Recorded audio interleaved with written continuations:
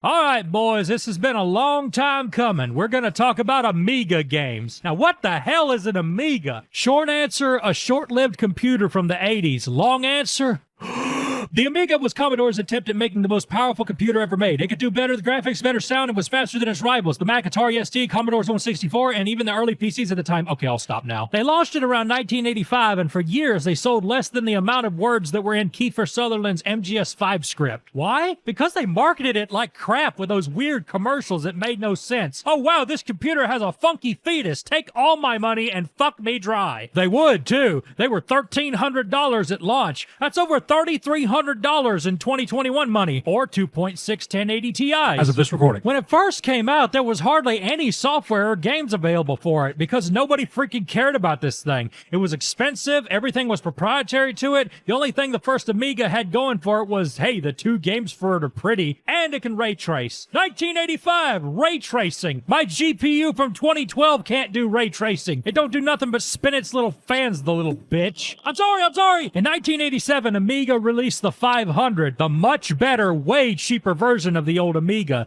And guess what? It actually sold a few 100,000. And there was tons of software. It had a video editor called Video Toaster. Please, somebody make a YouTube poop with it. The 500 was a big upgrade from the old C64. Hell, it made it look like a kid's toy. It had a way faster floppy drive built into it, and the OS had an actual GUI with windows and icons and everything. You know, like a computer. Holy crap. And instead of a built-in synthesizer like the C64, the Amiga used audio samples like a Super Nintendo, so you could make your instruments anything you wanted, like farts.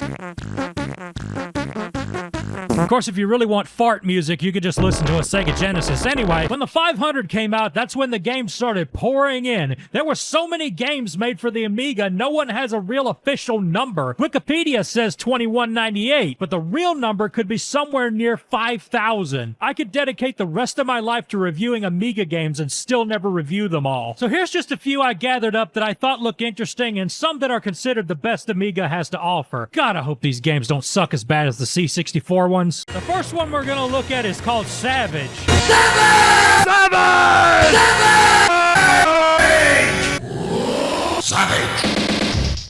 Oh, that music is so cheesy. I love it. So it's a platformer, and you throw an unlimited amount of axes at your enemies. And the thing I noticed right off the bat is the enemies respawn a lot, and there's tons of them. And the arc on your weapon seems to go over them a lot, so you keep having to duck down just to hit them.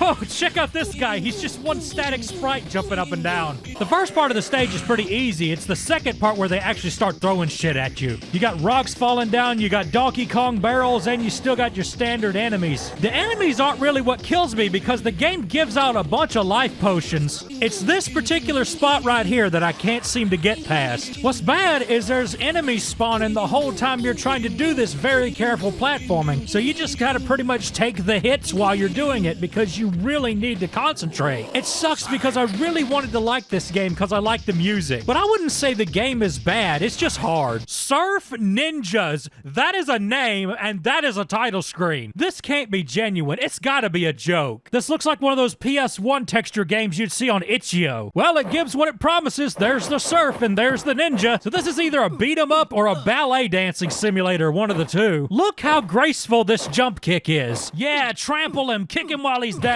I need to wax the board. Is that what they're calling it now?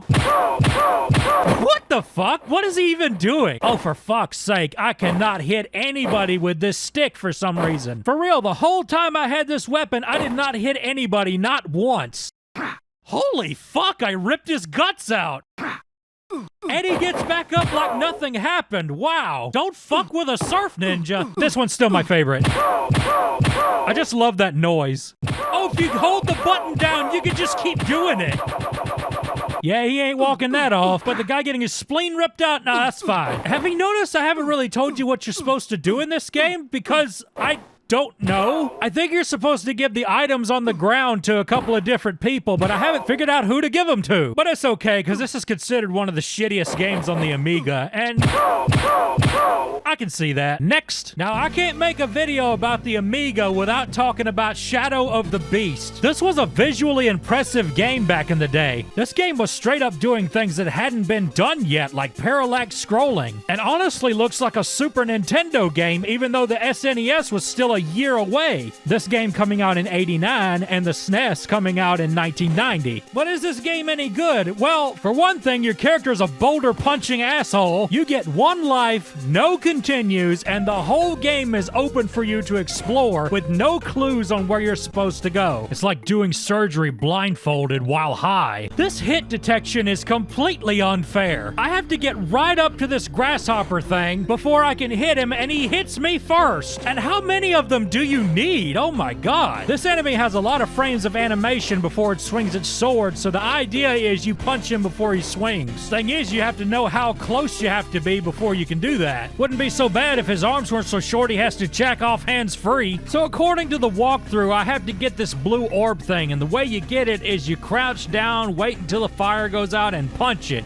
You only have just enough time to punch it once every time it spits the fire, so you're gonna have to crouch, punch, crouch, punch. Damn, this game is more tedious than having to find a place to bury your neighbor's dog after you shot it for tearing up your mail, some bitch. Then you have to beat this boss that rocks back and forth, but it seems like your punches don't do anything, and if it touches you, instant deaths start the whole game over. Well, guess what? That orb we picked up earlier, that's a power-up, but it only works if you have full health. But now the boss is easier to kill. But guess what? Once you beat him, it takes the power-up away from you. Why? God forbid I have something in this game that makes it a little easier. I already had to put an infinite life cheat code in, and boy did I need it. Look at this. Look at how many enemies there are. Look at this shit. And now there's spikes coming out of the ceiling. They expect you to beat this game in one life? Who made this game? Reflections? You mean like Driver? Actually, that explains a lot. Driver 1 and 2 are balls hard. The people behind Driver made an impossible to beat platformer. That makes a lot of sense. Anyway, typical torture simulator. Let's move on. This one is called Space Hulk, and it's a mech shooter where you control 5 different mechs at once. Why? I don't know.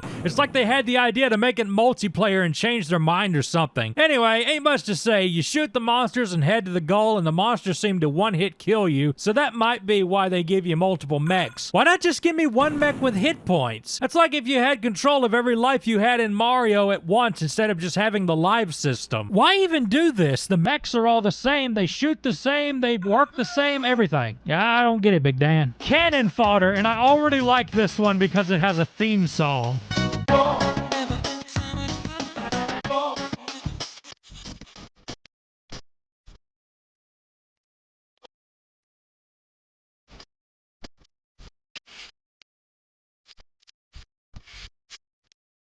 Now, Cannon Fodder is a top-down shooter with mouse aiming, and the game gives you different missions to complete, ranging from kill this to blow up that. You can control all your soldiers at once or split them into teams. Instead of lives, you get a bunch of soldiers, and every time you lose some soldiers, their graves pop up on this hill. It does make you wonder just how many graves can be put on this hill. And would you believe it, you can actually save your game in this one. Something we take for granted now, but was very rare back then. What's really funny about this game is how many times you could shoot people after they've already died.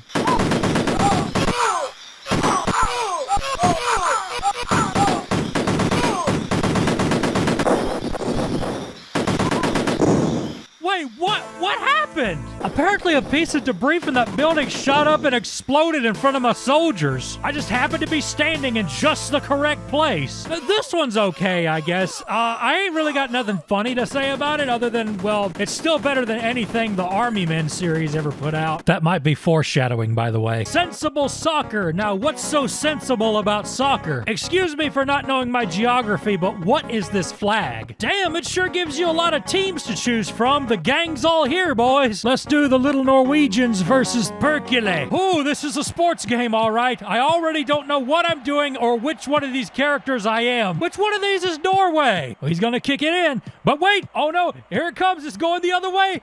He's gonna hit it in the...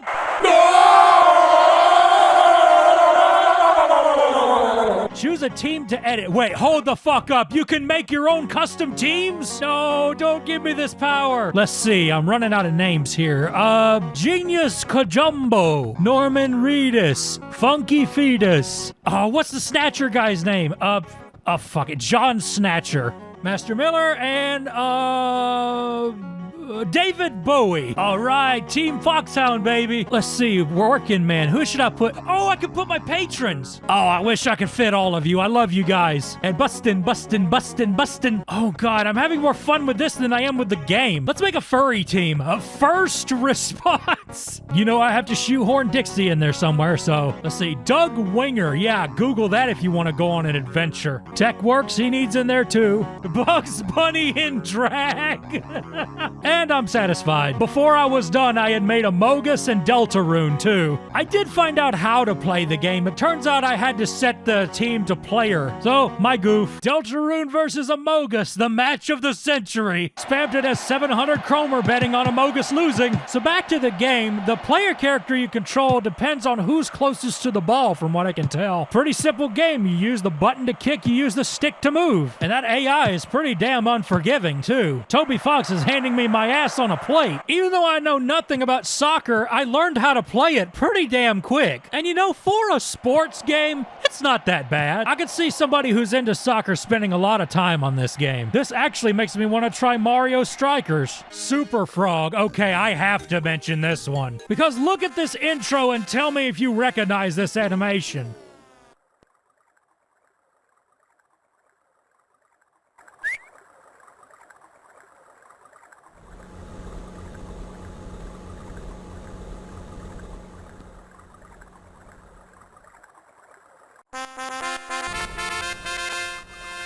Super Frog.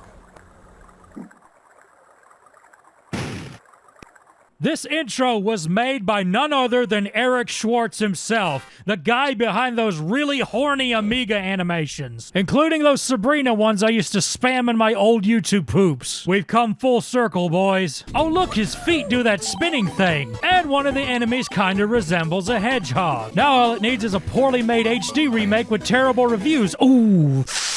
Oh, yep, that's a mascot platformer, all right. It's a shame because this game doesn't seem that bad. You can jump on enemies, you can shoot enemies, you can find hidden secrets, collect coins, and get to the goal. The maps aren't too awful confusing, and the graphics and music are pretty decent for 93. But by 1993, the Amiga was already dead, and the PC had won the computer war. Luckily, this did get converted to MS-DOS in 94, and then later got a GOG release on Windows. Unfortunately, when the HD version got review bombed, the developers removed it and the original version from GOG. Assholes.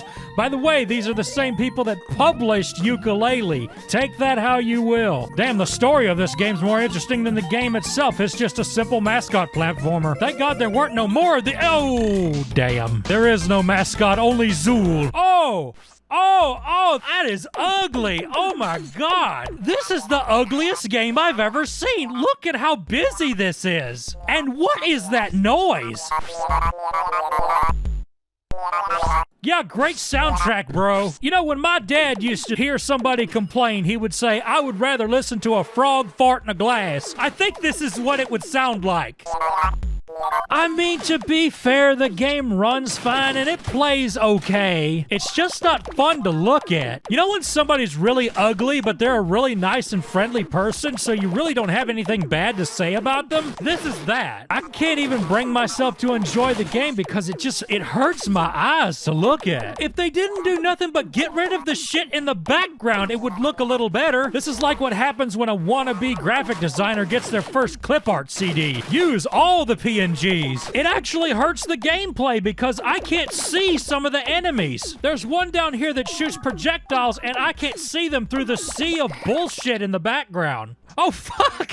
For a minute, I thought he was laying on the floor bleeding out, but no, he's just jumping. One more thing before we leave this game. Zool looks like a gimp. Now, here's a story I want to bring up. In the 90s, after the Amiga started getting old, several Amiga games ended up getting ported to the Sega Genesis. Sega welcomed Amiga devs with open arms, and EA, who had a strong relationship with Sega at the time, helped port many Amiga games to the Genesis. Trip Hawkins, the founder of EA, who we talked about in the Army Men review, review, probably wanted to see all these small computer game devs get more exposure from the console market, as he was big into the small underdog dev teams. You'll know an EA published game from that yellow tab on the cart. Well, one of those games was Lotus 2 Rex, which I had as a kid. I wouldn't find out till many years later that this game was Lotus 3, the Ultimate Challenge on the Amiga, and I have to say, after playing both versions, the Genesis is a near perfect port, although the music isn't near as good. I mean, damn, listen to the Amiga music.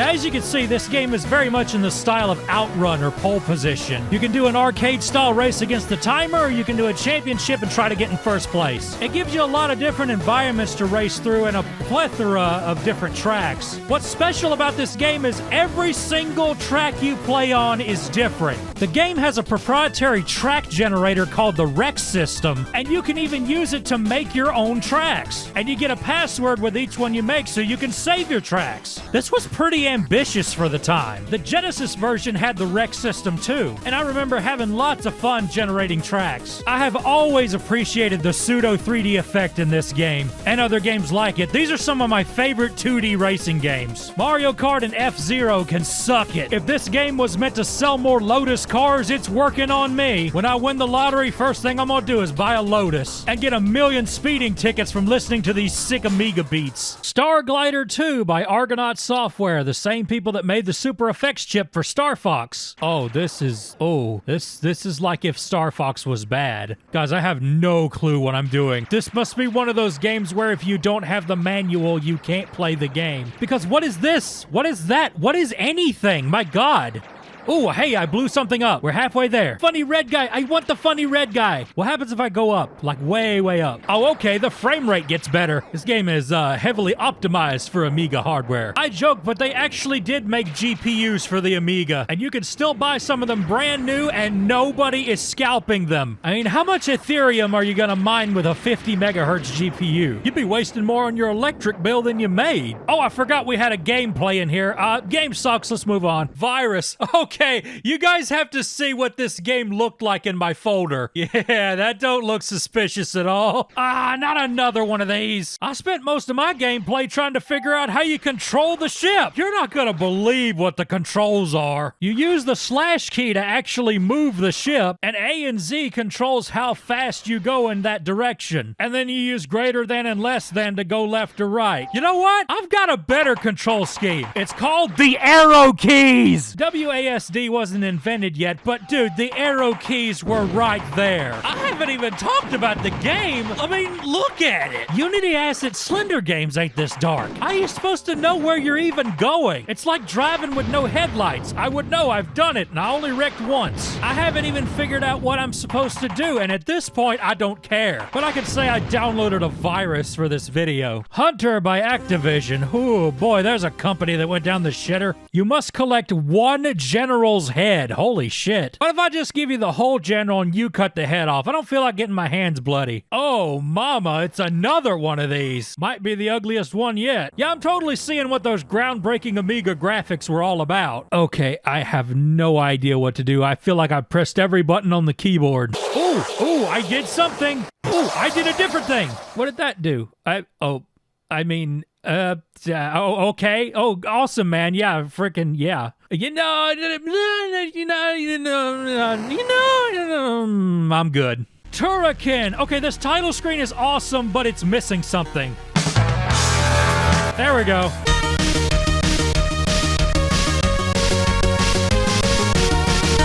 Hit me with with that good music again. Turrican is what happens when somebody says, okay, what if we take all these cool weapons that would work perfectly in a space shooter, but put them in a platformer? That's John Turrican. There's several different guns, and they can be upgraded by getting power-ups. You need them, though, because this game is balls hard. It's one of those games like Mega Man where it gives you a whole bunch of health, but you need it because you're going to get hit constantly. And you don't have any post-hit invincibility, so one enemy can just completely drain you. The game gives you like this wand of death that's really cool. You can just stand in one spot and eviscerate everything around you. The one thing that makes this game hard to love, though, is the maps are poo-poo. There's this one spot at this waterfall where you can get stuck at, and you can't jump on the other platforms because the platform is just right to be wrong. It's too high to jump on, it's too low to jump to the platform beside it because you hit your head on it, and you can't jump to the platform on the left because there's a rock in the way. All you can do is run out your lives. And then there's these platforms that are stacked right on top of each other, so it's hard to jump on them. Whoever made this part, you can fuck off right to hell. I've actually run my lives out on this one spot because of these stupid cannonballs. And it sucks because I really want to like this game. In fact, I like this game so much,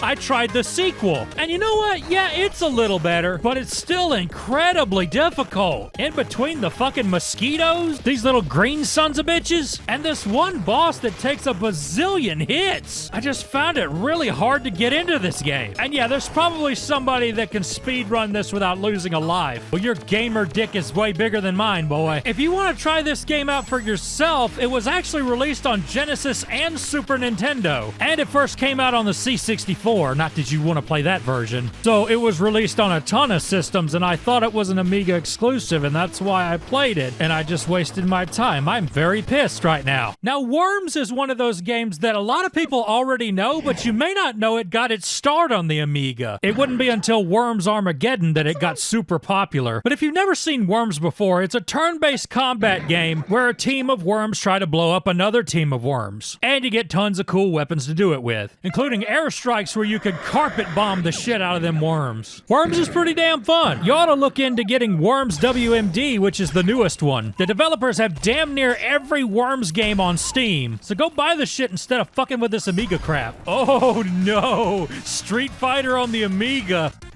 Huh.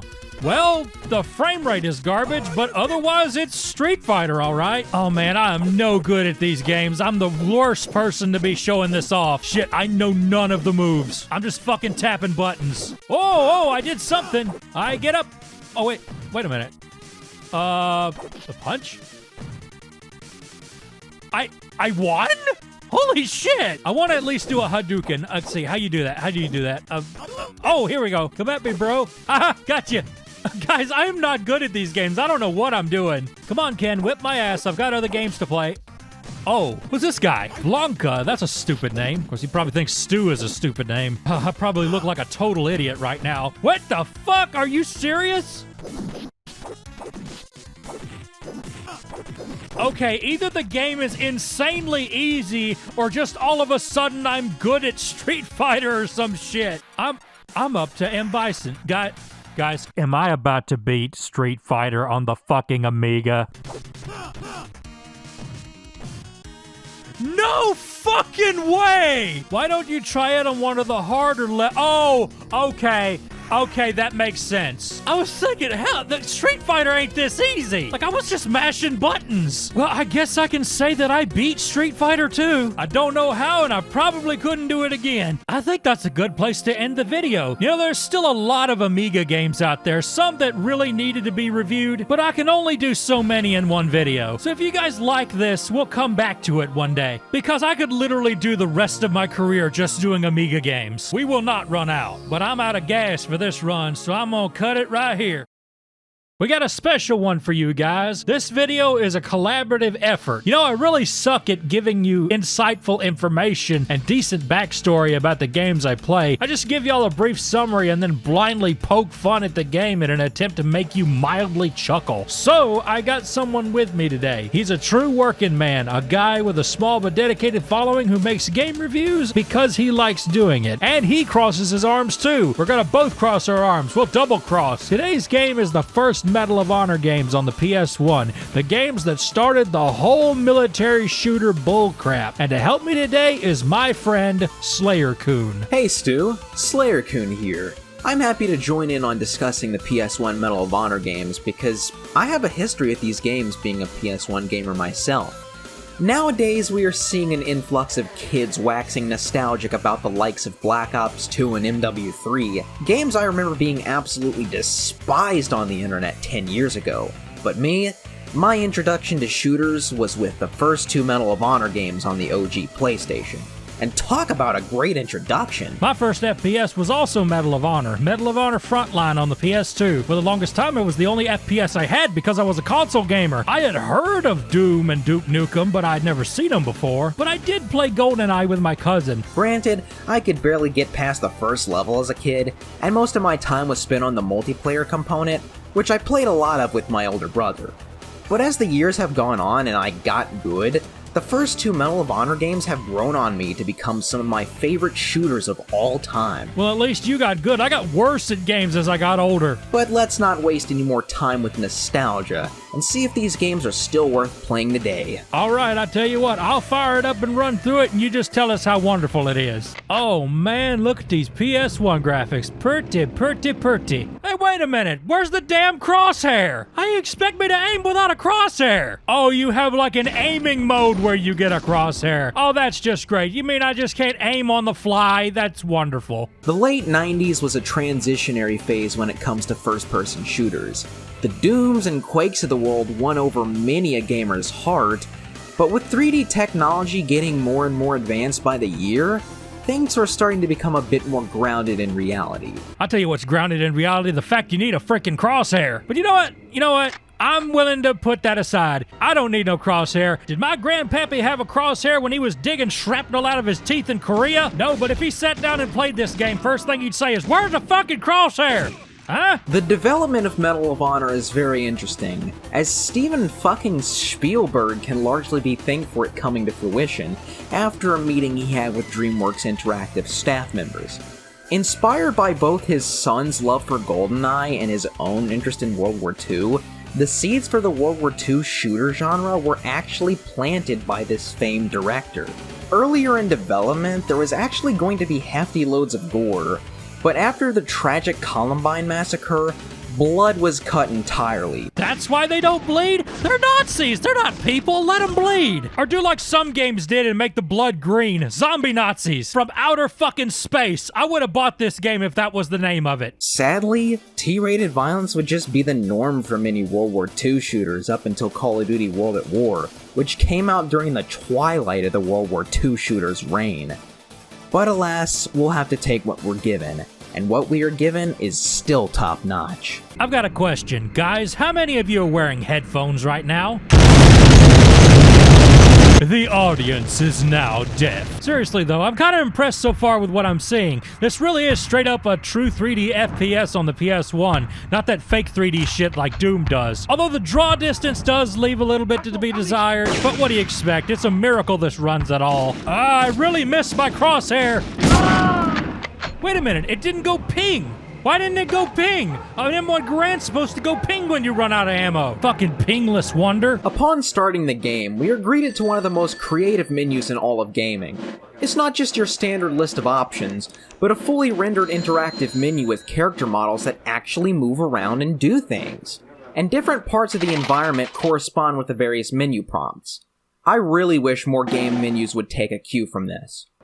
We play as Lieutenant Jimmy Patterson, fighting during the last days of World War II, and our ventures will see us bravely take on Nazi scum in various situations, ranging from the balls-out guns a-blazing to the sneaky undercover stealth-oriented stuff. I gotta give this game credit for giving you a host of different control schemes to use, including the classic twin-stick strafen-look controls most console FPSs use now, because a lot of early FPS controls suck ass. Every console FPS dev had it in their mind that players would want to move and turn with one stick. That is called tank controls, and is frowned upon in most societies, and illegal in 3 countries. The gunplay is very cathartic, with shots to various body parts resulting in different animations playing out.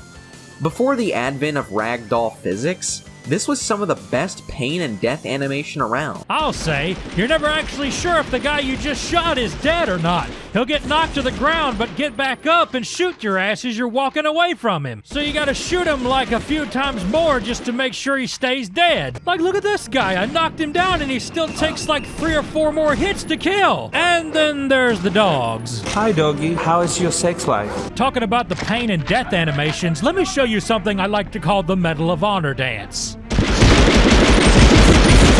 Yeah, get down with your bad self. Go Nazi. Go Nazi. And despite being 20 years old, it also features some of the most convincing gun sounds of any shooter I've ever played.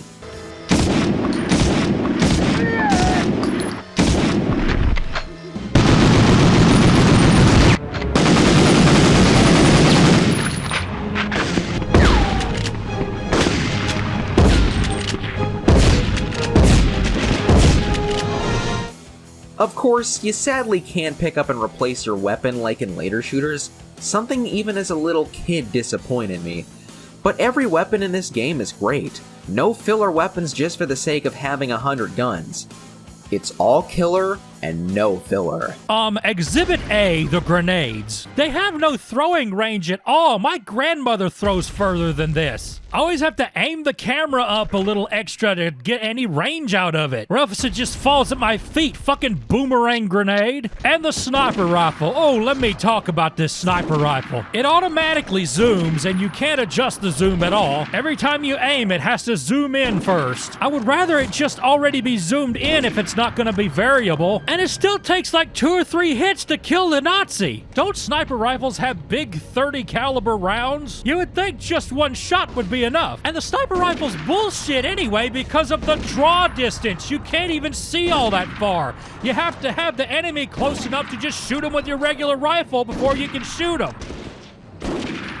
What the fuck? I shot an invisible wall? Oh yeah, the invisible barriers and collision detection is just hilarious in this game. That being said, the gameplay can be a bit tough and even unfair at times. Some levels have enemies that grenade spam you or even shoot you, a lone gunman, with a rocket launcher.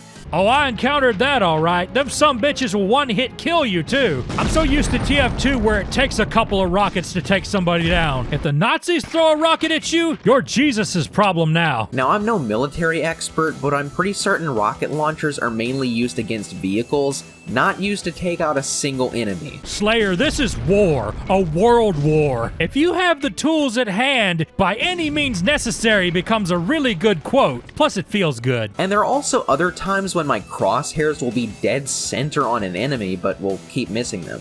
Oh well, it's the first in a series, so faults like this are to be expected. I might have an explanation for this. I'm gonna try to aim this MP40. Watch this.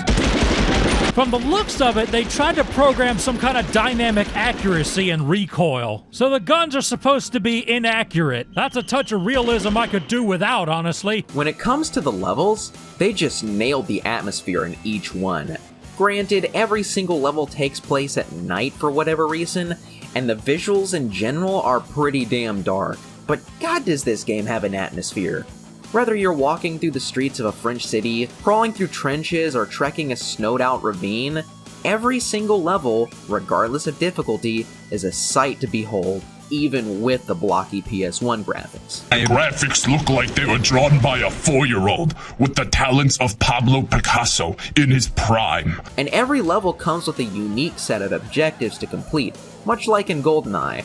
So Medal of Honor overcomes being just a mere shooting gallery. I'm gonna be completely honest, I probably would have liked the game better if it was that. I have a bone to pick about the objectives. You see, the way the game and the levels work, it's completely possible for you to go from start to finish without completing any of your objectives, and if you don't complete them all, you fail the mission, even though you got to the exit. What's bad about this is you can just blow through the whole level and run right past 1 or 2 to objectives. Normally, it's ones where you have to pick up a certain item or activate something in the level. And then when you get to the exit, it tells you objectives not met. And then you have to start backtracking in an empty level with no enemies because you killed them all, and try your damnedest to find that thing you walked right past. This happened so many times. Even when I did everything short of wall hugging to try to find the objectives. All the while, the orchestra music is blaring at me like serious shit is going on, and I'm over here doing a fucking scavenger hunt. This really killed the game for me sometimes. You know, people make fun of modern military shooters because they have compasses and arrows that are like, hey, go here, dumbass. And it goes way too far with that sometimes. But it's because before then, we had games like this where you could just run right past your objective. They were just like, hey, you figure it out. And yes, I know, there's a compass right there. Guess what it does? It's a compass. It just points north, not to your objective. It's for decoration. I think they fixed that in the later games, but in this one, you're left to your own devices to try to figure this shit out. And every level is complemented by a mission briefing featuring actual World War II footage.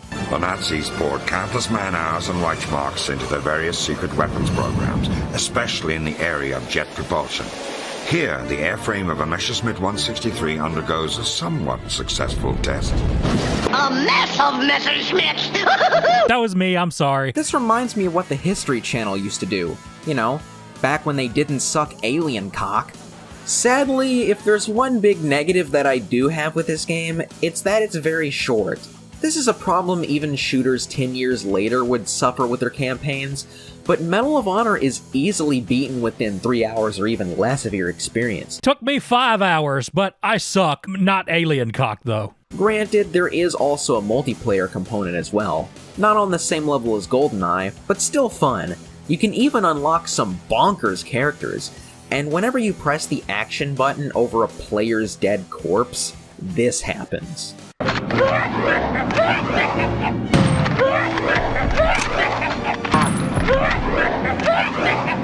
I have no idea why that silly laugh is in here, but it's one of the best things ever. Yeah, I tried to play the multiplayer. It's a shame you can't play against the AI. Multi-tap would have been nice too. I mean, damn, Sarge's Heroes had 4-player deathmatch. Sarge's Heroes had something that Medal of Honor does not. But to be fair, it was like 10 FPS. But I've talked about Army Man enough for a lifetime. Fuck it. Medal of Honor is an all-time classic of the OG PlayStation era. And it kinda surprises me people don't discuss it more often when talking about the original PlayStation. Sure, it's no Half-Life, but when it comes to FPS games on the PS1 at least, there's nothing better.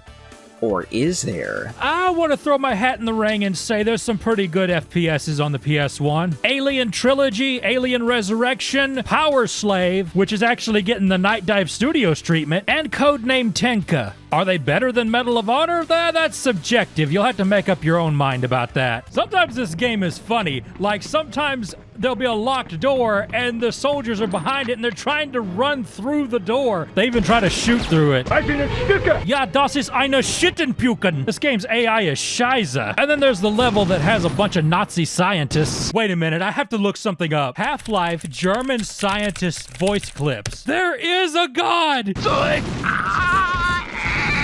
Au, nein! Stopp! Oh Gott, meine Güte, nein! I love the shotgun in this game. If you aim it just right, it's a one-shot kill. Hello. Die. Some of these enemies have this death animation where as they're dying, they'll shoot their gun. And you can't do nothing to them while they're doing that, so you need to just get out of their way. Near the end of the game, you have to destroy a bunch of prototype planes or something, and those very last levels will rip your ass a new one. The game stops playing around and throws every Nazi it has on your butt.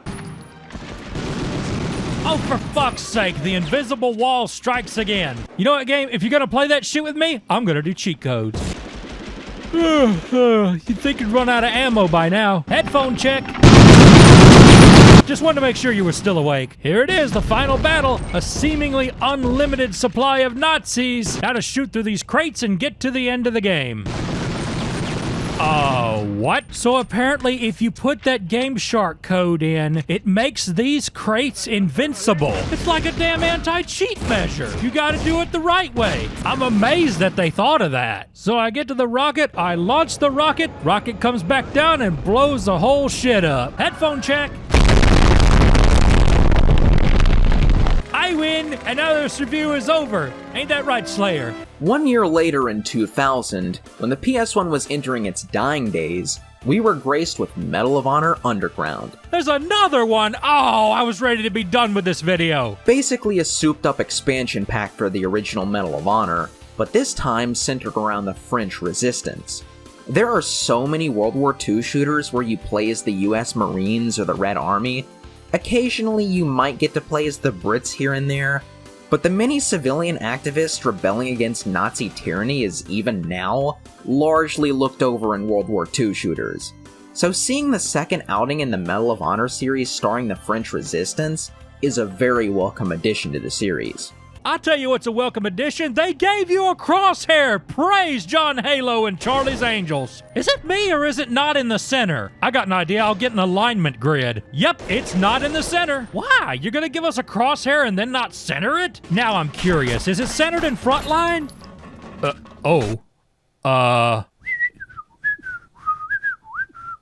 Yes, it is. Perfectly centered. This time you play as Manon Baptiste, a French resistance fighter and a female character in an early 2000s World War II shooter.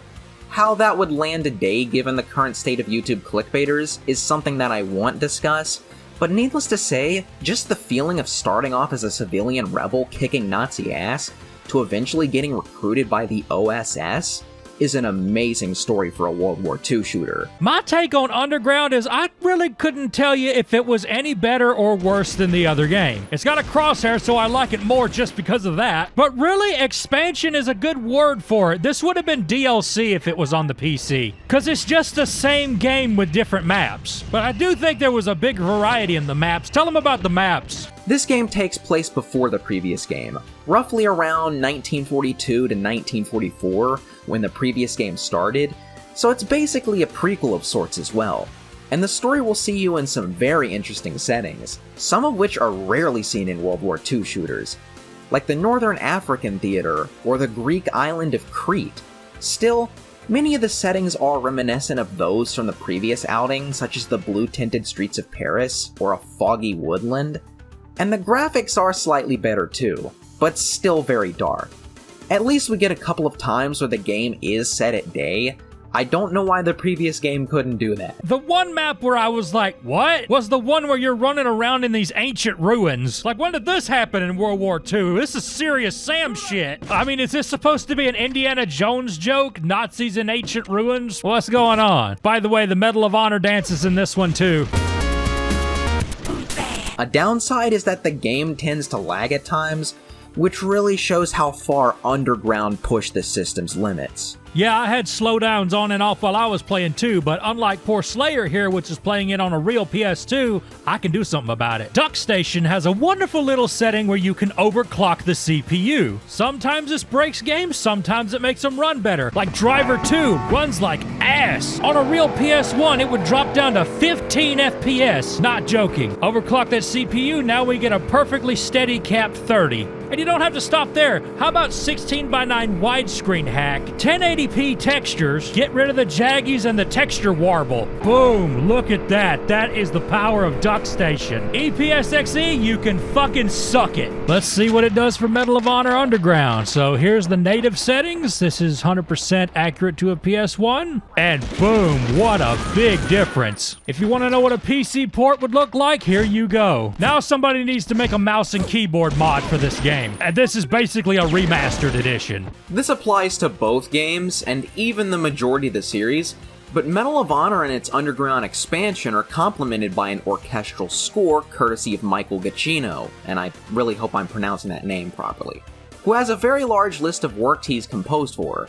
Granted, I spent most of my time playing these games listening to Judas Priest, because screw you, World War II set to heavy metal is awesome. Historical accuracy be damned. Look, if you want heavy metal to listen to while you're looking at World War II footage, go listen to Tank. Literally all their songs are about war.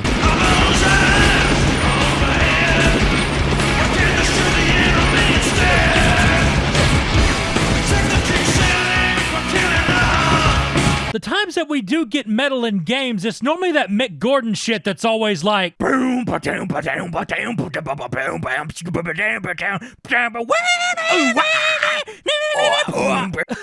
my cats are at my door wondering if I'm okay. Otherwise, yeah, I am not into orchestral music. In fact, I think it's so overused in video games. Yo, we need to go back to tracker music, because I'm getting tired of this damn boom boom ba-doom ba. Okay, the joke isn't funny anymore. But the scores in both of these games are pretty damn good considering the utter mediocrity that is most orchestral scores.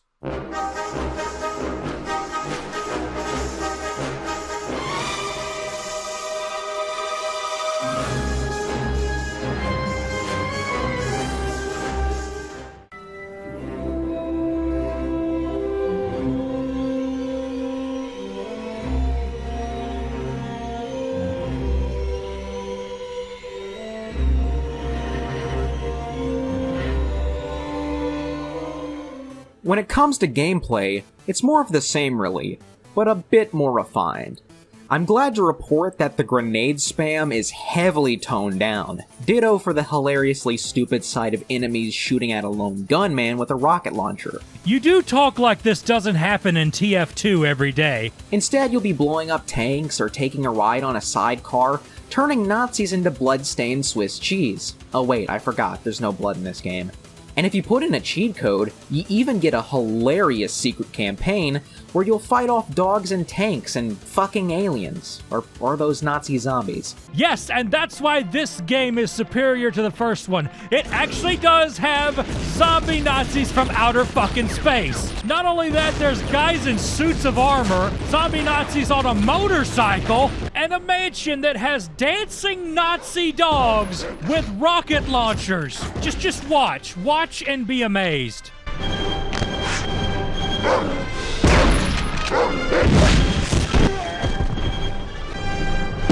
I mean, there's even a dog that drives a half-track. What more do you want? Playing this with cheats makes it even better. There's one cheat that makes the bullets fly everywhere when they hit the walls, and there's also one that makes the enemies fight each other. It looks like something out of Monty Python. They're the knights who say 9.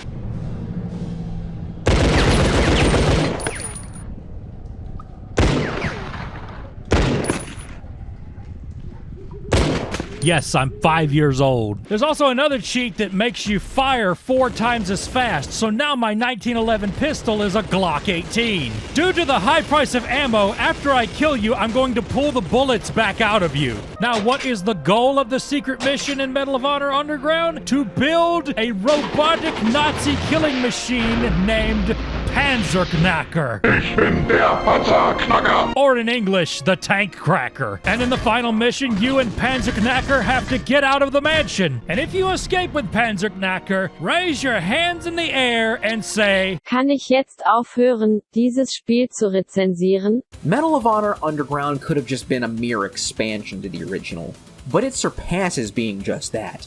With better gameplay, great new weapons, and some of the best levels I've ever played in a World War II shooter. What's not to love? Medal of Honor Underground is an overlooked gem of the PS1 era, and the World War II genre. And fun fact, this was actually the first FPS game I ever played. Talk about a great introduction. I can still remember the first time I ever played a Call of Duty game, and me saying, wow, this reminds me of Medal of Honor.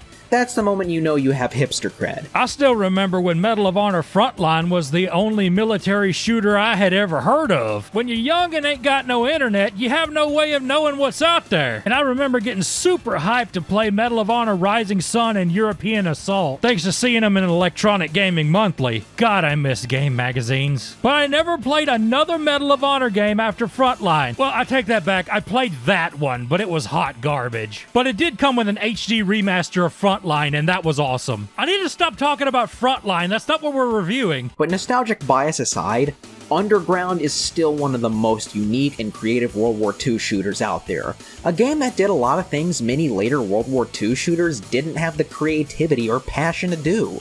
In short, I can't recommend it enough. The Medal of Honor series would eventually become a nigh-annual series up until the modern military shooter came into the mainstream zeitgeist circa 2007. A few years later, during the early 2010s, The Medal of Honor series would briefly be revived as yet another modern military shooter game to add to the stinky pile. But thankfully this dookie duology wasn't well received by most gamers. And in 2020, we'd actually get a Medal of Honor virtual reality game. I saw that on my Quest too. I threatened to get it, but it was like $40 or some shit. Although I've heard it got mixed reviews as well. So yeah, Medal of Honor as a series didn't last long before fading into irrelevancy. Because believe it or not, the World War II shooter genre during the first half of the 2000s was milked for all it's worth in the same vein as modern military shooters or battle royale games. Yeah, they all kind of sporadically popped out of nowhere. We got some new Wolfenstein games, Commandos, Brothers in Arms, Day of Defeat, Battlefield 1942, the first Call of Duty, and a bunch of them that never got popular. Like, who remembers the Pearl Harbor series of games? I barely do. But in spite of that, the first couple of Medal of Honor games are all-time classics that no shooter fan should miss out on. Supremely recommended. This game was horse shit.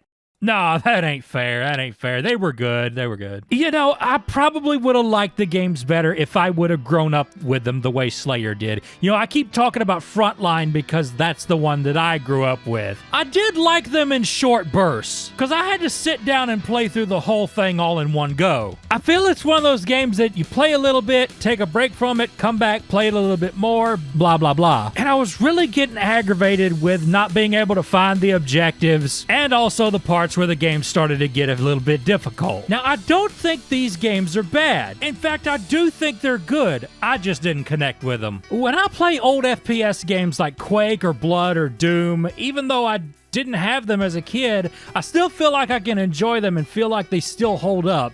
To me, unfortunately, the first Medal of Honor games feel like they were much better games when they came out. And I'm even going to throw Frontline, my own favorite in that category, because I went back and played it too, and it just didn't have the same impact on me it did way back then. Because now I've played other FPS games that are so much better in my eyes. But I can still respect these games. I love the PS1 graphics, the sound design, and the story is all very good, and I would still play this over any of that Call of Duty or Battlefield junk that's out nowadays. It's a 3 out of 5 to me for Medal of Honor. 3.5 for Underground because Crosshair and more level variety. And with that said, it's time to wrap up this video. I would like to thank my guest Slayer Coon for giving me the idea for this episode. Y'all watch his channel, he makes good shit. He's got reviews on the first GTA games and the Gran Turismo games. It's all real good stuff. Huge thanks for having me on, Stu. As for me, I happen to make a plethora of game reviews as well, mainly focused on 90s and 2000s titles. And occasionally I'll even discuss rock and metal music as well. So feel free to subscribe to my channel if that sounds up your alley. There is a racing game where you can race for 24 hours in real time. That's 3 times the length of Desert Bus. And it was made by the same people that made Ride to Hell Retribution. Do I have your fucking attention? Good. This is Test Drive Le Mans. Test Drive, the racing series with games that could be described as It's always been just kinda there. No games in the series have really stood out as anything groundbreaking. Despite coming out long before its biggest rival, Need for Speed, the Need for Speed series teabagged it harder than a Halo player who gets bullied at school by the Call of Duty kids and needs to let out his frustration to random strangers in real life. Yet somehow it continues to exist. In fact, after 10 years of radio silence, we're supposed to be getting another Test Drive game in September. We'll see how that goes. So who even owns Test Drive? That is a hell of a question. Test Drive has changed hands more than that spare change you left in your pants when you did the wash yesterday. The first 2 games were made by Distinctive Software and was published by Accolade, the Bubsy people. Man, Accolade totally missed out on the chance to make Bubsy Kart. I would have bought Bubsy Kart. The game we're looking at is Test Drive Le Mans, which in some places is called Le Mans 24 Hours because fuck your mother, and was put on PS1, Dreamcast, and PS2. The game was published by Infogrames and developed by TWUTCH, which also made Ride to Hell Retribution. And TWUTCH has basically always made bad games and budget titles. So bad to the point it affects their company. After Ride to Hell, they shut down an entire branch of their studio. Then they made a bad Warhammer game and fired 19 people. Then made a bad online racing game and fired even more people. Jeez, a company that makes bad games firing people for making bad games? That's like closing down Sbarro's because they make bad pizza, or firing a $5 hooker because they gave bad head. I mean, come on. The Dreamcast and PS2 game are the same game, but the PS1 is its own game. And boy, does it look like a visual downgrade compared to the other game. I had this game as a kid, and the main thing I remember about it is all the cars have the same engine noise. Listen. It sounds like a Dyson vacuum cleaner with a bunch of bolts and screws in the bucket. Have you ever poured a bunch of glow-in-the-dark marbles inside of a vacuum cleaner bucket, turned the lights off, and watched the glowy marbles spin around? That's called creativity in a vacuum. Let me tell you something. This game has got some floaty-ass controls. It's so easy to get out of control in this game because you just tap the steering wheel just a tad bit and the car goes all over the place. You have to just tap it very, very lightly or you're going to go off the road. And getting in the dirt is like hitting a brick wall. It immediately slows you down. If you don't play dirty in this game, you're not going to win because there are cars in this game that are legit faster than you. So you kind of have to hope they run into other cars or they go into the pit stop or they run off the road or something. Now, as the title of this video may suggest, this game favors longer races. Races long enough that you can run out of gas or your tires can go bad. So you will have to pull into a pit stop. But that does mean that since the race is so long, you do have a little while to try to catch up. I love that every time you hit somebody, Tiffany Dale from Top Gear says this. Ooh, a nasty shunt. If I could mod this game, I'd make it to where he says nasty cunt. What a nasty cunt. You know, if it weren't for the fact there's an insane 24-hour race in this game, this would just be another generic low-budget PS1 racing game. Not even a good one. The only reason I even have this game is because it was packaged with a Mad Cat steering wheel back in the day. Maybe to move all the unsold copies? I don't know. I will say this, there's a lot of cool hidden races in here. There's one that you drive a space shuttle, there's one where you drive cartoon-looking cars, there's one where you drive RC cars, and one where you drive a pizza. Hopefully not from Sbarro, but I know what you're here for, and I'm not going to make you wait any longer. Here it is, the 24-hour race. Now, I know what you're thinking. Why? Well, as it turns out, this racetrack is a real track, and 24 Hours of Le Mans is a real race, where the cars race for 24 butt-fucking hours, and it's been around for years, testing the endurance of both the drivers and the cars. Forget winning the race, just finishing it all is considered a huge thing. If your race car survived Le Mans, you and your car are badasses. And this game was meant to give you the option of simulating the long, grueling drive of the real thing. Quite like Desert Bus simulates a long, drawn-out drive to Las Vegas. But who in the holy mother of fuckers is actually gonna do this? Well, I literally have nothing else to do, so why the fuck not? Let's go! Woo!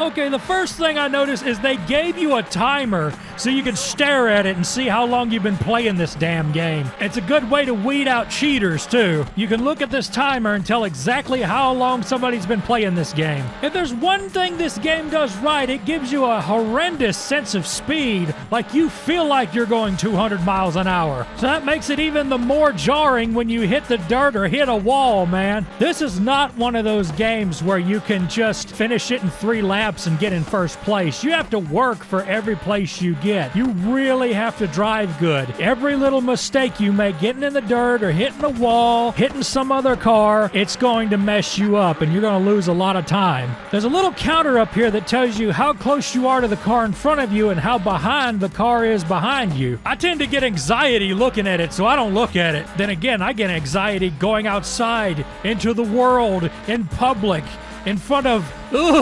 people with their germs and their attitude and their, mister, if you're gonna keep smelling that bra, I'm gonna ask you to buy it. Fuck you! Well, I'm in third, and the second place guy is way ahead of me, but I got laps to go. I got plenty of time. Man, fuck the handling on these cars, man. Like I said, you just push the steering wheel just a little and it goes all over the place. I noticed one thing, the grass doesn't seem to slow you down near as much. And That's a new lap record. Thank you, you nasty cunt. Fuck, the first place guy is way ahead of me. Well, I've got 23 and a half hours to catch up to him, so I might as well get comfortable. Now, the good news about this game is, hey, you jackass, watch where you go. Oh, fuck! So now I've got both of those purple cars in front of me. Is Sonic the Hedgehog on a treadmill in them things? What I was gonna say is that you can pause in this game, thank God. You can't do that in Desert Bus. And also, when you go into a pit stop, you can save your game, so that keeps this game from being impossible to play. But we're not gonna do that. Fuck pausing, fuck saving, fuck all that. We're gonna Desert Bus this shit the right way. We're gonna drive all 24 hours, no shitting, no eating, no pissing. We're just gonna do it for views and cloud, views and cloud, views and cloud, views and... Man, how long is it? It's only been half an hour? I'm already falling asleep, man. I guess because it just gets boring going through the same racetrack, doing a million laps over and over again over the same shit. But I'm catching up to the purple car. There you are, you son of a bitch. Come on out, get on out here. Get on out. Yeah. Yes, who is the non-apologetic coyote furry? Oh, hell no. You get your ass back here, purple. Haha, now then. This happens a lot. They have crashes and they get off the road a whole bunch, so it's perfectly possible for you to just zip right by them while they're wrecking. I reckon. I apologize, that was stupid. Oh shit, I better get some gas. Here's our first pit stop, everybody. Now, like I said, in the pit stop, you can actually save your game, so you don't have to go insane and play this whole game in one go. But fuck that. The racers don't do that. The racers don't get to save. So we're not saving. We are going the long haul, baby. Bad thing is now I gotta catch back up to that purple car. But I'll get him. I literally have all day and all night to catch up to this mofo. Whoa! Was that really necessary? Hush, Tiffany Dale. I don't even watch your show. I watch real men's car shows like Trucks TV. Hey, welcome to TWUTCH. Today we're wheeling on a project called the Little Red Cock. And who's in the lead? I am in the lead. And like a cock ready to explode, I'm pulling away. 2,000 feet, 5,000 feet, 10,000 wonderful feet. Gosh, at this point, I'm gonna pass him again. Is that him? Is that him? Yes, I passed him twice! I am invincible. No one can stop me now. Not God, not state, not man, not... Oh, dirt. Oh, no, you don't. You get back here. I will loop around you thrice if I have to. It is now the first hour of the game, lap 43, and I am now 22,000 feet away from the second place car. I could literally stop in the middle of the road and take a shit and it wouldn't make a difference. I have noticed something though, that the more I play this game, now that I'm on the first hour, I feel like my brain is like going into autopilot, like my mind is completely clear. There are no thoughts in my head, nothing but drive. And it's become an automatic thing that I don't even think about. Just drive and nothing else. Is this how the rest of the game is gonna be? Like I'm just on autopilot, not even talking to myself, which I do often because I'm the only person that makes sense? It sure seems like that. It's just me and the road. There's nothing else to be thinking about or worrying about. Just drive for 23 hours. Oh boy. At this point, I really don't know what else there is to say. I mean, I know... How do I entertain? I don't know how Joel did it. How the fuck did Joel stay talking for 8 hours when he played Desert Bus multiple times? How the fuck do you stay on for that long? I'm only at an hour and I'm already just out of shit to say. Remember when Joel said, oi, oi, oi, oi, oi? That was so funny. After this race, I'm just gonna binge watch Joel.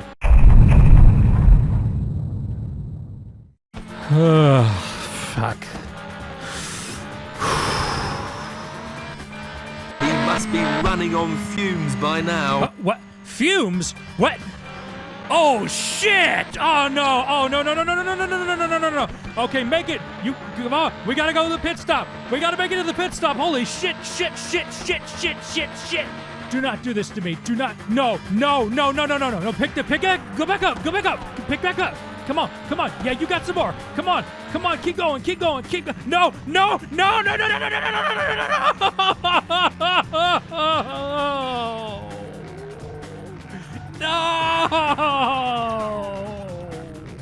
And he's run out of fuel.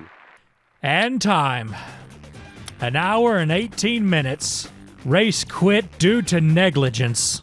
Enter your name. Okay, I have a perfect name.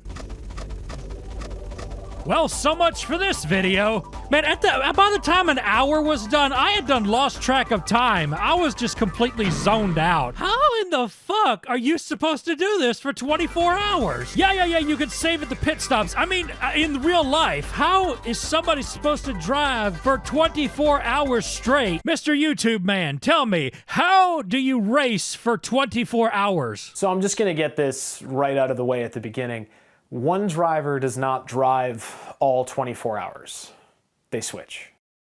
This really is my face right now. So in the game, it's all one driver, but in real life, they switch out every now and then? So if you were gonna play this like the real deal, you would be met with unreasonable demands. You know what this means, don't you? The game is harder than the real thing. And I know what you're gonna say. Stu, I would have lasted longer than that, you dumb fuck. You just forgot to go to the pit stop. How about you upload a video then? Go to Vim's lair and go download this game. Open up Duck Station and you drive the 24 hours. I want to see it. Hell, this is ripe to be a streamer game. How long can the streamer last? Forget Desert Bus, baby. It's all about Test Drive Le Mans now. Can you play a bad racing game all day, all night? Cause I certainly couldn't, cause I'm a dumbass. And I bet you are all tired of seeing the ass end of a car, so we're gonna end this video right here. If you think you are a bad enough dude to drive for 24 hours straight in a racing game, then by all fucking means do it. As for me, I'm gonna find something else to play.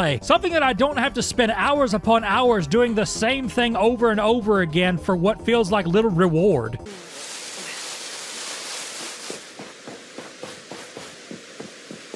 Ah, that's the stuff.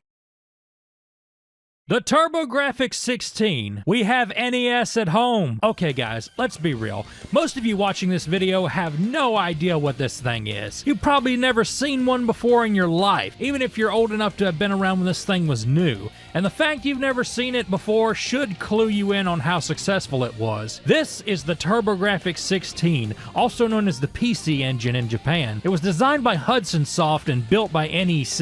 In Japan, it released in 1987 to compete with the Famicom, and it was so popular there that the PC Engine outsold the Famicom in Japan on its first year. So if it was such hot stuff, how come you've never heard of it? Because the American branch of NEC did not know what to do with this thing. They changed the console so much that it literally took them 2 more years to release it in the US. They changed the name to TurboGrafx 16 because turbo sounds radical, and 16 implies that it was 16-bit, but it wasn't. Only the GPU was 16-bit. The CPU was 8. It was right. And they didn't like how small and compact the PC Engine shell was. They thought Americans would think it's a kiddie toy. So they beefed it up with this ridiculously huge shell to make it look like fancy hi-fi equipment. Because God knows, I as an American want a big honking piece of plastic that takes up all my shelf space, don't you? I mean, look how big this thing is compared to the PC Engine. It's like sticking a toothpick in a glory hole. I would know. By the time this bastard child released in 1989, the hardware was already 2 years old and the Genesis was out, and it was boasting highly superior hardware and a big library of games by several different companies all over the world. The TurboGrafx? We got R-Type. Everybody's got R-Type. 99% of all the TurboGrafx games in the US were localized Japanese games by Japanese developers. Most of the time published by NEC themselves, because they could not get any other publishers or US developers on board. Nobody wanted to take a chance on this thing. It just didn't have the market and publicity that Nintendo and Sega were offering. Today's equivalent would be like if you were given the offer to make your game an Intellivision Amico exclusive. Yeah, that thing's he's coming along nicely. So very few Western games were made. In fact, there's a story that NEC insulted EA's ability to make quality games for their system, and EA vowed to never make games for their system ever. Though they did finally get the rights to put John Madden's name on a football game they had to develop themselves. The other big problem is they barely marketed this thing. They spent so much money producing units and paying Hudson Soft royalties for every console and cartridge built, not sold, built, that they didn't have any money left over to make any good commercials or advertising. And the commercials they did make aren't all that memorable. But what about the games? Ooh, the games, I hear you ask. Were the games at least any good? I'll say this. The games that were released for this thing further cements how clueless they were of what they wanted to do with this console. And I think it's only fair we start with the game they packaged with the console when you bought it. Keith Courage in Alpha Zones. Literally who? Well, in Japan, this game was called Machine Wataru, which means Machine British Oil Field Crossing. Go home, Google, you're drunk. This game was based on an anime series, but NEC Murica thought it wasn't Murican enough, so now he's the hip and radical Keith Courage who eats hot dog burgers and pisses red, white, and blue. That's called kidney failure. Okay, rule number 1 about making a game that will piss me off as much as possible. Make your character's walk speed painfully slow. It's the perfect way to pad out your game and make sure it seems longer than it really is. So there's 2 different types of levels in this game, and you're looking at the worst type right here, where you're just hitting bad guys with swords and collecting money and doing it as slow as possible. Now the whole reason you're collecting money is so you can make the second type of level easier by buying upgrades. You have to go to all these huts and purchase upgrades from the people living there. Then you do the second type of level where you transform into a mech and suddenly the game's fast-paced. And he really is a mech this time. This isn't another instance where I called a Warhammer game a mech shooter. Please stop sending me death threats. Yo, cuz has got a gun for a head. Literally a revolver that sprouted arms and legs and started shooting people. Where's your Second Amendment now? You have infinitely respawning bad guys, which is really annoying. In fact, I've even found some enemies as spawn point and just stood there. It's a good way to grind for items. The bosses are surprisingly not that hard for the most part. As long as you have the newest weapon upgrade, you're good. So it's really important you grind for money on those first parts. Oh boy.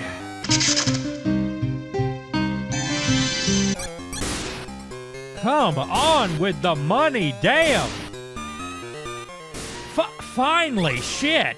Now I can buy a better sword and make the boss easier. You know, you can also spend money to get your health gauge back up, but if you go out there with your mech, you can get hearts for free. And since you can stand in one place and grind the same enemy, I don't see why you should even pay to get health at all. I fucking hate these skulls that spawn every 5 seconds. Sometimes 3 or 4 at a time. It's really annoying. They just throw so many enemies at you and they respawn forever. They do all that and the bosses are just like, whatever. You know how they could have fixed this game? Get rid of this segment altogether and just have a shop that you go to at the end of the level. Because it really starts getting ridiculous by the 4th level where I'm getting attacked by lucky cats and they infinitely respawn. There's one level with lava where you just absolutely have to take the hit because you can't jump far enough. And before you say maybe you're supposed to ride on that rock, no, the rock hurts you. I can't stress enough, guys, the game that your console comes with is the most important game you will ever make because that is the game that everybody will play. Most of the time, the NES came with one of the Super Mario Brothers games or Super Mario Duck Hunt. Those games are legendary. They set the standard for what was expected out of the NES, and they were so good that people wanted to buy more games for the system. This game is barely mediocre. I would even argue that Altered Beast, the pack-in game for the Sega Genesis, though not the best Sega game in the world, was still better than this shit. Because you got an arcade game that people have heard of. Instead, NEC packages a game based on an anime that nobody's ever heard of, and then localizes it into a more American sounding thing. This was doomed to fail. But are there other games in this console worth playing? Let's find out. Let's have a look at Bravo Man. I'm Dr. Bomb. I'm Dr. Bomb. Bravo, bravo, bravo. Oh, that's not going to get annoying. Oh, you can extend your neck and headbutt things. He's got that engineer neck. So you spend most of the game side-scrolling and bravoing things to death. Mostly robots that look like toys made by a mental person. And also a totem pole, because why not? They do change it up a little bit and give you like a shoot-'em-up submarine stage. And it's whatever. I mean, I like this better than the real game. Remember when people used to call having sex the submarine races? You know, races implies there's more than one, so is it like an orgy? These are the things I think about in the shower. Night creatures. Oh, this game was ass. So this guy's just minding his own business, and then a bat pops him upside the head. And then Dracula shows up and says, "You are cursed." Whoa. And that's this game's story. This game has got some strong Dr. Jekyll, Mr. Hyde vibes. A great music, too. Not.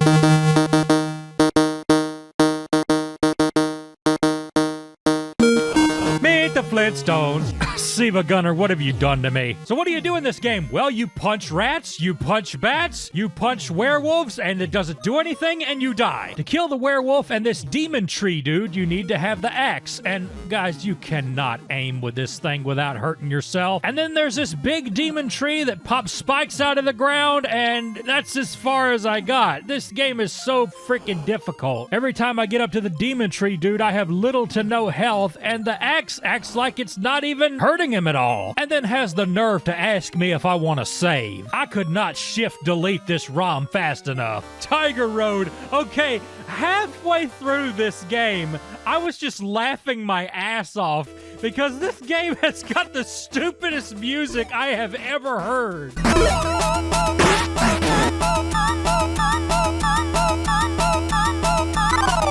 Is this what people call penis music? I had to sit there and listen to this shit until I didn't find it funny anymore, just so I wouldn't be laughing while I'm recording this. First off, the way you throw this axe looks really stupid to me. Notice how it like goes down at an angle? I mean, the hitbox has to be like this, huh? What really bugs me is enemies that aren't even on screen that can hit you. Like, look at that. How was I to know there was a guy with spears up there? At least you could block them with the axe.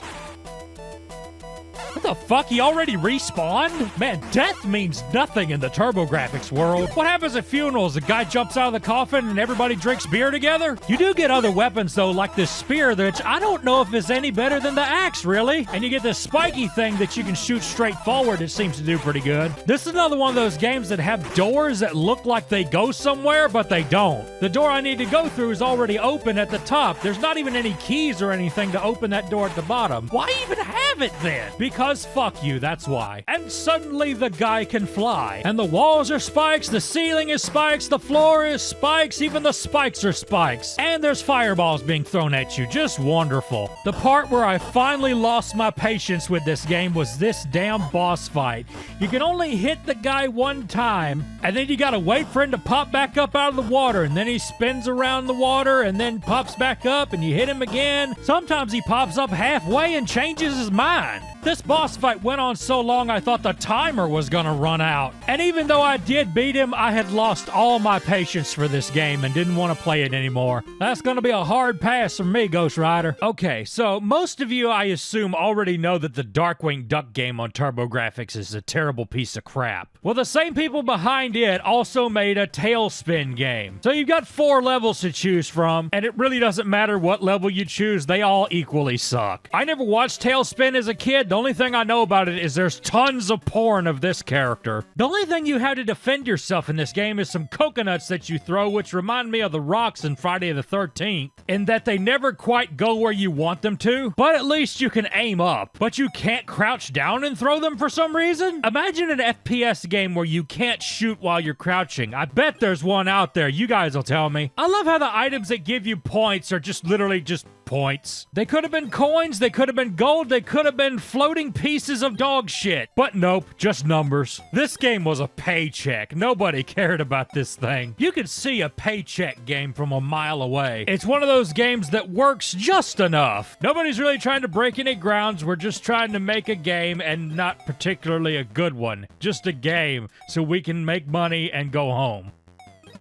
I'm just saying. You see these other things I'm collecting? You know what that's for? Is that an item? Is that something you use? Is it a weapon? Nope, it just gives you more points, and only if you collect enough of them. The worst part of this level is this boss right here. You know, the music popped up, but he hasn't activated yet. He doesn't activate until you get right up close to him, and he hits you when you do. When he jumps, you're supposed to walk under him so you can get around him. But sometimes he jumps just low enough to where he hits you when you get under him. It fucks with you because you look like you have room, but you don't. It took me a while to realize he has a pattern. 2 high jumps and 2 low jumps. But even with learning the pattern, it was still hard. It doesn't look hard because he's just jumping around is all he's doing. But there's so many instances where I just have to take the hit, and I have way less health than he does. This whole boss fight was just a shit show. What made me tap out, though, was this damn water level. I'll eat a donkey dick sandwich before I tell you I like a water level.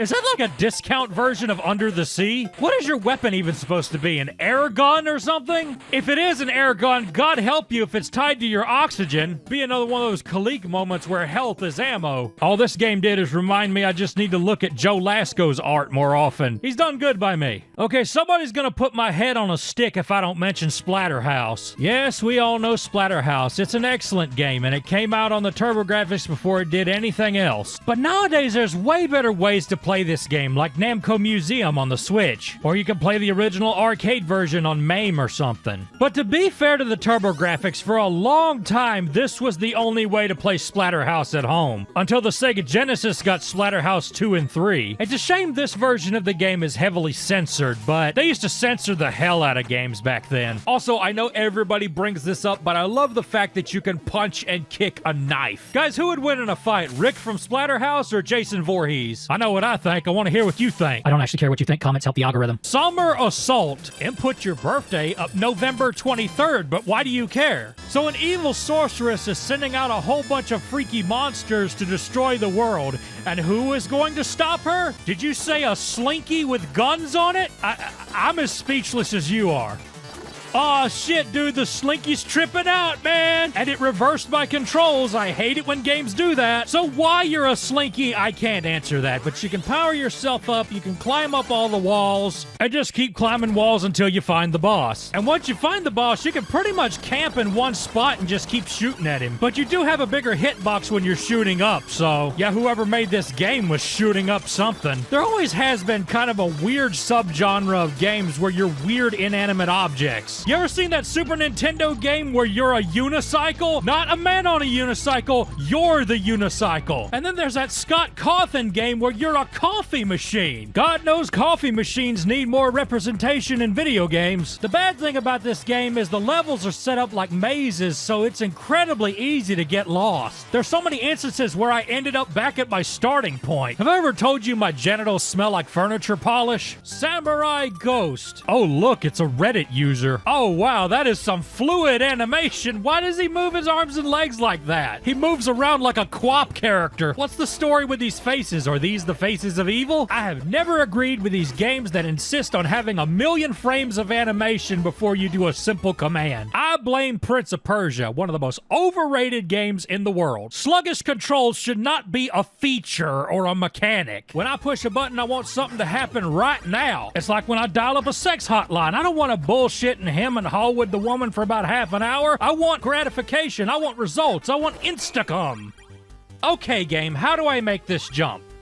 I don't, of course. Anyway, this game's poo. If I wanted to watch a pink-haired idiot jump around, I'd play Tomba. Newtopia. Okay, this one was a request, so I'm gonna check it out. This game surprised me. It's very unique. An evil demon named Durr has captured the princess and the 8 magic medallions, and it's up to our hero to find them all. So the first thing you notice is that it's an overhead view, and you've got 2 item slots up here, one for your sword and another one for anything else you have. When you reach the end of the screen, it scrolls to the other screen. And the idea is you walk around this map until you find a dungeon. When you find the dungeon, the real fun begins. You run around killing enemies to unlock doors, and then you use an item to find a hidden wall that you blow up with a bomb. And once you get to the end of the dungeon, you fight a boss, you defeat the boss, and you get your first medallion, the one of many that you'll have to get. You know, I ain't got nothing bad to say about this. It's a pretty good game. I'd say damn good, actually. I'm surprised this never turned into a series, because they've got a really good concept here. Never seen anything like it before.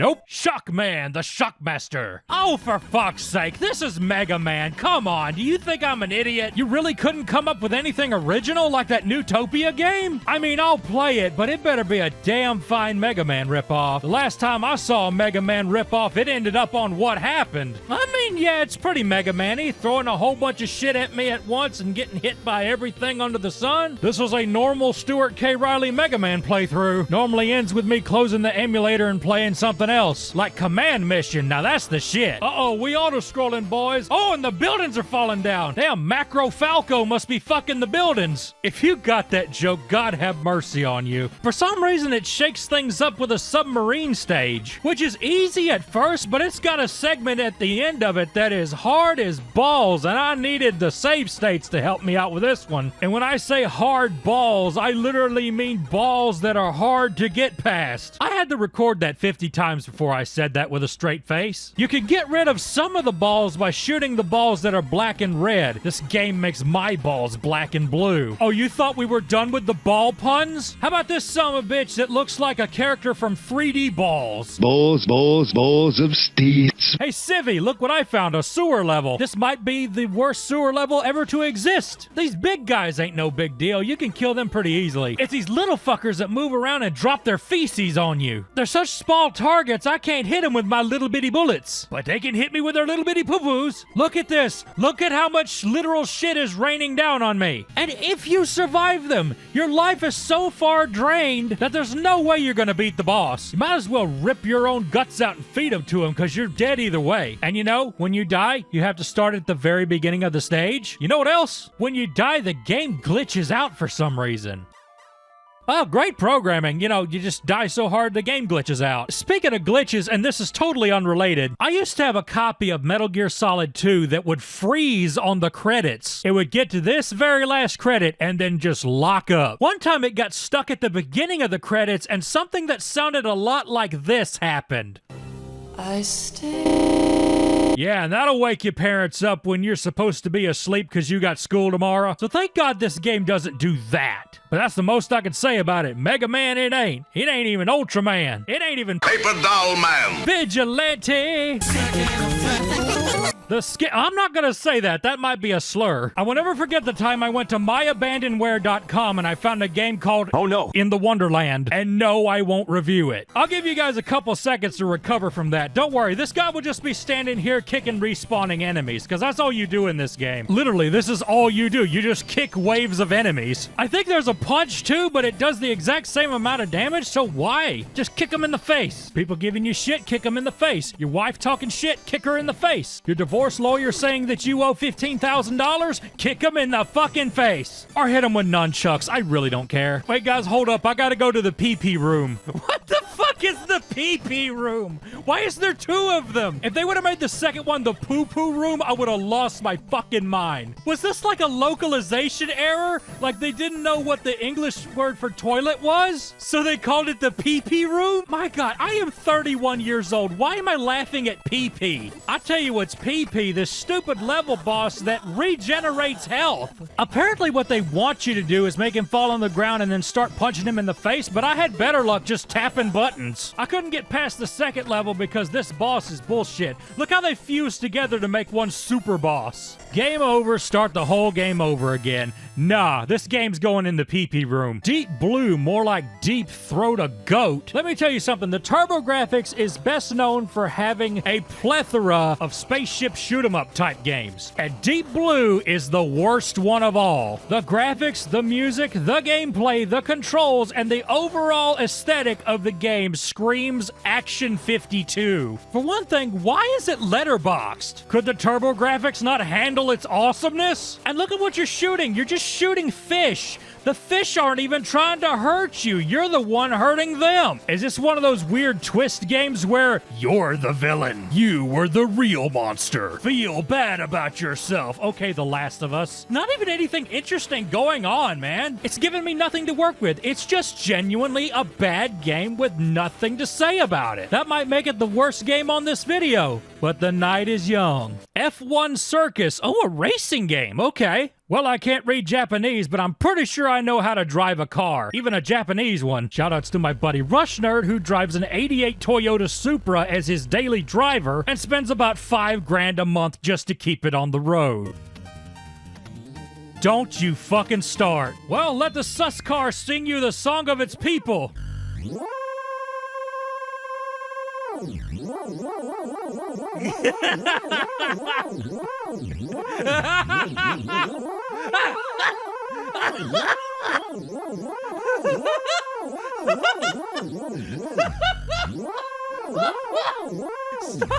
Stop.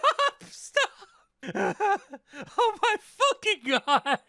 I'm gonna lose my fucking mind if I keep listening to that. On what universe does a car sound like this? I guess the sus tire Winegg universe. Oh my God, you go so fast! And you have to hear this shit the whole time?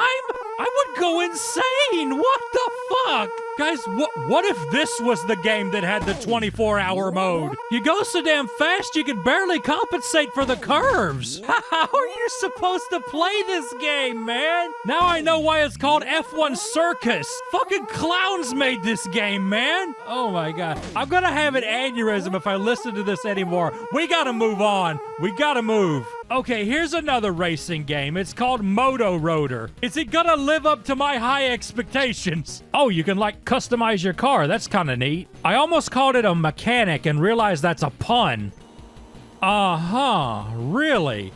It's really slow micro machines. And apparently I can drop mines in order to make that. What the fuck? Are you seeing this? When they hit the edge of the screen, it puts them back in the center of the screen? Hold on a second while I open this gigantic can full of why. Could they not figure out how to make them go off screen or something? Also, you notice that you can just drive right into the cars? I'm so confused right now. If they give you mines to make the cars spin out, but then gonna put the cars back close to you anyway, what's the whole point? They don't know what balancing means neither. Later stages, the cars become faster than you. This game is a really raw piece of meat. It needs to cook. This was in no shape to sell for $60. Might I add that $60 in 80s money, so that's more like $120 now. Could you imagine spending $120 on this? You could buy so much for $120. One tank of gas, one box of bullets, one set of printer cartridges, one copy of Pokemon Soul Silver, one small car tire. This got depressing, didn't it? Okay, this game is called Silent Debuggers, and I thought this was gonna be a spaceship shooter.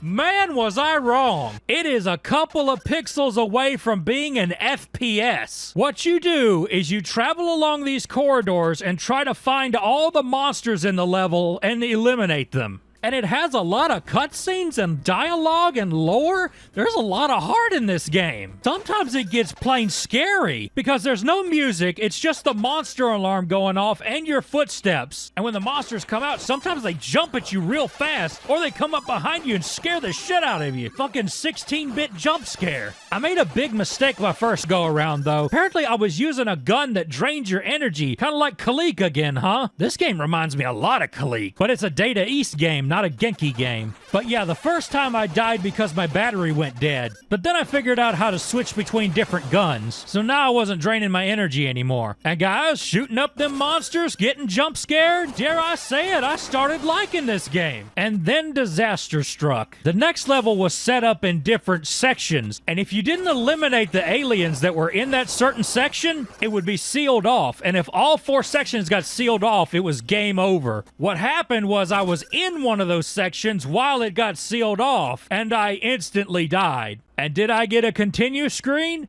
No, I got a title screen. Start over right from the tippy top. There were so many games that would just be good if they just had a way to save. You almost did it, TurboGrafx. I was rooting for you.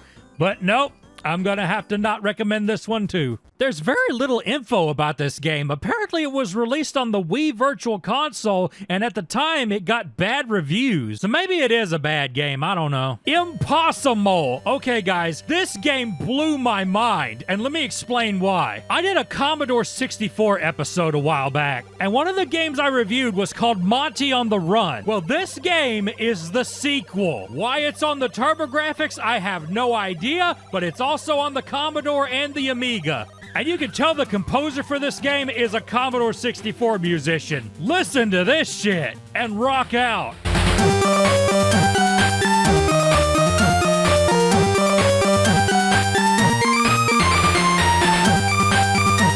And just because I feel like it, here's the C64 version of that song. It's even better.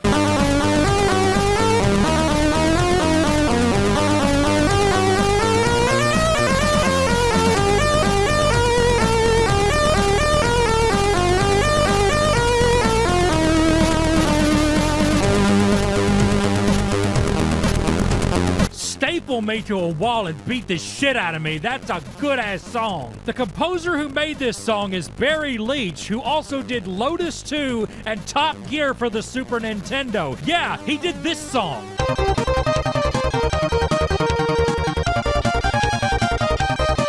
So altogether, this is a weird game. It's a sequel to a Commodore 64 game, and it's probably one of the only British games on the TurboGrafx. And guys, you know my stance on old 80s British platformers. Good music, bad game. And Impossible is no different. The only attack you have is a very sluggish kick, and you also stuff enemies in boxes and you can throw those boxes. But nothing wants to work right. You have to like kick the box in the air and then jump on it. And the throwing angle is all jacked up. Not to mention, I have a really big theory that your hitbox is bigger than it looks. Because in order to kick an enemy, you have to be right up to it, and they're likely to hit you before you hit them. And raindrops hurt you. What the actual fuck? You're supposed to be a superhero or something, ain't you? You see what I mean? You have to be touching the fucking enemy before you can kick it. Yeah, kick his ass. Kick both their asses at the same time. Okay, game design 101 right here. Check this out. There's a rock right here that's supposed to fall down when I get under it. Now, in a good game, they would leave you enough time to run under it or wait for it to fall before passing. But not this game. Not only does it not give you enough time, it hurts you before it's even fallen down. And because the hitbox is so big, I keep accidentally touching it. The crap, an origami bird hurt me? A goose! Ah, crap. Fuck. Fuck these you son of a bitch! Oh, I can kick it? No reason? Stupid ass game. You had to die, you stupid camera son of a bitch. Oh, fuck off! How was I supposed to know that was there? Oh, God in heaven and his 7 Spanish angels. This game were an ice cream flavor, it'd be pralines and dick. God, I literally cannot do anything without getting hit by something. Somebody put their stamp of approval on this game and said, yeah, this is fine, sell it to kids. I'm dead. You know what? Good. I'm tired of this shit.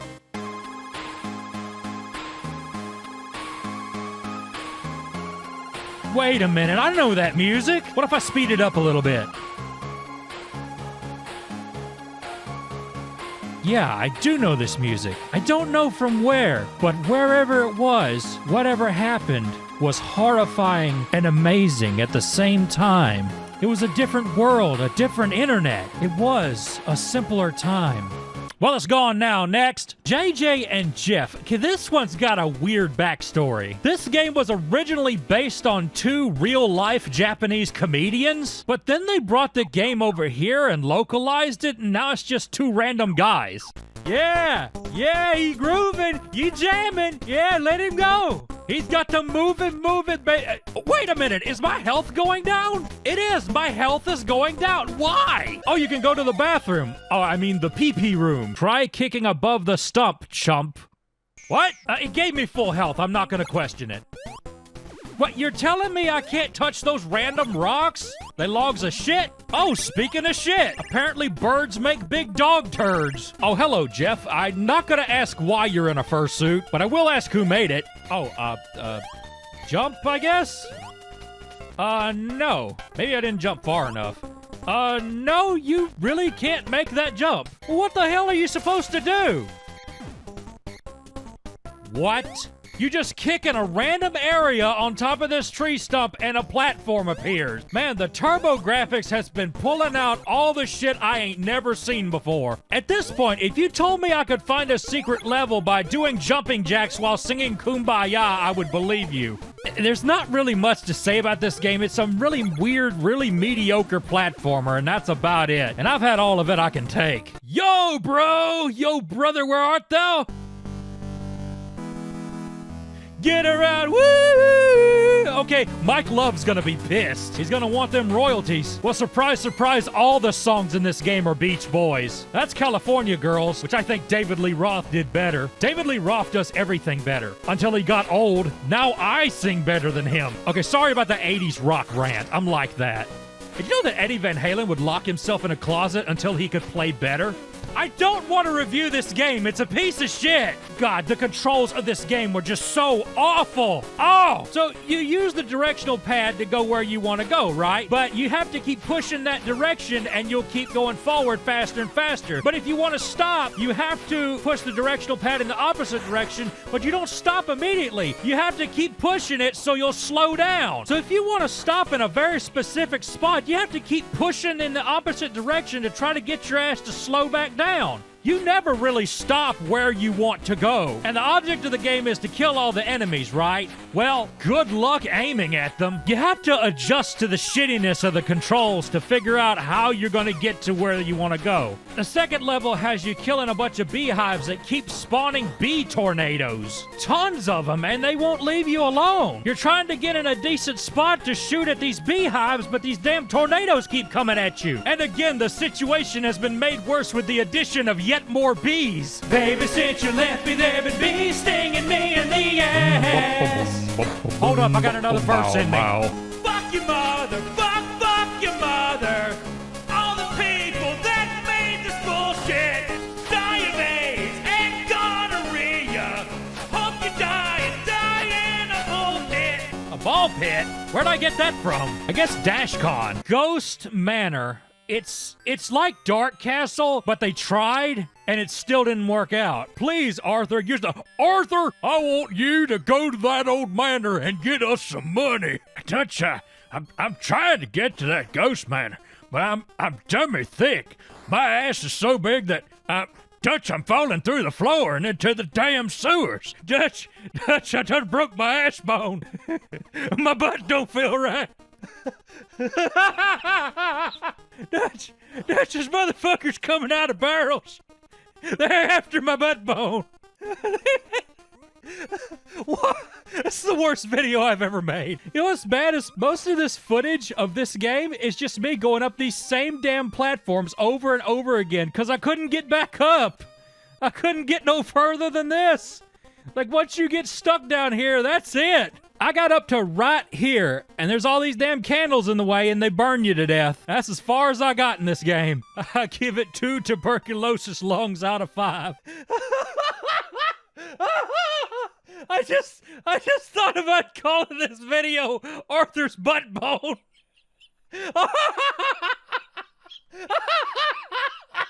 Okay, we are almost done. We got 2 more games, and then we can call this a day. Vague's Tactical Gladiator. It's a shmup, but you're not a spaceship. You're a big-ass mech. And you can kind of hover in the air, and you have to push down to turn around, which makes no sense at all. Get down, turn around, go to town. It's fun. Like I actually enjoy playing it. You can upgrade your mech, which is kind of cool. And then he's got more health, he can hover longer, and all kind of cool stuff. I'm speechless. This is actually a TurboGrafx game that I like. I mean, it's a pretty simple game. You just shoot, turn around, shoot, hover, shoot. But it works. I like it. We might actually end this video on a high note. Fuck you, here's a game called Toilet Kids. I bet you didn't expect me to say that. I slammed the brakes on the scroll wheel when I saw this game. After downloading this, I'm probably on a watch list now. I mean, Toilet Kids. It feels disgusting just to say. You just had to hear it. I had to play the shit. And somebody ripped this ROM on Christmas Eve of '96. Merry fucking Christmas. So here's the recording of it. You get to feel my pain now.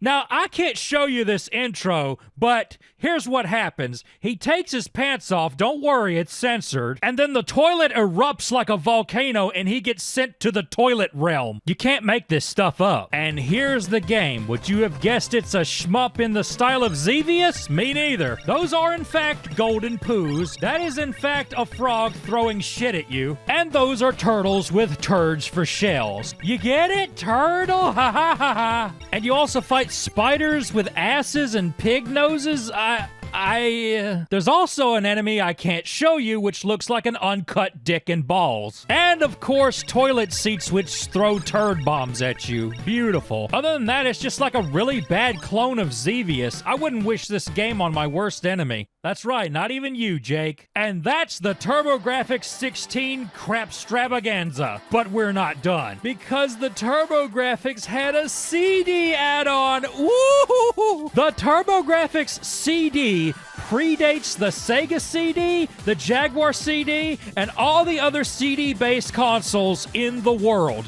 It's the first one, released way back in 1989. And when we come back, we're gonna look at some TurboGrafx CD games. You think you've seen some shit now.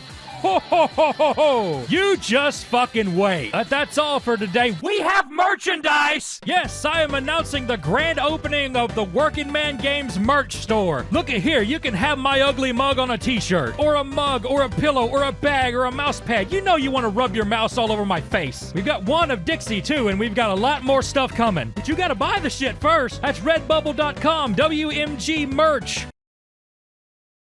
The TurboGrafx CD, proof that being the first doesn't make you the best. On my last video, we looked at the TurboGrafx 16, and I was surprised to see a lot of people had stories to tell about this thing. So I guess more people know of its existence than I had thought. Some of you even defended it in the comments. And good on you. If you like the TurboGrafx, then keep on liking it. Because despite my mostly negative video, there actually were several good games on the system. You had enhanced versions of Adventure Island, Bomberman, and you had stuff like Splatterhouse and Box Adventure, which at the time you couldn't get anywhere else. My thing is, much like the NES, despite the handful of pretty good games, there's a gigantic Mount Everest of garbage made of Hue cards. And if you're looking to buy physical copies and not disembowel your wallet, those are going to be your Working Man games. See there? I said the thing. What? But now we get to the fun stuff. 1989, Wasp released The Headless Children, the Game Boy, Genesis, and Who Framed Roger Rabbit on the NES came out. And the #1 rated TV show in America was The Cosby Show. And on this year, NEC graced the world with the TurboGrafx and PC Engine CD, the very first CD-based game system. You hook it to the back of the TurboGrafx and make it twice as big and bulky as it already is. Look at this shit. It looks like it has a tumor on the back of it. Like this is the darkness and this is Jackie Estacado. Never mind. And on the PC Engine, you had to buy this big adapter and plug the console in the CD drive to it. But at least it's a little more uniform shape and not this ridiculous afterthought. And they're apparently built like shit too. Most of them don't work anymore because the cheap capacitors blow up and take the circuit board with it,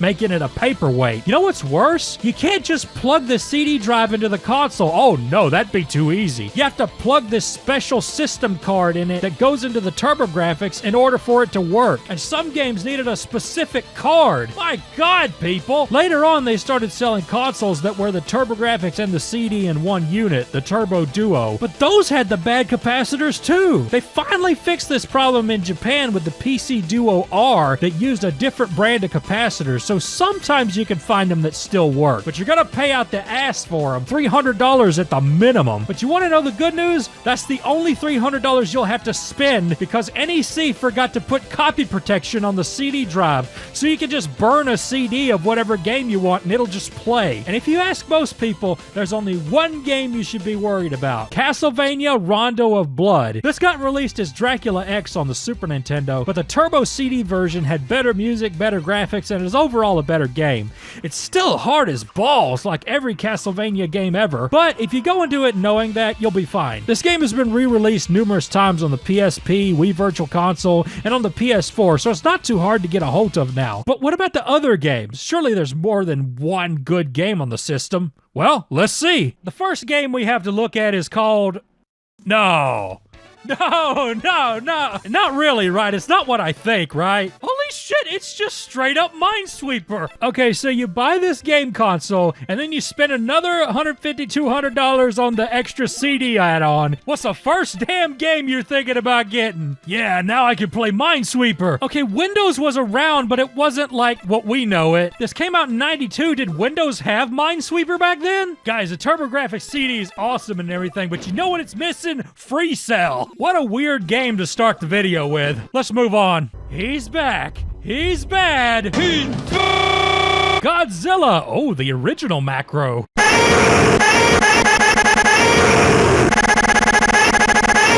You can't give me shit like this. I'm autistic. I'll do this all day. Oh, it's a fighting game with really clunky controls. Then again, these are giant monsters. Maybe the movements are supposed to be slow and awkward. What are you doing? Come on now. Come kill me. Come on, kill me, come on. Yeah, I vibe checked his tail. Oh yeah, I got you, bitch. I'm gonna eat chunks out of you. Ha ha ha. Tastes like a guy in a rubber suit. Were the Godzilla suits like the precursor to fursuits? Scaly suits? This is honestly a pretty fun game. If you had this in multiplayer, it'd be awesome. I mean, you got what you expected out of a Godzilla fighting game. You got special moves, you got a power meter, and you got Godzilla monsters. It gives what it promises. I wish I could say the same about my antidepressants. Next, we have a game called Lords of Thunder.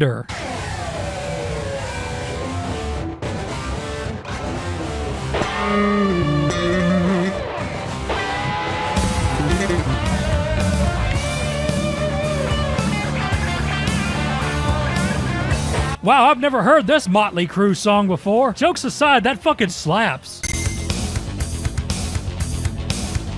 Good lord, this is just the music for the shop menu. So like they said at the JFK assassination, we've got a shooter. Along with your primary weapon, you also have a sword you'll automatically use when you're up close to somebody. You got different types of armor you could choose from, and depending on which one you use, you'll get a different primary. I found this game to be extremely brutal. I couldn't even get past the first level. Not because the game's not good, but because I'm not good enough to play it. So I didn't get very far in it, but I liked what I played, so maybe you'll like it. There's also Gate of Thunder, which has an awesome soundtrack that I actually use in these videos a lot. Now, the first thing I thought when I first played this game is, wow, this game looks a lot like Thunder Force 3. Well, it's made by a lot of the same people. Some of the dev team behind this were former Technosoft employees. This was meant to be a Thunder Force killer. In fact, this game came in a 3-game pack that included 2 box adventure games and this game. And man, this game's got it. It's got the graphics, it's got the music, it's got the difficulty. If you like Thunder Force, you're gonna love this game. If Thunder Force's difficulty whips your ass raw, this game puts a car battery to your genitals. But every little inch forward that you progress just feels so rewarding. You need to play this game, it's good. So there you go, 2 really good shmups for the TurboGrafx CD. Now it's time for a bad one. This game is called I Cho Aniki, which means Love Book Big Brother. Yeah, that makes sense. What makes even less sense is this intro. Why is the muscle man growing flowers out of another muscle man's head? Why is this muscle man in space? And here's the game. Okay, this was one of those games where the more I played it, the more I felt my brain escaping my body. The enemies make no sense, your character makes no sense, why are we in space? And there's special attacks and I have no idea how I'm pulling them off. The one thing I did figure out is you don't have lives, you have time, and every time you die, you lose a little bit of time. And when you run out of time, game over. This guy is so swole, he doesn't even look like a human being. I'm sorry, I mean, if your body looks like one of those wrinkly dogs, you have a problem. Your attacks are so damn useless and they feel like they don't actually do anything. This was another one where I couldn't get past the first fucking level, but because the game sucks, this game goes in the pee-pee room. The kickboxing, not just any kickboxing, the kickboxing.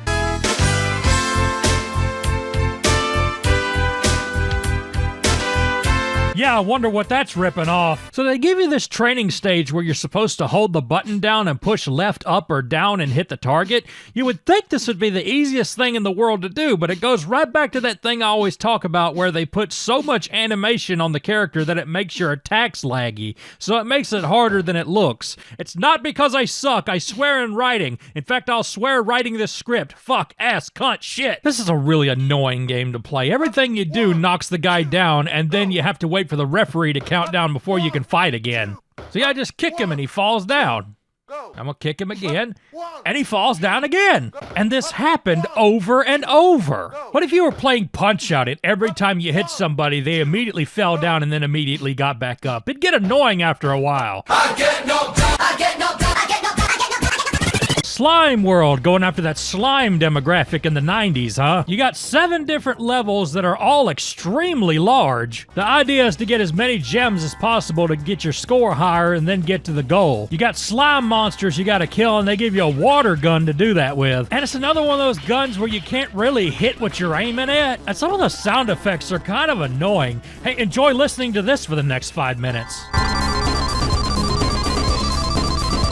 You get stuff like grenades and jetpacks and other stuff I'm not sure what it does. Either way, if you want a side-scroller that you're gonna sink a lot of time into because these levels are freaking enormous, here's your game right here. You know, they could have easily called this Blood World and made all this red and made it a horror game. Actually, I take it back. This looks like you're in somebody's colon. Aborting joke. Moving on. Browning? Oh shit, do I get a BAR in this game? Oh, apparently Browning makes mechs now. I would have at least expected them to have mossy oak camo and a hunter orange cap. So in this game, you shoot, you fly, you can't turn around for some reason. I saw somebody in a walkthrough turn around, but I never could figure out how, so I couldn't really play this game. If somebody's played this game or has a scan of the manual or something like that, I would like to see how you turn around and give this game a fair chance. It wouldn't surprise me if it's some stupid combination like hold A and B and press down or some shit. I still somehow managed to get to the 2nd level and these little things started kicking my ass. Y'all leave me alone, I don't know how to steer this thing. Man, John Browning is spinning in his grave. I didn't make that up, that's actually his name. Now let me show you a game I played that I actually loved. It was called Wise? Yeez! I had to look it up. It's pronounced ease. Then why isn't it spelled ease or ease? Next time I see my neighbor Ed, I'm gonna call him Eed. So Ease 3 is a side-scrolling action RPG and is apparently the only side-scroller in the series. You don't get much more than a sword and some rings that increase either your defense or offense from what I've seen, but the simplicity kinda helps it. You go to the shop, buy what you can buy, grind on some of the levels for money and XP levels, which give you more maximum health each level, then come back to the store and load up on the better gear. Pro tip, if you exit the level, your health refills, so if you're near the start and don't think you can make it further, you can just go back and refill your health for free. The sword feels very good to use. The time between you pressing the button and the sword swinging is near instant, which is what I love. Fast, simple inputs. This is how you make a game. You can even be cheap and hold the button down and repeatedly swing the sword. This works pretty well, actually, and you can swing upwards or while crouching. Very nice. And the music, in case you aren't hearing, is freaking awesome. I need to download this soundtrack like now.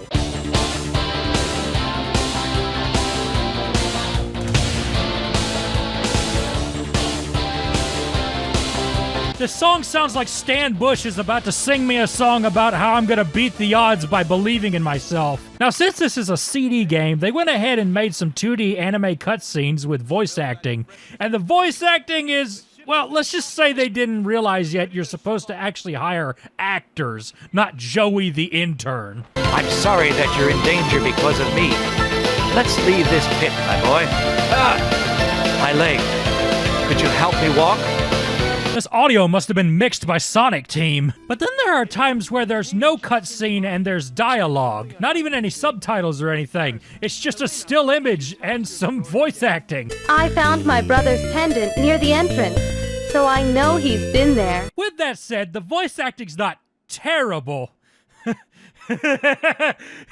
You have not begun to hear bad voice acting. Boy, have I got a treat for you. Our first offender is Final Zone 2. Now let me get the gameplay out of the way first. It's just another copy of like Ikari Warriors or Commando or something like that, and it's not even a good version of it. It's kind of mediocre, and it's a little too hard in my opinion, but then again, I suck at video games, so what do I know? Game's not great. I wouldn't say it sucks. It just doesn't offend me. This is what offends me. Our mission is to put down the rebel army which has captured the scientific weapon Walkure. In 5 minutes, we will be passing over our dropping point. Get ready for descent. What's wrong with his nose? He's got like a mono nostril. Top, call off your mission. Bowie, the Zods! Oh no, not the Zods! What happened? Nothing, Link. A high-voltage energy wave is approaching us! Verda! Whoa, excuse me? I mean, I'm into that, but okay. A little bit of females with universal plugs, know what I'm saying? So, only 6 of us survived. Oh, Oh. That's how you do line delivery, boys. Let me show them some fancy action now. As opposed to later? I mean, you sound really excited about it, by the way. This right here, this is one of my favorite scenes. I never thought I'd see you in such a way. Whatever made you want to revolt? Revolt? My orders were to put down the rebel army. Bomber, I thought you were the one who revolted. I think I'm acting. I'm not sure. How much you want to bet when this guy was in 3rd grade, he was the guy who always read extremely slow? It was like, the cat jumped over the fence. I was reading encyclopedias at 2 years old, so those kind of kids bugged the shit out of me. Dr. Seuss got me where I am today, waiting for Dr. Jones to get my Xanax refilled. Bummer. It is a bummer. Don't do nothing about the voices in my head. Damn you! Bastards of the Confederate forces! Confederate force? Hey, hi, back the fuck up now. Are you telling me the South rose again in this game? What a great alternate timeline. It's finally legal for me to fuck my sister. If I had one. I'll rent one. Call up the Big Brothers Big Sisters program and be like, hey, give me the hottest bitch you got. You got them in their 40s? I like vintage. If you've left the video by now, I don't blame you. Guys, if it were up to me, I would go through this entire game doing all the cutscenes and having fun with you guys. But, you know, I've got a video to make, so watch the rest of it on YouTube. You'll laugh your ass off. Besides, we haven't looked at Last Alert yet. Last Alert is also a top-down shooter, but it's considerably better. Again, it's got an XP system which raises your maximum health every level, and you'll also get new guns with infinite ammo. This game is legit fun, and I like the mess out of it. Special weapons are fun too, like this flamethrower. I ended up playing this game all the way through and beating the final boss, but when I did, the game crashed! Oh no! That really upset me because I sunk hours into this game. Spent all these hours building a beautiful house of cards only for it to fall to the ground when I stuck a car battery on top of it. But you know what? I got to see almost every cutscene. How could Lloyd's government betray us? It seems that the Force Project is behind them.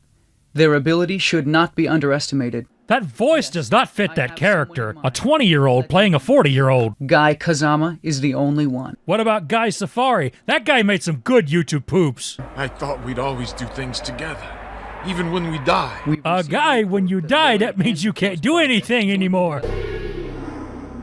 Geez, what season of JoJo is Guy Kazama from? Now, every time Guy Kazama gets to the boss of the level, they always have a dialogue, and it's the most hilarious thing on this game. Guy Kazama, if you don't want the hostage killed, you should keep quiet. Guy, the stealth bomber is in the back of this factory. I refuse to believe these people got paid for voice acting. They probably didn't. I know Peter Burkrot, who voiced I Am Mean, said he never got paid. Man, I need to review that game one day. President Allman, it's nice to see you're safe.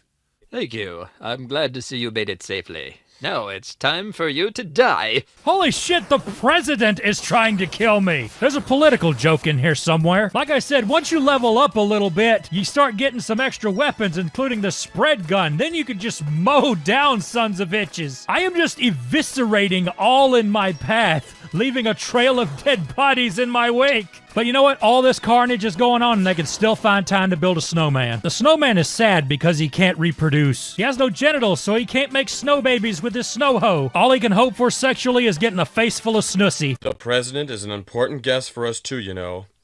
I can't let him go. Literally just some guy they gave a microphone to. That makes me want to get him back even more. They did not care, man. It's like, man, it's the TurboGrafx. This ain't gonna sell. Nobody's gonna buy this shit. Why make an effort? Guy Kazama, you better watch what you say to me.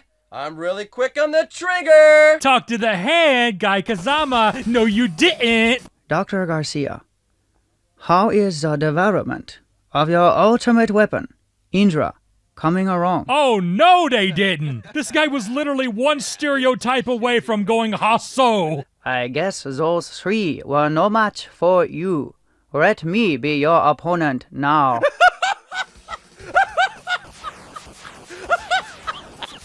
That's it. That's it. I can't take take anymore. I can't take anymore. That's it. We've been on this game for too long. We gotta go. Anyway, if you want to see even more horrible voice acting, you can also check out Valis 2 and 3. Valis is about some anime girl who has this big fancy sword that apparently saved the human race or some shit like that. And they keep calling the sword Virus in Valis 2. Even though it's called Valis, not Virus, I'm gonna go out on a limb and say that was a localization error. Is it possible that a mere woman now has the sword of Varus in her possession?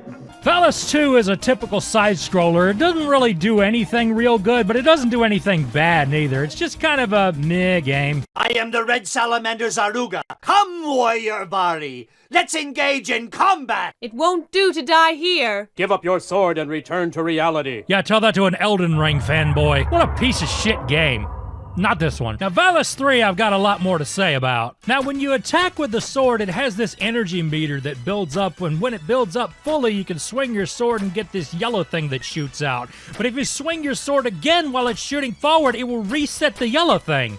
So if you want it to have any range at all, you have to wait until it gets through going forward. It's weird. It's like if you had to wait until your car stops moving before you get out of it. I mean, it stops on its own eventually, doesn't it? Look here, pure game journalist right here. I get stuck at this water tower, and I can't figure out how to get past it. I can't jump over it. I can't duck and crawl over it. What am I supposed to do? Well, I had to look up a walkthrough, and apparently you can slide. So I'll start pushing every combination of buttons in the world to try to figure out how to slide, because there's no manual for this thing on Google. You want to know how you do a slide? You press start and down. You press start to slide. How unbelievably desperate do you have to be pressing buttons before you finally figure out that start is a move? It's like that Tiny Toons game where you had to dash and slide under something and the manual didn't even tell you how to do it. Then there's this jump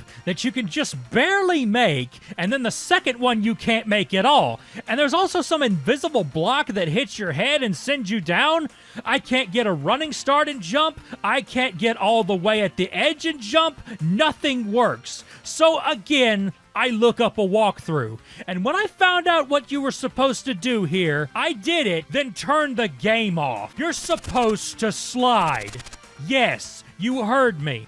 How in the ever-loving Holy Mother, Father, Sister, Brother-in-law are you supposed to figure that out? Who in their right mind would ever try to slide from one platform to the next? What random stupid bullshit? Look, imagine if I give you a math equation, and after several minutes of trying, you just can't figure out what that answer is. And then I tell you the answer is hamburger because sharks can't divide by taco. You would think I was fucking insane! Just like the random stranger I said that to yesterday. Well, I've had enough of that game. What else have we got? The manhole? What the hell is this crap? Why is it in, like, windowed mode? Wait a minute. Oh, no. Come on. Oh, I do not want to play a point and click. Oh, my God, no. I hate point and click games. I hate them with a passion. I devote hours of my life to the hatred of these games. What is this now? Oh, now it's Jack Off the Beanstalk? Oh, fucking hell. You want to know why I hate point and click games? Because I can never figure out what the fuck I'm supposed to do. Bienvenue, je m'appelle Monsieur Tortoise.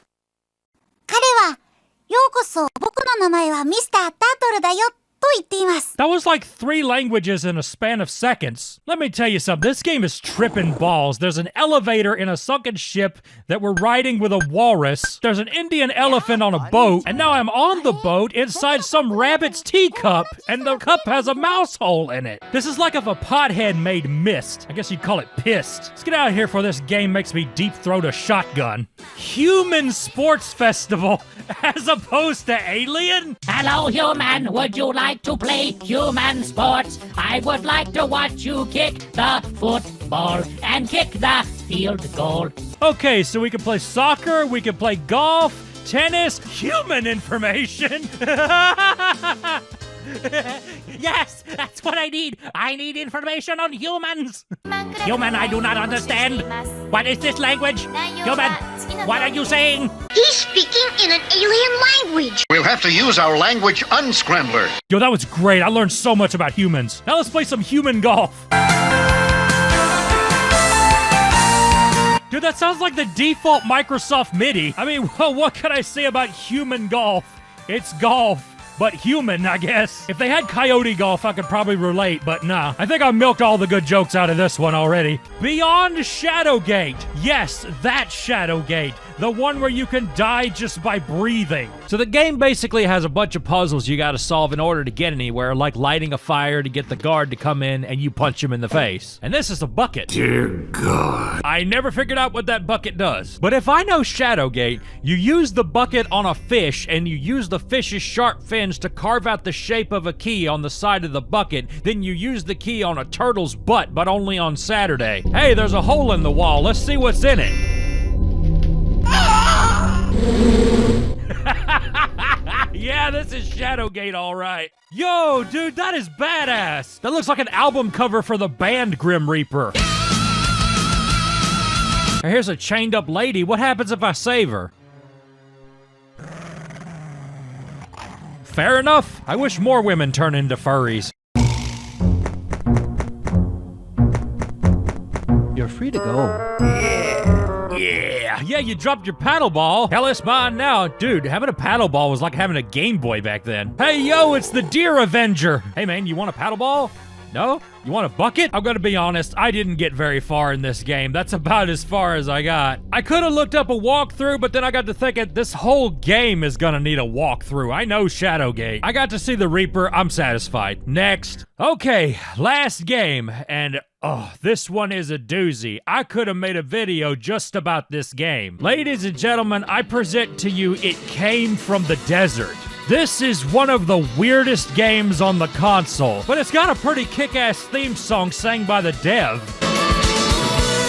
Down to the sea of love, going near that water, and I died in the sea of love, in holy water. Now, when I started this show, I knew one day I was gonna review this game. A little channel named Retsupre did a riff on it a long time ago, and I thought it was one of the weirdest games I've ever seen. If you've never seen this game before, it has really primitive cutscenes with digitized people. Yeah, the TurboGrafx was doing FMVs before the Sega CD. Ask Johnny Turbo. He used to wage war against the Sega CD. There's a lot to take in while playing this game, but basically this is what's going on. There's a colony of giant radioactive ants in this town in the middle of a desert, and they're taking over the minds of the townspeople. Their goal is to set off a nuclear bomb that's being housed in this town, and your goal is to kill the queen ant before they do that. You normally have about 8 in-game days before they will do that, but the time limit may get shorter depending on how well you do at the mini-games you have to do. The most important mini-game is this side-scrolling level where you're shooting ants in order to get to the end of the level. To begin with, the queen's nest is protected by a force field, so you can't face her yet. Instead, and I never would have guessed this, you're supposed to just let an ant grab you when you get to the end, and that triggers the next events in the game to start getting rid of the force field. Don't you love it when games have cryptic shit that advances the game that's never explained? I guess you have to order TurboGrafx Power Magazine to get that information. They never kill for sport. That is solely the domain of Homo sapiens. Hey, Doc, my old man hunts jackrabbits. I don't think he's a Homo sapien.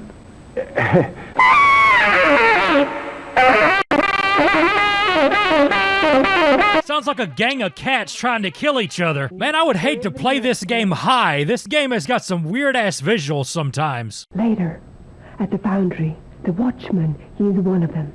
Oh, is he a little sussy? I can't fucking stand these people. This is your stepmother and your pussy-whipped daddy. So, Mr. Big Shot, riding around on your fancy cycle all day? Elroy, you tell this ungrateful lodger virus how it's gonna be from now on. Buzz, you been going to school long enough. You ain't learning nothing, and we got no money for fancy college stuff. Stepmother and I decided that instead of you going back to school next week, that you're gonna start with me down at the site. There's no better job in this town, and now all that book stuff ain't gonna do you no good with the boys down at the plant. Oh, God, this hits too close to home, man. I quit school to work on tractors. I will say tractors are a lot easier than algebra. I hear you listening out there, in your empty rooms, in your empty lives, getting sleepy, while the pod under your bed grows and grows. Is this man about to hypnotize me? I'm fucking scared. When you meet your first possessed person, you meet the queen for the first time. Well, it's a lot to take in. We know all about you. You're on our list. Our death list. Not so fast, Buzz. It's time to play Exterminator. Are you any good at killing bugs? Hey, I know how to do that effect. It's called G major. Your resistance only makes my penis longer. And here's the shooting minigame. You have to kill all the ants without running out of ammo or the person running out of life. What's funny is every time the ants hit them, they tear a piece of their body off. And if you let it go on long enough, they can become a freaking skeleton and still be alive. It's actually hilarious. The other minigame is this top-down thing where you're shooting a bunch of ants. When I was playing this game, I had no idea what this was about. In fact, you could skip it just by walking off the screen, and there doesn't seem to be any penalty for it. The creepiest person in this game is the sheriff. Oh my god, he's got this serial killer vibe. I'm glad you came down to see me, Buzz. Your father and I are very worried about you. You've displayed a certain anti-social behavior lately. I've been told to give you one more chance to join in with the community. Aren't you tired of being a loner? It beats being a bug, huh, Sheriff? All cops are bugs. They've taken over his mind. He's become an android. That's the term we're going with? Okay. My main problem with this game is that it's so repetitive. Like, after you've seen the crazy cutscenes, after you've done every minigame, it just continues to do the same thing. You do the same minigames over and over, you see the same crazy cutscenes, it just gets old after a while, and then it kind of loses its charm. And then you're to the point of like, why am I still playing this? And you know why I'm playing this? To make a video. And this is the last time I will ever touch It Came from the Desert again. And that's the TurboGrafx CD in a nutshell. Good games, bad games, weird games, it's a mixed bag. But in the end, it wasn't enough to keep the console afloat, and the TurboGrafx CD would die in 1994. NEC would try one more time in Japan with the PCFX console that ran from 94 to 98 before getting out of the game console market completely. In the end, I believe the Turbo CD had a lot more to offer than the original console. You had great soundtracks, cutscenes with hilarious voice acting, more bold attempts at nicer looking games that push the system harder, and thanks to emulators like Mednafen, RetroArch, and BizHawk, we can experience these games for ourselves. As for me, I got hemorrhoids and I'm sitting on a pillow. 2022 sure is blessing me with furry games. We got Mina the Hollower coming out soon, Tunic just came out, and this year I myself discovered Biomutant. I don't know why people are saying this game is bad. I love the shit out of it. Look, you can make your own furry OC, make your own guns from scratch, and get turned loose in a huge open world. What's not to love? That's another video. What we're worried about right now is an indie Game Boy game, and when I say Game Boy game, I don't mean a game made to look like a Game Boy game. I don't mean made in Game Maker or Unity. I literally mean this is a game that plays on an actual gray brick Game Boy that you have to point directly at the sun's core to even see the screen. The game today is Busty Bunny the Bounty Babe, made by Okami the Wolf. Now, I know what you're thinking. Well, this guy's a furry porn artist, and you're right. But when he's not drawing titties, he's developing games. He's already got one game under his belt that, according to him, did fairly well, and this will be his second publicly released game. You can find it on Indiegogo, where you can pledge money and sign up to get a physical copy with a box and manual. And man, there was a lot of effort put into both. But if you want to just play the game, you can download the ROM for free or play it on an emulator. I went the extra mile and decided to emulate the Super Game Boy and run it through there. Because why not? If I had this game IRL, this is probably how I'd play it. Get ready to see me get stupid with the color palettes. I spent way too much time fooling with that shit. This game is about a bounty hunter named Busty Bunny flying a space car to planet Funny Number to capture an outlaw named Fanny Fennick and her goons. Man, I wish cars still looked like this. You know, from the invention of the car to the 40s, all the cars looked the same. And then in the 50s, they started doing cool designs. designs, and there were cool designs on and off for even the most mundane cars on up until the 90s, and then one day the cars all looked the same again. Is making cool looking cars not profitable anymore? This is a fucking Porsche! Dystopia looking ass. Maybe it's a 1984 model.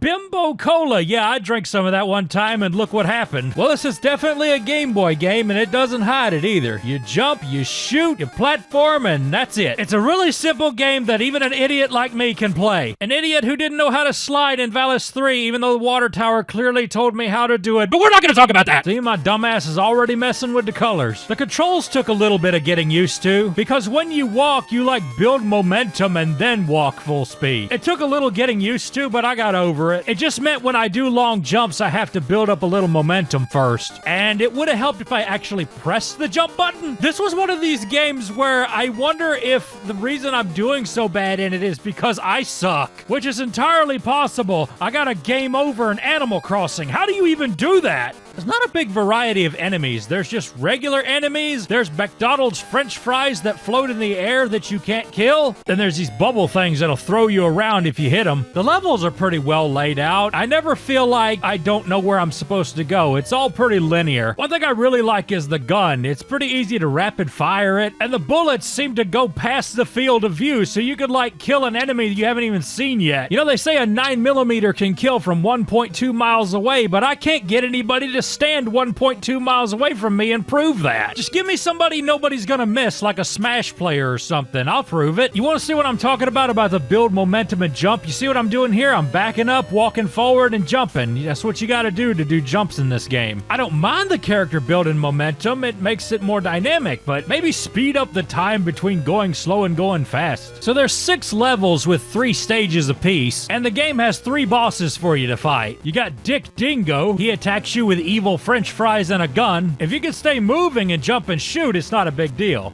Oh, a forest level. Let's see what we can conjure up for this. Well, hell, I was trying to make dirt and grass, but it looks like the shit zone. Let's see, maybe. No. Oh, God. No.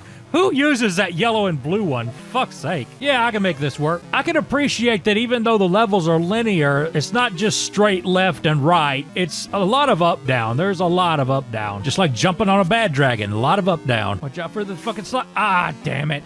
Oh, wait, shit. Damn! God, I'm sucking. And you go right back to the beginning of the level. There's no checkpoints, but they're small levels, so it's not that big of a deal, and you have infinite lives. I could say that Okami did that. We don't have like 3 lives and no continues or some dumb shit like that. He could have went pure 90s with this and just had you have 1 hit, 1 life, no continue, start the whole game over, blah, blah, blah, blah, but he didn't do that, and I highly appreciate it. New Game Plus, though? Oh my God, look at this aiming. This is gaming aiming right here. I suck so much at this game, I'm making it look bad. Stupid coyote, you made my game look bad. The music is fine, to say the least. I don't know. I have a pretty high standard for chiptunes because I love Commodore 64 music. So grain of salt and all that. I do think the music fits the game and the aesthetic, and it helps sell the game as a Game Boy release made by a small developer in the 90s. So it does what it's supposed to do. But for real though, you want to hear some Game Boy music? Jurassic Park and RoboCop. Look that shit up. Pussy Puma. We had Dick Dingo, now we got Pussy Puma. What's the next boss gonna be? Jane Boobiestein? No, it's gonna be Melanie Melons, isn't it? That's a hell of a sprite, though. Ooh, mercy. In case there was any doubt in your mind, yes, there's porn of all these characters. I mean, what's a good furry game without some Rule 34, am I right? I mean, let's be honest. How many of you are on E621 right now? Possibly browsing there while you're listening to this video. I know how y'all are. Houston, the snow lady has titties. Oh, we gotta do something about this color palette. Wow, Cotton Candy Land. Oh, this one again. This one had to be a joke. Hey, that looks good. Except for the blue house. What kind of sick fuck lives in a blue house? I bet they serve blue waffles. I don't know why I have to kill these rats that are on the sleds. They're not hurting anybody. Busty Bunny, a cold-blooded murderer. I gotta say, as far as ice levels go, this is one of the best ice levels I've ever played because there's no ice physics. Thank you, Lord. For real, if these ski lifts would have been slippery, I would have shut the game off right here. But no shutting of games happened because, you know what? I like this game a lot. Despite its little small flaws, like the way this ground defies all laws of physics, this is a decent game. I don't hate it. It's really good. It's not too hard, not too easy. It's simple to the point. It's doing one thing, and it's only trying to be one thing, and it's doing that thing very well. Just be a simple Game Boy platformer.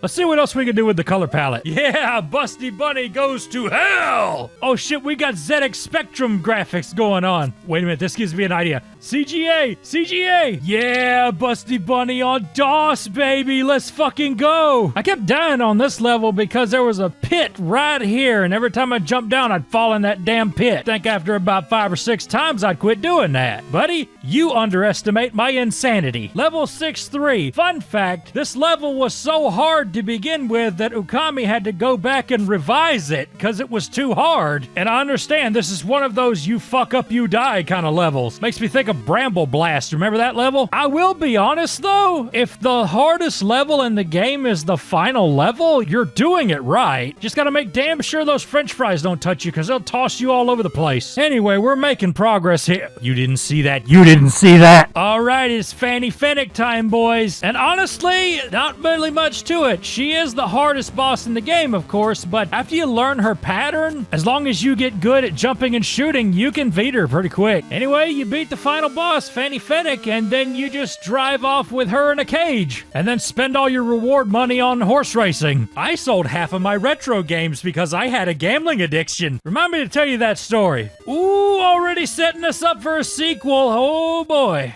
You know what? I'll play it, because I played this one, and you know what? I like it. Good game.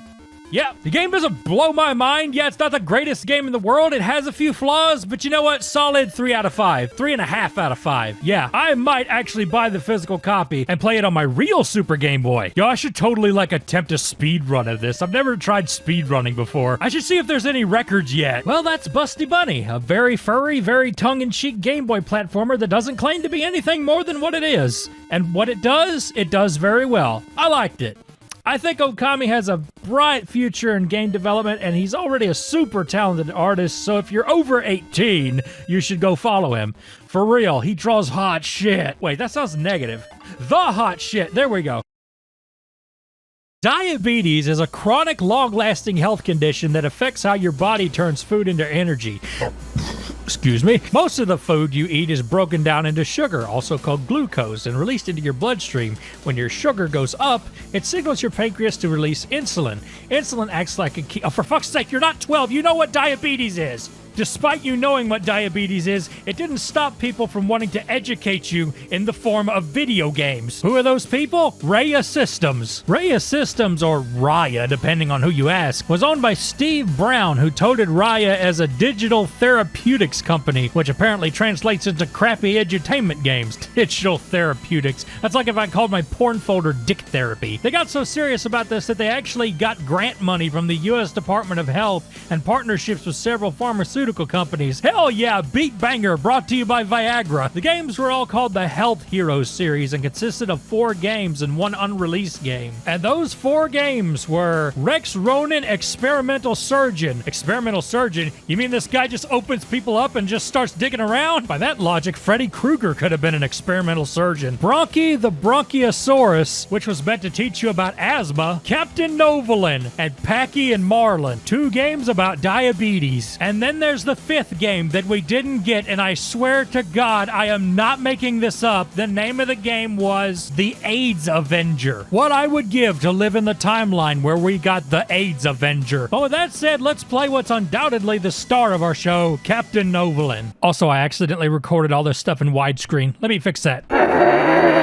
There we go. So what is Captain Novolin's deal? Like, he's a superhero, but he has diabetes? Like, that's his superpower? Your power is that you have a health condition? Okay, I'm gonna call myself Anxiety Man and never show up to crimes because being relied on to do a task nerves me out and I'm scared of people. What would be a good anxiety superhero name? Like Risperdal Ranger? Sergeant Zoloft? President Prozac?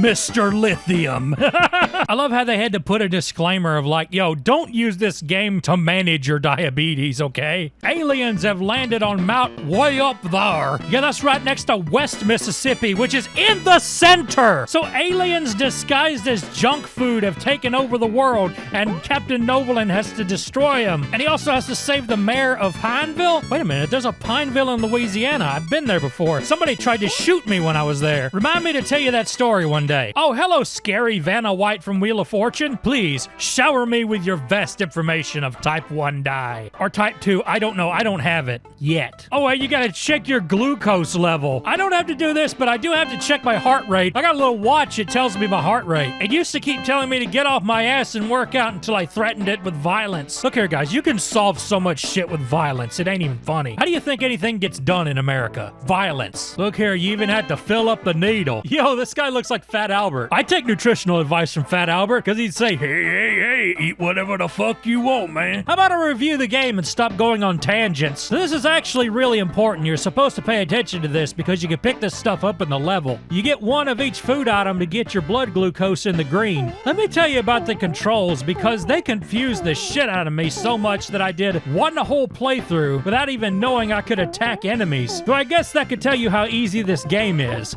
So when you jump, depending on how fast you're going, you'll either jump normally or you'll do a roll in the air. Neither of these will kill an enemy. You can only kill an enemy if you push down while in midair. I found that out by accident on my second playthrough, and then the game was even easier. If you eat too much food, your glucose will go in the red. If you don't eat enough, it goes in the blue, and you can die from it getting all the way up or down. Again, how is this a superhero? Captain Bible was a more intimidating superhero than this guy. Hell, Ramlazar could beat his ass. Every now and then you get diabetes trivia, and you don't really have to do these, but if you do, you get an extra life. Sometimes you'll find a star in the level that will literally just give you the answer. Unless you're like me and walk right past it. Good job, bro. Now, if I don't mention this, someone will. In one of the hints, there's an infamous typo. And guys, I played this game to completion twice trying to get it to show this typo, but it never did. Maybe it got fixed in my version, I don't know. But here it is, straight from the Let's Play that made it famous. Check you feet! You love to see it. And there's also this hilarious conversation. Hello, Ranger. I have diabetes. Is there anything special I should know before climbing the mountain? That's such an odd way to start a conversation with somebody. It's like, hi, I have diabetes. How are you? Now I really wish we would have got AIDS Avenger. Hi, I have AIDS. Is there anything I should know before going into this whorehouse? Spoiler alert, the final boss is a fat guy that throws pies at you. At least he didn't come in them. All you gotta do is hit the switch and let the electric floor shock him twice and you're done. Or are you? One final test. The mayor's blood sugar is at 30. What do you do? What do you do? I'll tell you what you do. Make a save state so if you get it wrong, you can just choose the other thing. Captain Novolin saves the day somehow, but can he fix the crack in my T5 vertebrae? I highly doubt it. Now it's time for Rex Ronan, experimental surgeon. Okay, guys, what health condition do you think this game is going to teach us about? Did you say living with a pacemaker? Wrong! It's the dangers of smoking. Ah, yes, smoking. The thing that makes you and your entire house smell like ass and gives you a cough for all eternity. Seriously, who fucking smokes anymore? Except boomers and teenagers trying to look cool.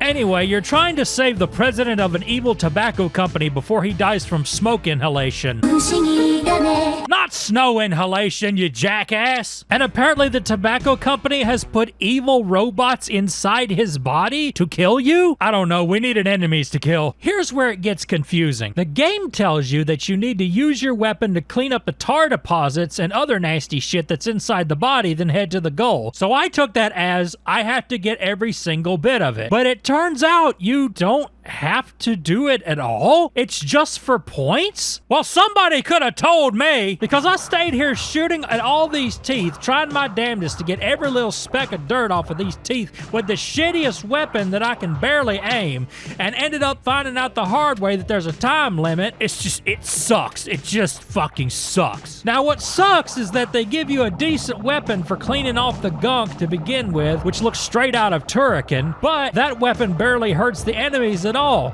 and the one that's just a small projectile hurts them a lot. So you have to pick your damn poison of, do I clean the shit or do I fight the robots? You can't feasibly do both. And some of these robots take a lot of fucking hits. Come on! Die for fuck's sake! I've got to... I've got other shit to play. Come on. God, your mother. And then there's these flying levels, which remind me of that one level from Earthworm Jim. All you do is avoid the shit coming at you, and that's it. Really not seeing the point of this one. Where in the body are we? Are we going through somebody's colon? Coming full circle from that joke I made on the TurboGrafx CD video. Did you know that a 5-foot tall person can easily have 25 pounds of shit stuck in their colon? And you can get all that stuff out of you by using sea salt water? You are one big shit away from losing 25 pounds. We're giving games would like to inform you not to use anything said or commented on in the show as proven medical advice. Always consult your doctor before considering saltwater shits. Thank you, my legal team. Well, let's do the next game, shall we? Packy and Marlin, the other diabetes game. Did you know that Packy is a slur? That's what Larry Bundy Jr. said. That's the first time I've heard him say a sentence without ending it with ZX Spectrum. Maybe I'll review that one day. Speaking of things that are extremely British, this game stinks like a British Amiga game. What was the deal? Could the British not make games until Rare came along? Even they had a bad track record for a while. Either way, it's a lot like Captain Noble, and you have to eat certain foods and certain amounts of them, and then you head to the goal. I think, because I never finished a single level. I wandered all over this damn map trying to figure out where in the world I'm supposed to go, and I have no idea. I think I'm supposed to take this guy out, but when I did, it told me his blood sugar's too high, and I have to start the level over again. Nope. Well, luckily, this game's like Super Mario 3, where you can pick what level you want to do. So I can at least show you a different level, and it's a water! No! And it's more confusing than the last level because everything looks the same. I swam and dredged through this entire fucking level trying to figure out where the hell I'm supposed to go or what the fuck I'm supposed to do, and I am at a loss. I just don't know. And I'm not even that sure I've gone through the whole level because I don't know where I'm going, and I sure as hell don't know where I've been. And here I go again, clueless as shit, going down the same damn place I've already been. Demonetized, oh yeah, let's keep going. Last game, Bronchi the Bronchiosaurus. And oh god, this story. Years ago, meteor struck Sensorian. Explosions filled the air with thick and filthy dust. Hey, don't insult dust, that's a good game. So the mighty wind machine was made to clear the air so everyone could breathe. Yeah, I bought one of them things before. They just make your house smell like the filter. It's all a big...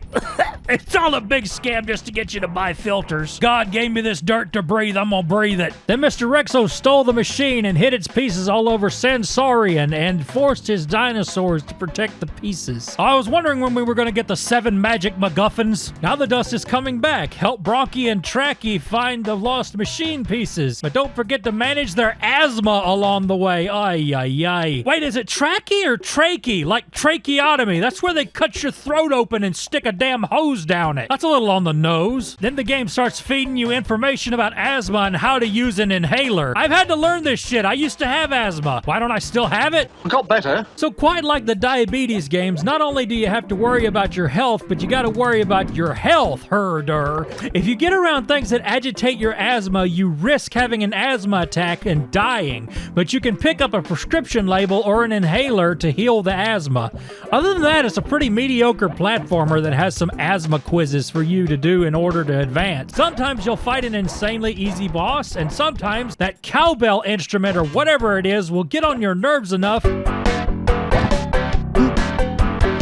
that you'll want a game that deals with overwhelming rage. I believe it's called Doam? I got about halfway through the second level, like the second stage of the second level, before I finally said that's enough. But overall, I can say it's the one that offends me the least. And if you gave a kid with asthma this game, he'd probably say, "Oh, thank you, Mom. Thank you so much. Oh my God." See, I could do that joke because I used to have it. It wasn't fun. Don't get asthma, kids. And don't be like my parents and smoke while your kid has asthma. And that is the games of Raya Systems. It was a mixed bag. A bag of crap, of course, but it was like different kinds of crap. You got all kind of different types of turds in there. And even though Raya Systems would shut down shortly after making these games, Steve Brown, who founded the company, would go to Hollywood and have tons of success directing documentary movies, which he still does today. So things turned out good for him. Captain Novolin was never seen again. Some people say he's still sticking needles in his arms to this day. That's a heroin joke. And with that, that's the video. My returning viewers are probably wondering where the hell I was for so long and why it took so long for me to make a video. Well, I've been busy flipping cars.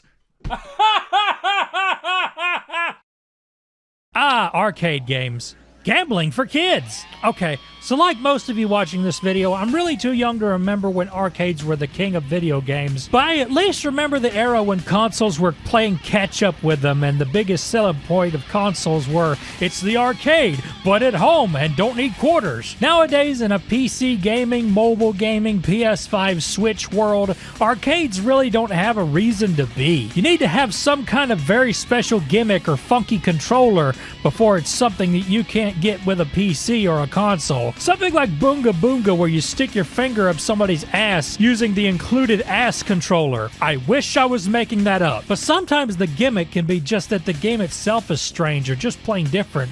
Like there's a game where you flip a card table over and you get points depending on how much destruction you caused. Oh, I see. But if I'm the one who flips a card table over, then I need to be put on antipsychotics to control my anger issues. Fuck off! So today we're going to be looking at weird and unusual arcade games that I know of and have researched from spending way too much time with MAME, which is the de facto arcade emulator if you don't know. In fact, people build arcade cabinets specifically to house machines that run MAME in a big nice list of games. So let's get the ball rolling with a game that actually uses a trackball. Snacks and Jackson. It's about a clown that bounces his nose up and down and has to collect all the food on screen before he can bounce his nose again. I told you these were gonna be weird. And what in God's name is going on with his neck? You ever seen those really old cartoons where the character is really stretchy? This is that, but horrifying. If you weren't scared of clowns before, this ought to fix that. You can sneeze to slow down the nose and get a little more time to get all the food, but don't eat the green peppers or they'll stun you for a second. Even more so if you eat the soap. Why would you eat soap? It's not like your mother shoved it down your mouth because you've been swearing too fucking much. What, your mother never did that to you? Next, we've got Boogie Wings, also known as the Great Ragtime Show in Japan. Now, not all of the games I'm going to show you today are bad. In fact, this one is awesome, and it gets batshit crazy really quick. It's a shoot-'em-up where you fly a plane that has a hook on the end and can hold a bomb or literally anything else. You can pick up several different enemies and objects and then throw them as a weapon. It gets utterly hilarious, especially when you pick up something like a tank or the head of a dinosaur statue. You can even pick up missiles and bombs that are shot at you and swing it back at the enemy. And that's just what the plane can do. If the plane blows up, the game is not over. You start walking on the ground and shooting, and there's a metric fuck ton of vehicles and animals that you can ride. There's even joke vehicles like a scooter and a pogo stick. My God, guys, so much happens in this game. You destroy a Ferris wheel that spins out of control, laying waste to all in its path. You totally ruin an entire museum and all its exhibits. You ride on an elephant inside a blimp that is crash landing and float around inside, shooting guys who are also floating. You kill Frankenstein's monster and then fight a gigantic evil Santa Claus robot. Holy shit! And then there's the little details, like sometimes a dog will chase you and bark at you. In the blimp, a bunch of the guards are sleeping and they have to quickly get out of bed and get their clothes on so they can fight you. And the fucking Blues Brothers follow you around. I guess the Blues Brothers were in more games than I thought. And if that ain't enough, the game has multiple endings. At the end of the final level, the final boss would give you the option of joining him if you choose to listen to his story. If you do, he'll make you play the museum level and final level again, and when you do beat them, you get the bad ending where you join the bad guy. If you say no, then the final boss battle begins, and when you beat it, you get the good ending and the special credits level. Even crazier, if you're playing with two players and one says yes and one says no, you and player 2 have to battle each other. I didn't get any footage of that, but that's pretty cool. But how is the gameplay? Well, it's very solid but difficult. Of course, you can change the difficulty in the MAME settings, but normal seems to be a good fair challenge. I didn't like easy mode because there's areas where there's just no enemies at all in that mode. But overall, it's not the most difficult shoot 'em up I've ever played. In fact, somebody good at these will find it very easy. The bosses are pretty bullet spongy though, but hey, they had to get kids to give up their quarter somehow. Now, you notice I'm not really cracking any jokes about this game. It's funny enough by itself. It's a genuinely good game with a great sense of humor, and I can't recommend it enough. You know this is a Data East game? I'm surprised this has never been in any type of compilation or re-release. And the cabinets are apparently super rare, so MAME is still really the only way to play Boogie Wings. Thank God for game preservation. Go to your favorite ROM site and get this game now. Next we have... Exterminator. And my God, this game was ass with a capital everything. You're a disembodied hand that shoots at bugs, and you go from house to house and room to room killing bugs. Also of note is this is the first game to ever have digitized graphics. In other words, they took JPEGs and made them into sprites. That's what Mortal Kombat did. And it does give the game a... should I say unique look? In the same way that I have a unique way of flipping cars, upside down in a ditch. And oh my God, this game has got the worst control scheme of any game I have ever played in my entire life. So you would think that you can move wherever you want on the screen and shoot at the same time? No! Even though you can move anywhere on the screen, you can only shoot if you are on the far left side of the screen. And when you're there, you have to use a separate joystick to aim the hand and shoot while you're in this gun mode. Like imagine playing Duck Hunt, but you have to stand on the far left side of your room. So, this game's cabinet, it was set up like a house, which is kind of cute, but more importantly, it had twin joysticks. Now, you would think the sane person thing to do in MAME would be to map those joysticks to your left and right thumbsticks. Well, in my copy of the game, somebody got it in their mind that you should move with the left thumbstick and aim with the mouse. And I tried for the longest time to change it, but it wouldn't let me. So I had to hold the controller and the mouse at the same time and try to play this piss poor abomination. And it doesn't help that these wasps kept coming up to you and stinging you while you're trying to shoot. Oh my fucking God, this game is bad. It's terrible. If I put quarters in this piece of shit, I would demand my money back from the manager. This is a god-awful sack of horse shit, and I hated every second that I played this. The thing that needs to be exterminated is the developers. Next. Country Girl. Oh, that sounds like something Dixie would like. Now, this is a poker game, but what's weird about it is that it's not just regular cards. They switched them out for these funky-looking cards which has cowgirls on them. And instead of like hearts, diamonds, and spades and stuff like that, it's just a bunch of slot machine symbols. And when you pick a card, it makes music, so you can kind of do shit like this.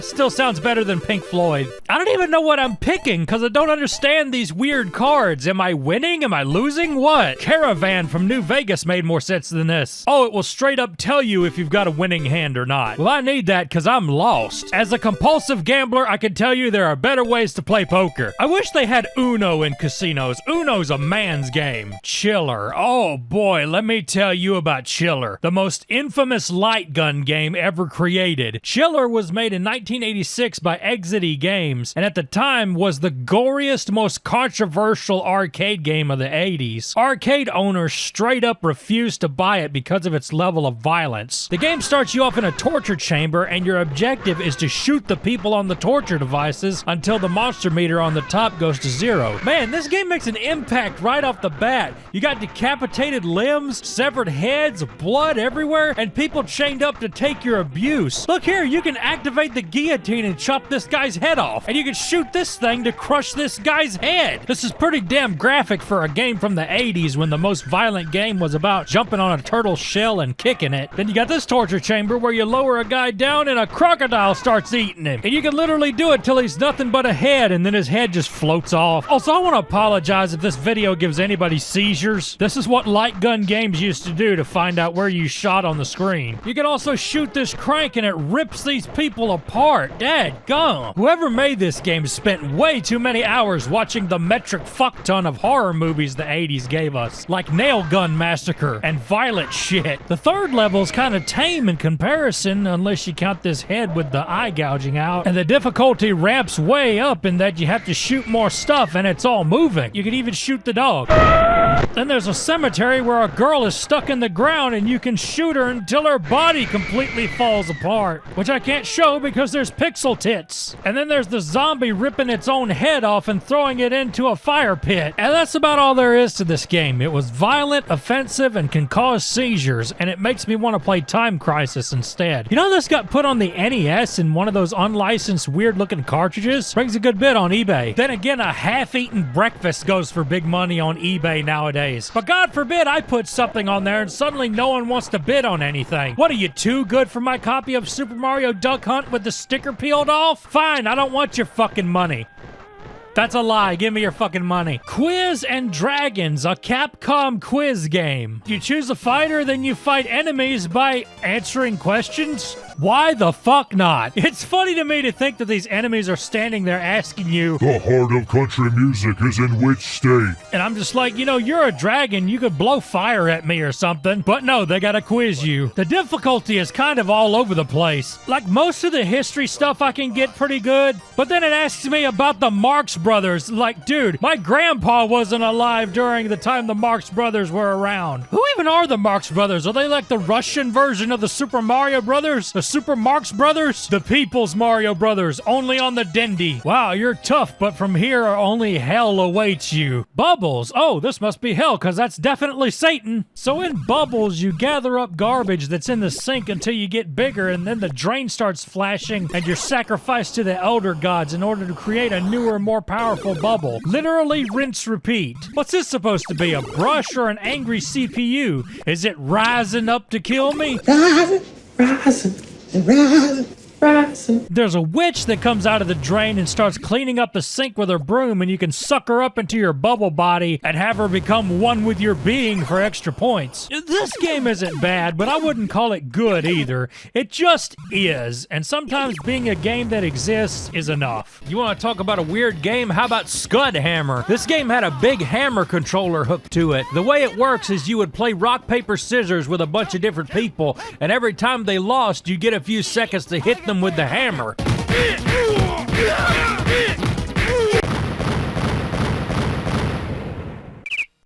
It's pretty entertaining, honestly. Relieves a lot of stress to be able to beat the shit out of someone with a hammer. Maybe I need to do that more often. Other than that, there's not very much to say about it. It promises beating people with hammers, and it delivers. I guess I shouldn't expect big complex lore involving hammers and rock, paper, scissors. Although there is this one guy that makes a face that looks like the Vagineer. Undercover cops. Okay, this game gets interesting the moment you put a quarter in. Cup. What? Piercing cup. Hershey cups. Piercing cup. Here she comes. Piercing cup. Piercing cups. Piercing cup. Oh, don't let me spam it. Piercing cup. Piercing cup. Player select. Bubba. Okay, we gotta be Bubba. So it's a fairly standard beat 'em up. Nothing real crazy yet. Oh, dang, you can just wrench that I-beam right out of the ground, huh? Ooh, that's gonna break a few bones. Wait, you're telling me these people were just laying here letting crows feast on them? I don't have any crows in my family tree. Hey, he's not gonna... He is! It has picked up a Hummer. Man, only in beat-em-ups would somebody survive having a Hummer thrown in their face. You gotta be careful with this guy because he'll throw you into this trash compactor that one hit kills you. Apparently you can throw him in there too, but I ain't gamer enough to pull that off. Okay, I swear I've heard that scream before somewhere else. Yeah, it was in Link Gets the King's Dinner by Frustrated Squirrel. It won't hurt anyone friendly. In fact, it makes them talk. Oh! Sorry, Link. I can't give credit.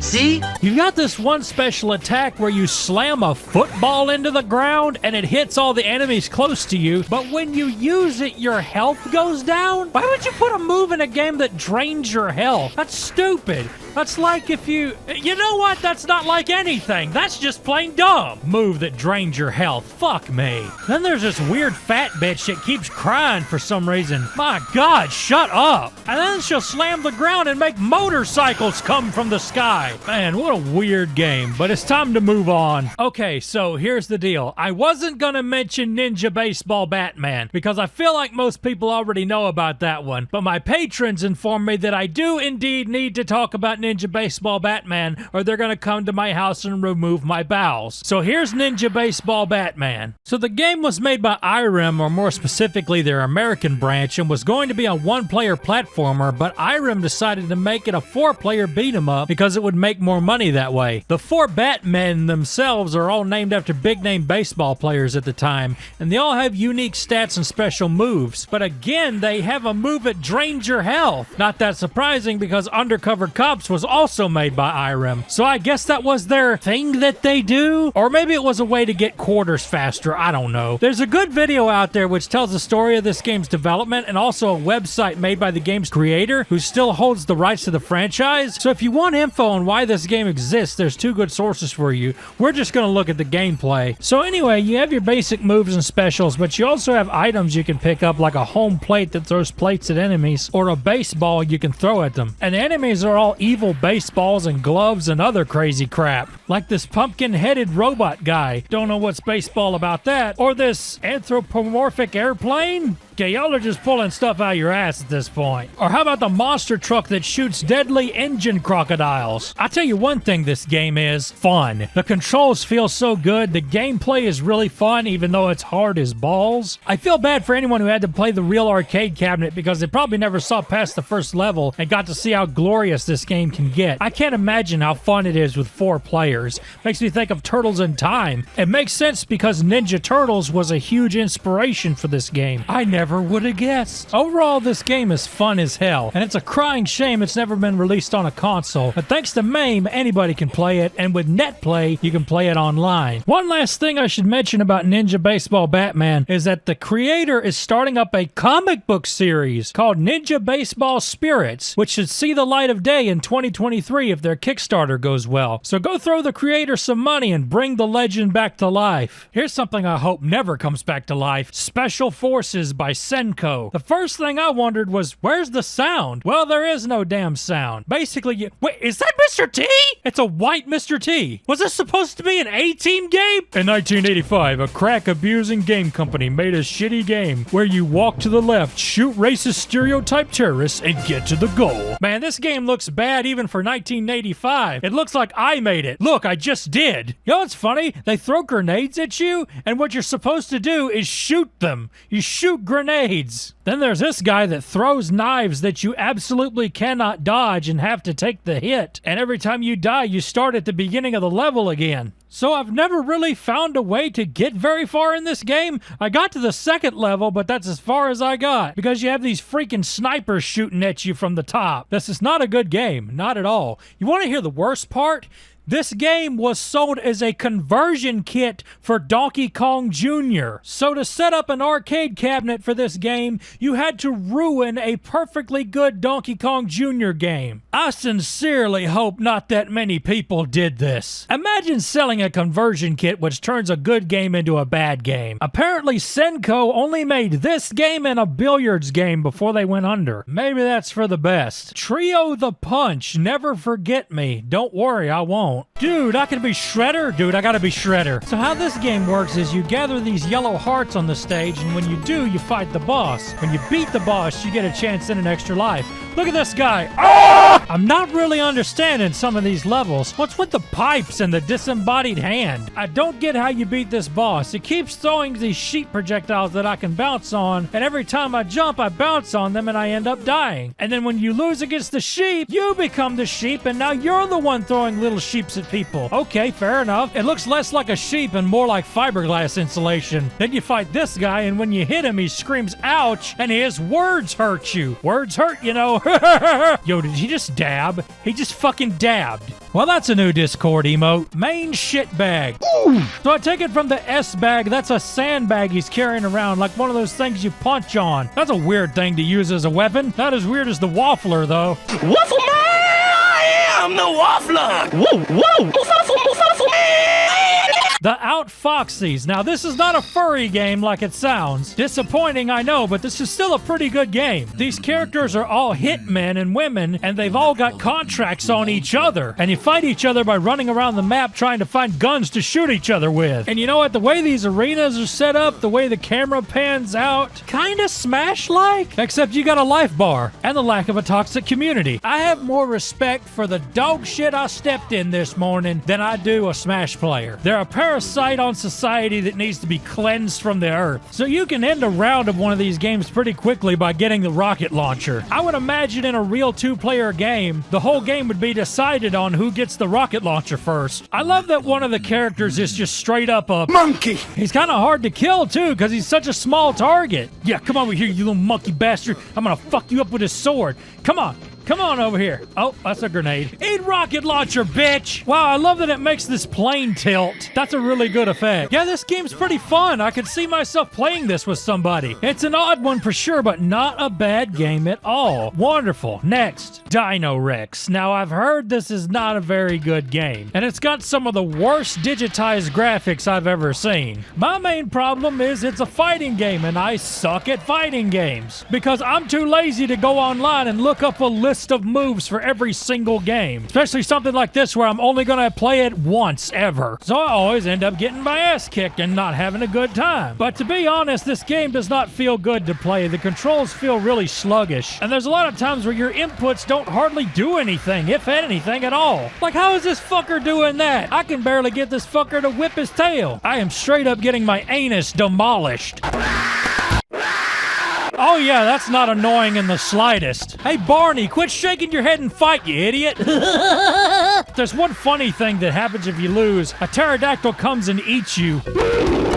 Okay, I know I've heard that sound effect before. I'm pretty sure Hanna-Barbera and Filmation have used it at some point. Look at this son of a bitch chewing my neck. Dadgummit. Yeah, this game is wet ass. Let's get to the last game and call this a day. Oh boy, people that know their arcades are probably going, oh no, not this one. Poolarula. Is that Irish song? Poolarula, rula. Oh, well this is cute looking. This don't look all that weird. It looks kind of nice actually. Oh, and we're already fighting a boss. Oh, this is pretty cool looking. I like the background. Damn it, the time stopped. I'm throwing out some cuss words, huh? Yo, what the hell is this thing? Is it a jellyfish with a mustache? What the fuck? Oh, what is that?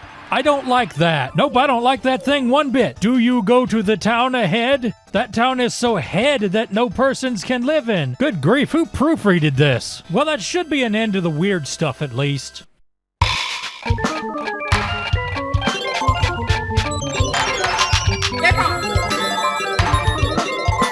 I have a question. What the heck? I think I see why people call this a weird game now. This town is controlled by the dream of a... Now, something weird is supposed to happen right here, I believe, but it isn't happening in this game. I don't know why. I'll have to look into that. What? Play the Japanese version? Oh, that's interesting. Wouldn't it be something if you opened the door and a big dick came out of it? Actually, the only thing that comes out of it is a pink elephant. We do get some tongue loving from this thing, and a nice shot of some guy's butt. That's what we need in our video games nowadays. More man butts. Or not. Yo, check this guy out. He whips his hair back and forth. He whips his hair back and forth. You know what? After that level, the game goes back to being all cutesy and normal again. It's like all that weird shit never happened. There's still a few weird things about it. Like, one of your power-ups is you call up a guy in a microwave and he picks up a bunch of the enemies and puts them in a ball inside the microwave. You know, it's better if you don't ask. Then there's this MC Escher looking level that looks pretty wild. What the hell is copy-pasted all over this wall? Some kind of demon? Oh, I see. It's a Night Angel. Night Angel. That sounds like an 80s metal band. You know how I said this game would stop being weird?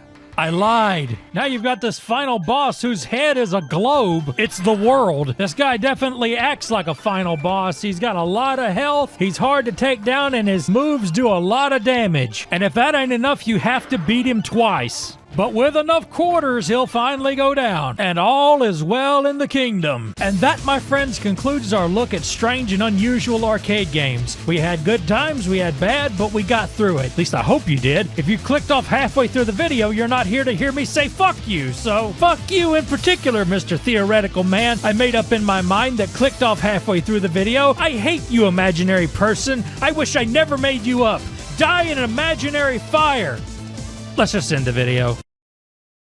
Hello, I'm Stuart K Reilly, and today we are doing Metal Gear Month. I'm the first person to defend Metal Gear with my heart, but I'm also the first person to tell you not every game was great. I have played and counted down the 5 worst Metal Gear games of all time. And this month, we're gonna go week after week looking at every single one at a time. Number 5. Metal Gear Solid Portable Ops on the PSP. Now, there were a lot of Metal Gear games put on the PSP, and when most people think of PSP Metal Gear, they think of Peace Walker. Well, Peace Walker, this ain't. This game takes place 6 years after MGS3. Big Boss's former team, the Fox Unit, has gone renegade, and Snake and Major Zero are being blamed for it, when in reality, the Fox Unit has captured Big Boss and sent him to an abandoned Soviet missile silo in Colombia. Big Boss escapes the prison with help from Roy Campbell, who becomes the Colonel in the later games, if you don't know. And then they start stealing the soldiers from the base in order to make their own team to stop the Fox Unit. Blah, blah, blah, there's a Metal Gear, blah, blah, blah, people with crazy powers, blah, blah, blah. Oh, fuck, a ninja! Blah, blah, blah, genius kajumbo. Or not, hang with me here. This game is at the bottom of the list because it's at least a proper Metal Gear game that had minor involvement with Kojima. So there's at least some quality assurance here. So here's my first problem, the controls. Dear God and heaven above, the controls. So the PSP lacked a right thumbstick, something they would fix with the Vita. So they had to figure out a way to control the camera. So what they came up with was using the thumbstick to move and the D-pad to control the camera. The camera kind of moves itself a little bit, but it's hit and miss. Sometimes it gets in spots it really doesn't need to be. And trying to land a headshot in first-person mode is a hell of a challenge because there's not very fine and smooth movement in the thumbstick nor in the emulator. I think some of it has to do with the frame rate. This game runs at an abysmal 20 FPS. That's not an emulator problem. That's really how fast it runs. And some of these graphics and textures are close to looking like PS1. They're so pixelated. I know this is because the PSP wasn't very powerful, but damn, this game looks like a hot mess. But you know what? Thanks to emulation, we can make this look and run slightly better because you can upscale the res and the textures in PPSPP, and there's a wonderful 60 FPS patch. And you know what else I can do? I can map the right thumbstick on my PS3 controller to the PSP D-pad. Now we actually have usable controls. Using the power of emulation, I have just fixed a big chunk of this game. I wish my social anxiety disorder was this easy to fix. But there's still one more thing about this game I can't stand. One of the main mechanics of this game is recruiting soldiers. Now in Peace Walker and MGS5, the way you did that was with the Fulton. You press one button and the helicopter picks them up and you go back to 61ing some scissors. Guess what you gotta do to recruit soldiers in this game? You have to knock them out and drag them all the way to the starting point of the level. Every single time. Now, don't that sound like a fuck ton of fun? Anytime you want to add soldiers to your team in the field, you have to stop what you're doing and start dragging and dragging and drag-a-lag-a-lagging. This is the worst feature of the whole game, and you have to do this because you need soldiers for your team. Now, if I don't mention this, someone will. There's an alternative. You can not only play as Snake, but also as the soldiers you recruit, and you can actually have 4 in the same area and switch between them. So one thing you can do is instead of dragging them to the start, drag them to one of the soldiers, call a codec frequency, and they'll get extracted. That still takes a while to set up, and I never really got much use out of it. Now, another thing I could do thanks to emulation is drag the body with the frame limit turned off. And yes, that does make it a lot faster, but guess what? You have a stamina meter, and the more you drag bodies, the more it goes down. What happens when it goes down? I don't know, maybe a pig gets its wings or some shit. I didn't let that happen. But anyway, to bring bring it back up, you have to eat rations, which brings me to my other huge gripe in this game. You can only hold 4 things. That includes your weapons. If you want to hold something else, you have to drop it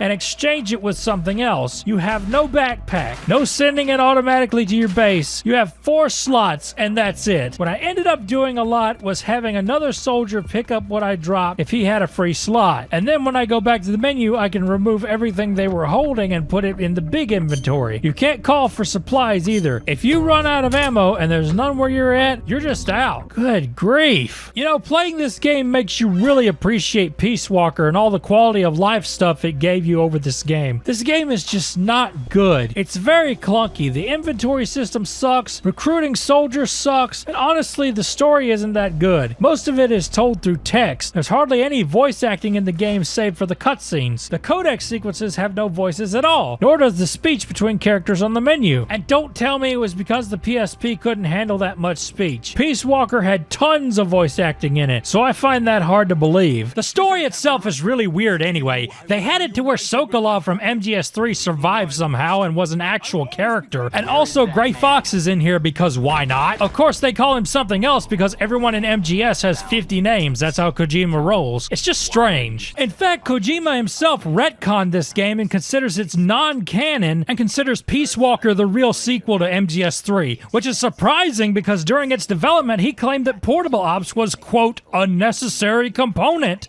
to MGS4's story, to the point he refused to finalize MGS4's story until Portable Ops was complete. So that was a fucking lie. I did not like this game, not one bit, to the point where I refused to play it any further. I never even got to fight a boss or anything because when I decide a game is bad, I quit playing it. Simple as that. If you touch something that burns you or shocks you, you don't touch it again. You stop touching it and learn to never touch it again. And that's exactly what I'm doing with Portable Ops. Never touching it again. And that is number 5 of the top 5 worst Metal Gear games. Next week, we're going to start on number 4 and so on and so on. I better get this out of the way before I end the video. If you like Portable Ops, that's fine, okay? If you like Portable Ops, keep liking it. I just didn't like it at all. But trust me when I say you'll be on board with the next 4, I'm pretty sure. Metal Gear Solid Mobile on the Nokia phone. Also released for the N-Gage. Remember that thing? Me neither. Once upon a time, before the iPhone ruined us all, Nokia was the big cheese in cell phones, and in the mid-2000s, cell phones started using Java as an operating system,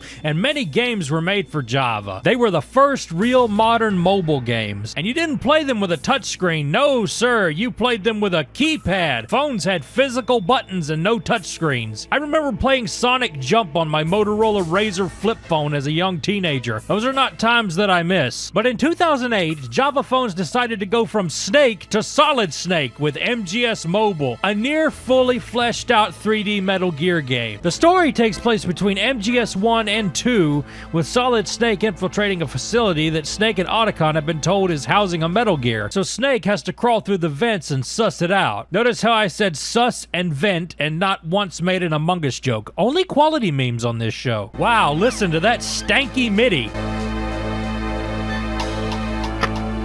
Sounds like somebody threw up on a Casio.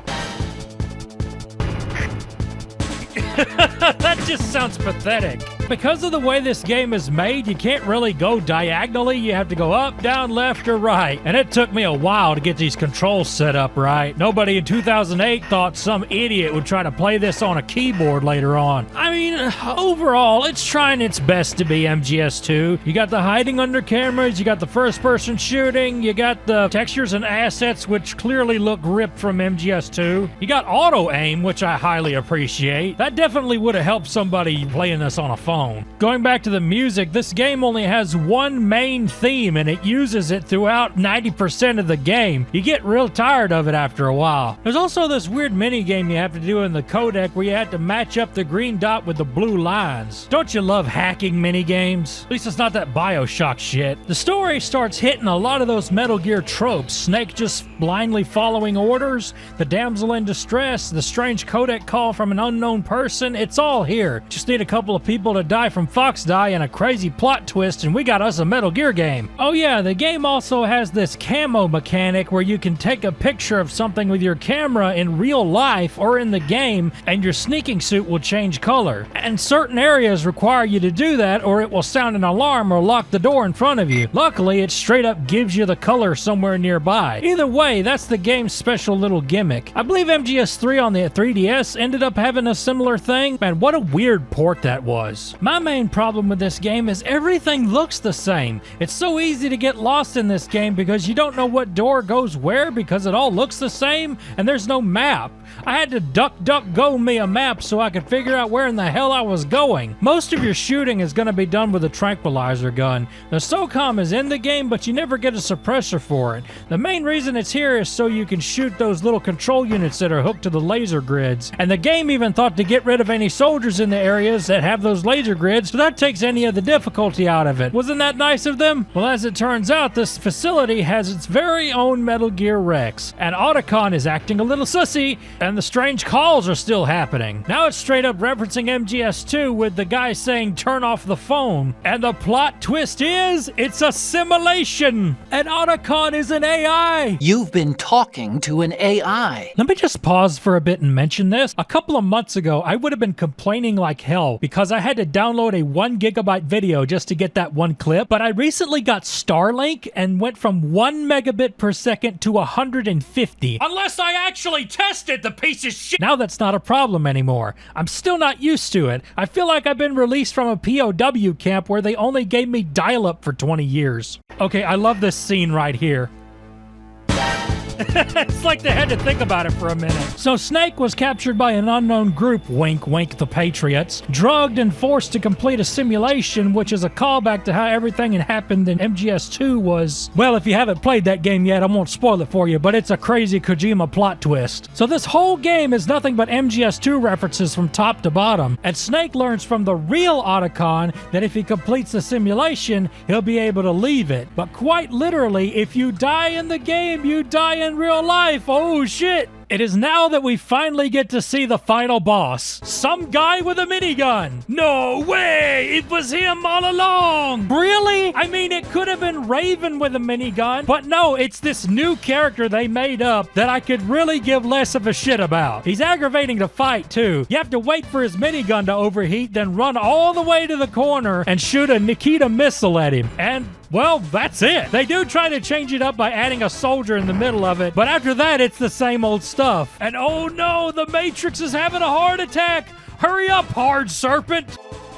Oh, I got an achievement. Is that the one you get for playing this game without committing Sudoku? The next thing you see is Snake looking up at the ceiling while people are talking about him with some MGS2 spoilers at the end. And that's the game. You just watched all there really is to see about MGS Mobile. Really not much more I can add. I mean, it is what it is. A janky, primitive mobile game. But if I had to say anything about it, at least it's a janky, primitive mobile game with no microtransactions, no advertisements, and no Bitcoin mining in the background. It's just a game. It's just a game. Just not a very good one. Is it worse than Portable Ops? I don't know.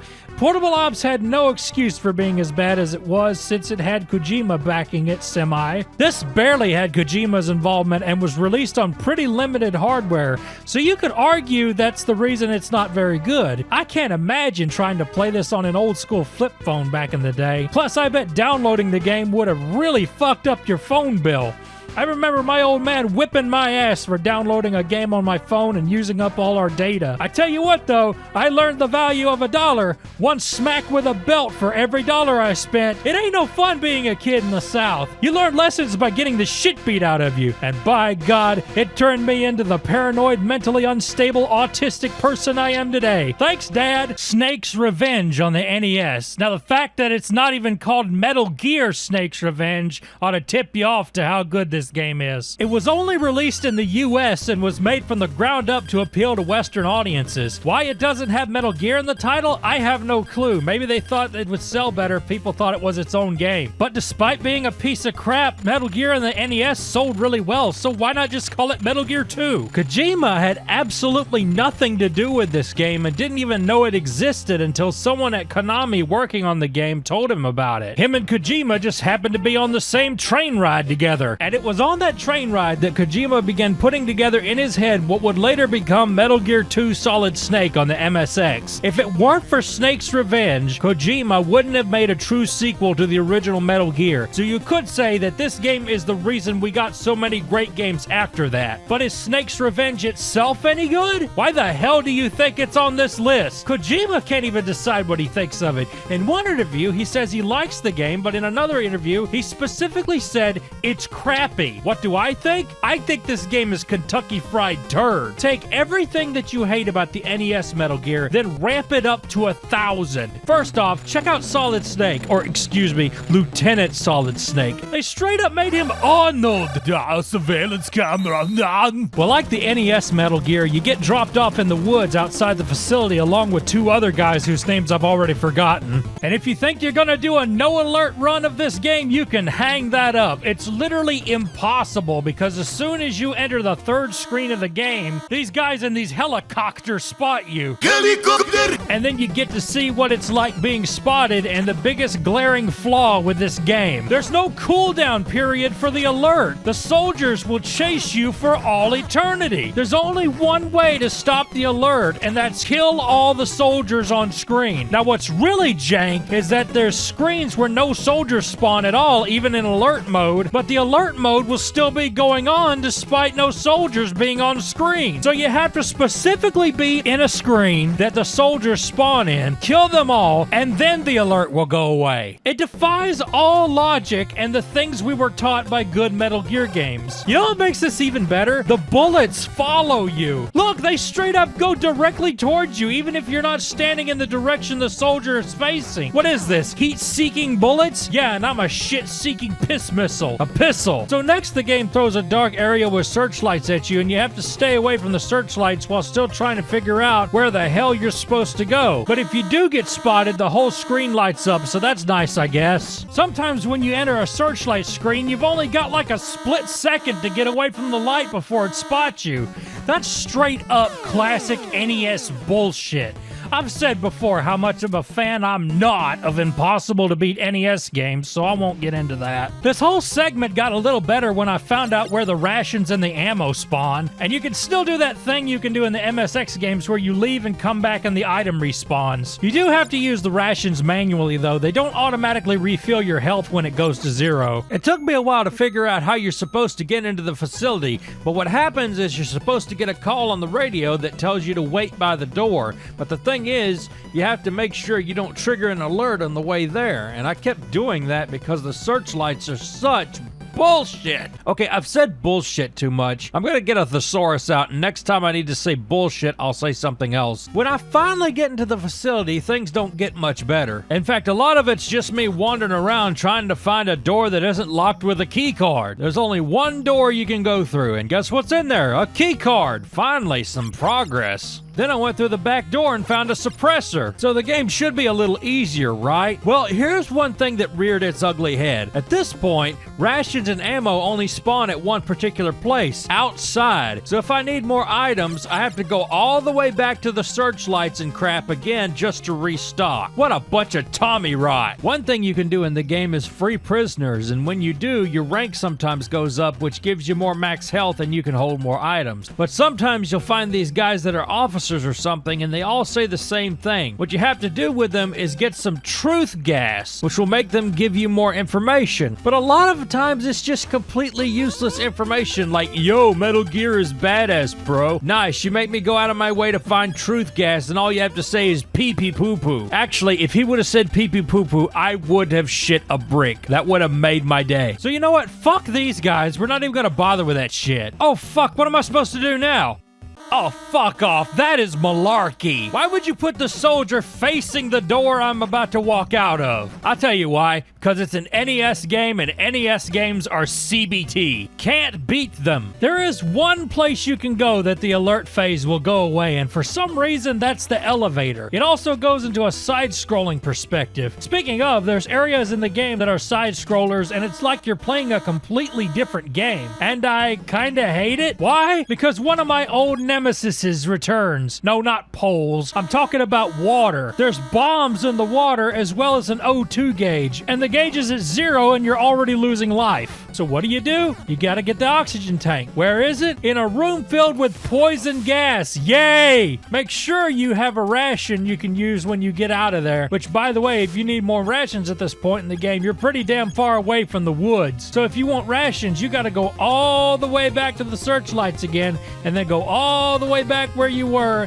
and not get hit by anything, which means not setting off alerts. That is such hooey. The bosses in this game are damn near impossible. You'll only beat them if you have full rations and the skill of some ultra super speedrunner. Otherwise, you're gonna need a lot of save states and rewinding. As you can see here, I went through save states so many times the game started glitching up. You see these things here? They're blocking your way to the door you need to go through, and they hurt you if they touch you. So you know what you're supposed to do? You're supposed to destroy them, and you can literally destroy them with anything you have, even your knife. What they don't tell you is it takes 83,948 hits to take them out. But luckily I had some C4. By the way, it takes 2 C4s to blow them up. Then you get on a ship and you fight these grenade guys who still aggravating are still easier than that first boss fight. The worst part is when you run out of grenades and then you have to use C4 on the last guy. But this one's not too bad. When you're on this ship, you better make for damn sure you get the mine detector, because you will not get a chance to get it again. And when you do need it, you won't be able to come back to this area, so you'll just be fucked. That's the kind of shit these old games used to do. I'm so glad we moved past that. Then we go to a floor on the bottom of the ship and we finally get to see a Metal Gear. Several of them, actually. But uh-oh, looks like I pissed off the Roombas. So I have to destroy the ship, so I go down to the munitions room and set up a C4, which blows up all the munitions, and the clock starts counting down. Now I have to race my ass to the heliport, and they give you just enough time to get this done. Oh shit, the timer's counting down! We're not gonna make it!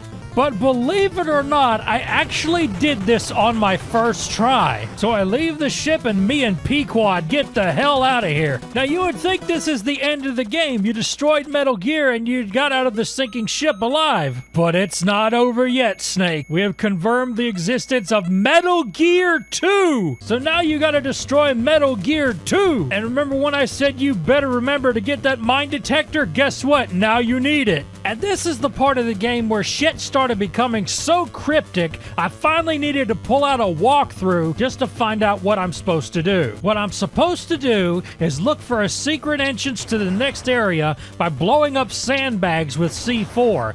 And every one of these sandbags has a guy with a homing pistol launcher under it, and before you can find out whether that was the right place or not, you have to kill him. This took me more time to do than I would like to admit, and I only found out which one it was by using the walkthrough. And because I want you to all suffer with me if you ever play this game, I'm not going to show you which one it was.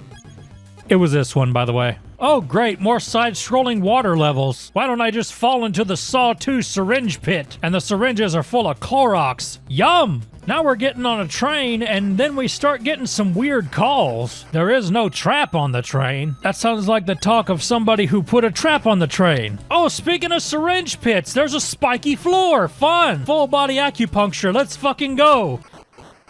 Okay, that's a neat effect. I'm in the third car. There are no enemies here. That sounds like the talk of somebody who put enemies here. And there they are, putting claymores in my face. Here's some ammo. Oh, shit. Metal Gear NES all over again. We go to save our friend that's been lying to us, and shocker, he's a spy. And how do we kill spies? With missiles, of course.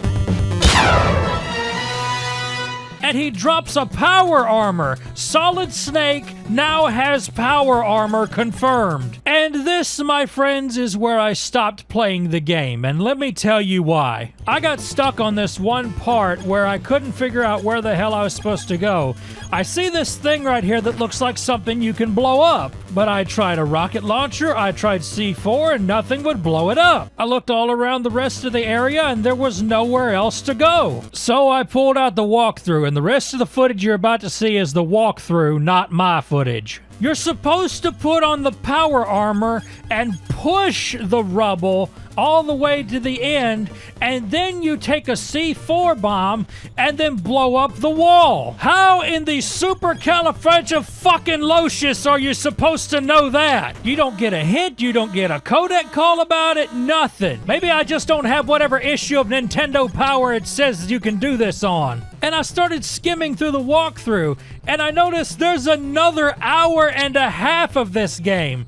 And that's when I said, no, fuck it, I'm not playing this anymore. But I will show you what the final boss is. It's Big Boss, and he is now a cyborg. You apparently cheese him with missiles, and then he goes into his second form, Super Big Boss. You can't make this shit up. And after you defeat Super Big Boss, you have to go fight Metal Gear 2. Well, I say fight, but all you really do is navigate some missiles to Metal Gear 2. You just keep doing this over and over until Metal Gear 2 blows up. And after you blow up Metal Gear 2, the UN declares world peace and Solid Snake is a hero. Oh my God, people. This game is a mess.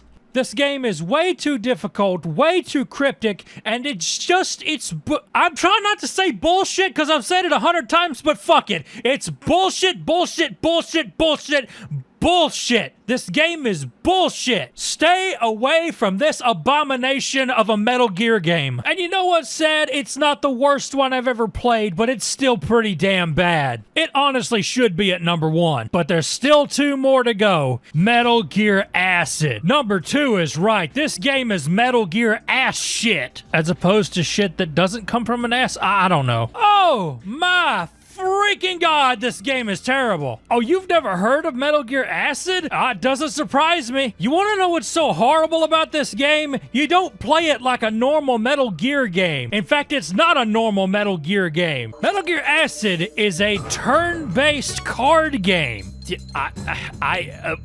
Why? Who came up with this? Who looked at Metal Gear and said card game? It doesn't seem to have all that much to do with Metal Gear itself. Yeah, you got Solid Snake. Yeah, the cards are all MGS references, but how do you turn a stealth game into a card game? Well, this is how. So you move in a grid and you can use the cards to make you move wherever you want or use the action the card is able to do. Like to shoot, you use a gun card and there's one for grenades, claymore mines, etc. They do the same thing for rations too. The cards can also change how much damage you do or how high the percentage is or whether you can dodge attacks, blah, blah, blah. And of course, through all this, you need to not be seen by the guards or they will start an alert and start kicking your ass. And I am not a fan of how the alert phase works in this game. It goes down a little bit every enemy turn, and when I say a little bit, I mean not very much at all. And it still has to go through evasion and caution as well. So you might spend a good few minutes of your playtime stuck in alert, and you don't have a radar or anything to show their field of vision, so you just have to assume whether or not you're too close. But don't worry, you'll find out right quick if you are. And let's talk about the cards themselves. You can build a deck or have the game build one for you, and it gives you cards at random from that deck. So if you're needing a certain card, you might have to discard cards until you get the one you want. And by then, the guards you were planning to kill have done moved somewhere or already found you. Jeez, man. I think on top of everything,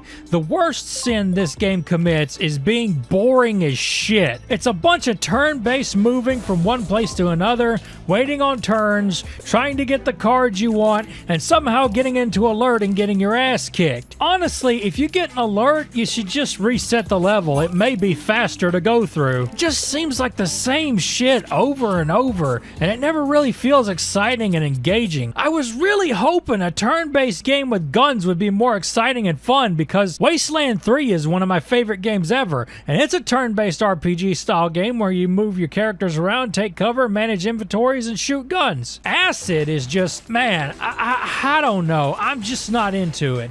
It's too damn difficult. It seems like everything you do takes forever, and unlike Colonel Vogan, I am not a patient man. I want my fun now. I haven't even gotten into the damn story yet. This is another one with no voice acting, and the cutscenes are set up like a damn visual novel. For fuck's sake, if I wanted a visual novel, I'd play Sex and the Furry Titty. There's hardly any Metal Gear characters in this game other than Solid Snake. Roy Campbell is mentioned like one time as far as I know. Apparently some mercenary group has taken over some facility. There's a plane filled with nerve gas that's been hijacked by two creepy ass dolls. Also a senator's on board. Where's the damn Metal Gears at? Where's the nanomachines? Where's Rex and Ray? Where's Otacon pissing his pants? And does anyone get Fox Die? I don't know, but if there is any of that stuff, I didn't play far enough to see it. You know what this game feels like? It feels like one of those games that was a completely different game at one time, and they just slapped Metal Gear on the top of it. Who was this game even for? I don't know a single person that's ever said, you know, Metal Gear Solid's good, but you know what it needs? Turn-based card games. I really don't know what else there is to say about it, honestly.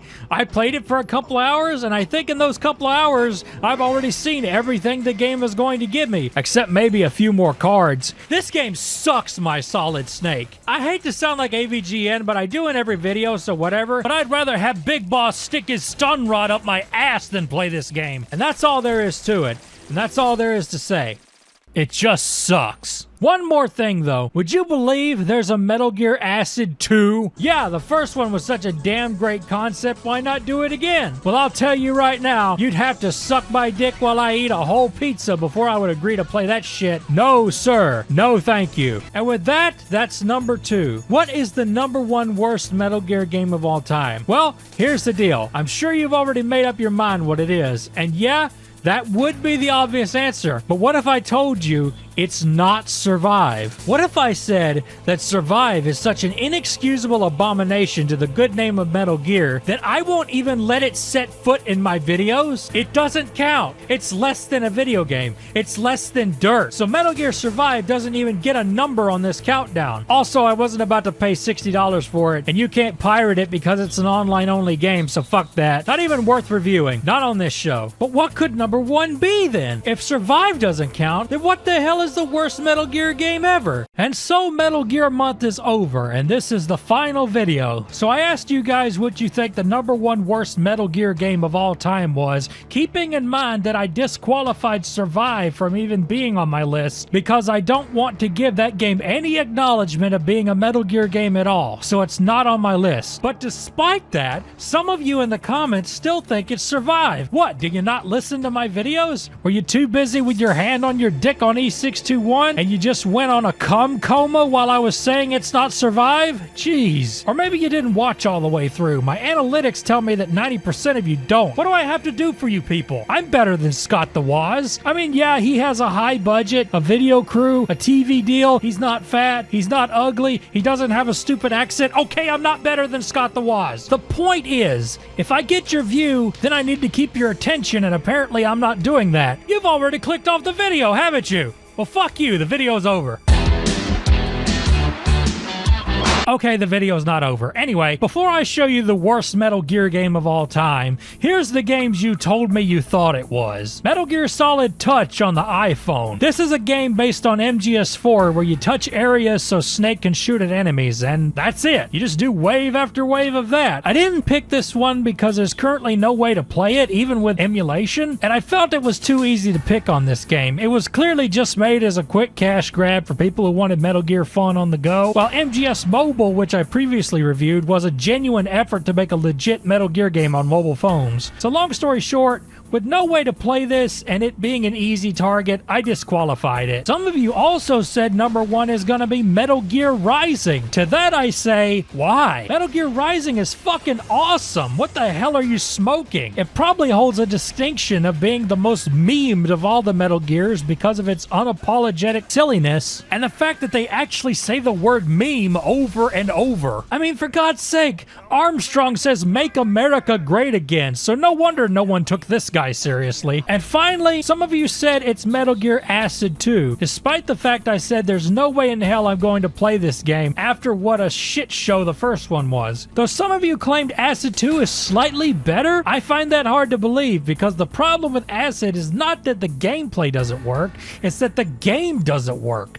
The whole shit shouldn't even exist. Literally nobody asked for this. It's like if you go to a whorehouse and ask for a beautiful woman and they give you an ugly dog. What the hell are you supposed to do with an ugly dog? And on that note, it's time to stop wasting time. You came here to see the worst Metal Gear game ever, and by golly, I'm going to show it to you, and we can all have a good laugh. The #1 worst Metal Gear of all time is Metal Gear on MS-DOS. I bet you weren't expecting that. You know, I know people who stubbornly say, I will never play Metal Gear until they release all the games on PC. Well, be careful what you wish for. Look and be amazed. You thought the NES one was bad? Well, imagine if the NES one was ported to a different system by a small team who have no idea what they're doing or how a Metal Gear game works. And then you have the unholiest of shits that have ever been excreted from the bowels of Konami. Look at them beautiful CGA graphics, y'all. Looks like clown cum. You know, if you squeeze a clown's dick, it'll squeak? So you're probably wondering, where's the sound? Where's the music? Well, I'll tell you, there's no fucking music. As for sound, well, there's one sound.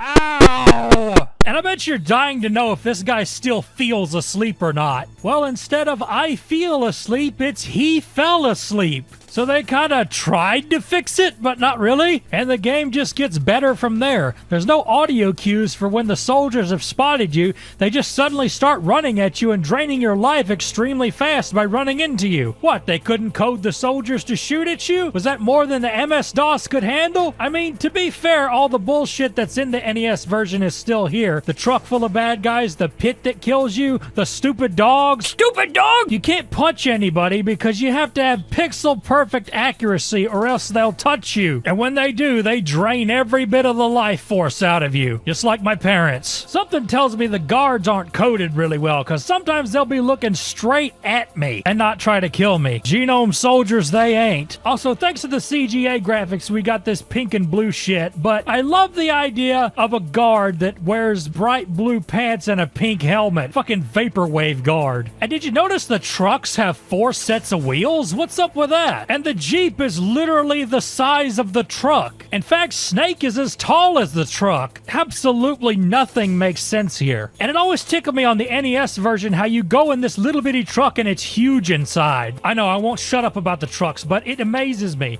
Watch when I go outside. I'm stuck. I'm stuck in the truck. I can't get out of here. Oh, there we go. This game is about as stable as my bank account. Look here, this guy saw me even though he was looking to the right. If I could say one thing about this game, at least the alerts don't continue when you leave the screen. You reckon Big Boss has got enough sky blue tanks? That's so he can camouflage them into the sky? Look, there's that fucked up punching I was talking about. You can't punch these people. Oh, and you turn into a skeleton when you die. Okay. Fox Die used to be a little bit more potent. I mean, what do you want me to say? It's a shittier version of a shitty game. And for those of you who say Survive is still worse than this, I have this to say. Survive is at least a game that can be played and finished, and isn't incredibly broken and so outdated even in its time that it's baffling that it even exists. It's a terrible game, but it's a terrible game that can be played. It won't be fun, it will suck, but it technically can be played to completion. This game is so bad, I don't think it's even possible to beat it or even make any real progress. Add that it barely runs right and always acts like it's gonna glitch or crash at any minute, and you have what I believe is the worst Metal Gear game ever made. This is the top of the shit pile. And with that, the top 5 worst Metal Gear game countdown is over. I lost my sanity, I lost a bunch of patrons, I am very tired and very cranky, and I can safely say I am not cut out for making a video a week. I'll be going back to just 2 videos a month as usual. But first, I'm going to take a little break from videos for a short while. Any of you Patreon guys that left because the list sucked and was putting your bank accounts in the red, y'all can come back if you want to. I don't plan to do this again. This was rough on me. If you did enjoy the countdown, well, I appreciate you hanging in there. You are truly patient, forgiving people. And with that, I'm out of here. Stuart K. Reilly is going to bed. And when I wake up, I don't know. I haven't thought that far yet. I might take a shower if I can get my water hose untangled. Maybe get in my new Camaro and scare the student drivers by blowing the horn at them. Me and these games have a lot in common. We're both on the Spectrum. So what in the hell is a ZX Spectrum? And yes, it is Z because it's British in it. The Spectrum was a budget computer by Sinclair released in 1982. Now in the early to mid 80s, the big main computers of the time were IBM PCs, Apple II, Atari 8-bit, and the Commodore 64. And in the USA, those were your main contenders. But in Europe, it was a whole different ballgame. They had their own computers on top of those that we didn't get, like the BBC Micro, the Amstrad, and of course the Spectrum. And yes, I know about the Timex Sinclair. Those barely made a dent in the US, so they don't count. The Spectrum was meant to be a budget-minded computer and costed way less than most other computers, including the C64, which was already cheaper than a PC or an Apple. How did they do this? Well, by cutting corners. The Spectrum had a lot less horsepower than its rivals, using a simple color palette and what was basically simple beeps of audio, which, to be fair, Apple and PCs were still using at the time, while the C64 was melting our face with awesome SID chip tunes. The Spectrum would finally get a proper sound chip in an upgraded model, but what most people had was the bog standard little rubber keyboard box. Yeah, rubber keyboard. I bet that's about as fun to type on as those old VTech toy computers with the little membrane keys. In fact, Sinclair's previous computer, the ZX81, had that exact kind of keyboard. Yuck! Now, I wouldn't be talking about the Spectrum unless it had games, right? Well, the Spectrum had thousands of games, and the main way of playing them was on cassette tape, just like the C64. However, unlike the Commodore, you could use any old piece of shit cassette player that you had lying around to load the game. One less peripheral that you had to buy, and that's always nice. Could you imagine having to buy a proprietary cassette player just so you can listen to one specific album? I watch enough Tech Moan to know something like that probably exists. The good news about the tapes, though, is that instead of taking 20 whole fucking minutes to load like a C64, a Spectrum could do it in 4 minutes, which is about as fast as a C64 floppy disk. Man, loading games back then sounds like hell. Think about buying a game you've never played before and loading it up for 5 minutes or 20 minutes or whatever, and after waiting all that time and finally playing the game, turns out the game sucks. Now you've wasted all that time loading a piece of shit game, and you're out 10 pounds or roughly $20 in 1980s money. But it's loaded now, so you might as well play the damn thing. Makes me think of my young self renting NES games and having a shitty game for the whole weekend. I played plenty of those LJN games. Man, movie games were such a scam. The Spectrum had plenty of those too, and it's a good way to start the review. Here's RoboCop on the Spectrum. RoboCop on the Spectrum. It's like he's socially awkward and can't really talk to people, but he knows literally everything about Pokemon or something. See, I can make those jokes. I'm autistic. I know what it's like to be the sad man. Oh, for fuck's sake, it's that Dilbert song again. Ranch or Cool Ranch, creep. Serve the public trust. Protect the innocent. Uphold the law. Now, the first thing I noticed off the bat is, man, this game is stiff. And one could make the argument that he's a robot, so his movements are supposed to be stiff. Well, one could make the argument that you're a jackass. Overall, this game plays like if Contra was very slow. There's nothing really to the game. You just go to the right and shoot. And I think the trick is you need to duck and shoot every time. But the controls are so unresponsive, you'll be lucky if you can get RoboCop to duck. Then you got these karate guys kicking you in the face and these chainsaw guys that take 1,000,000 fucking hits. And by the time you get turned around to try to shoot them, they're already sawing into you. What's aggravating is the enemies walk the same speed as you, so you can't get away from them. If you can survive long enough, you'll get a new gun that kills everything in one hit and then hits whatever enemies are behind the enemy you shot at. But when you run out of ammo, it's right back to the regular gun. Ah, crap. 2 Chainsaw Man? Come on, guys. Leave me alone. Fuck. Well, shit. I cannot get very far in this game at all. This is the first fucking level, and I can't get halfway through it. And every time you die, it takes you right back to the start. Overall, I wouldn't buy this for $1. Not even 69 cents. Next, we've got Manic Miner. Okay, I could think of about 50 jokes I can make about the word minor, and 50 of them will get me in trouble. So instead, here's the best music you've ever heard in your life.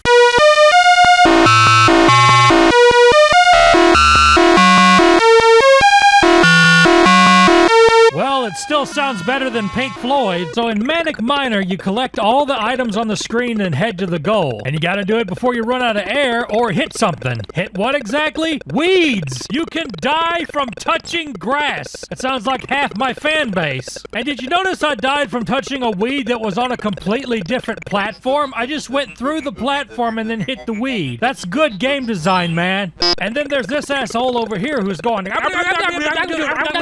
Let me introduce you to a saying that I came up with specifically for British platformer games. Brits can't jump. British game developers in the 80s were physically and mentally unable to code a decent jump mechanic in a video game. They couldn't do it. It really wasn't until Super Mario Brothers came along that people realized you're supposed to have full teetotal control over the character while it's in midair, which is something none of these British platformers ever had. Also, there's fall damage. Fall damage in a platformer. That's great. I wouldn't give this game to somebody I hated. I'd give them Retarded Creatures and Caverns. I bet you weren't expecting to hear that today. With his beloved ring now safely back in his possession, Bulbo vowed never again to pursue the art of boggling and turned to the gentler pursuit of reading the Goblin Gazette. It was while engaged in this activity that he first chanced upon the leaflet that would introduce him to the joys of RCNC. One day, as Bulbo idly flicked between the page 3 elf and the sports results,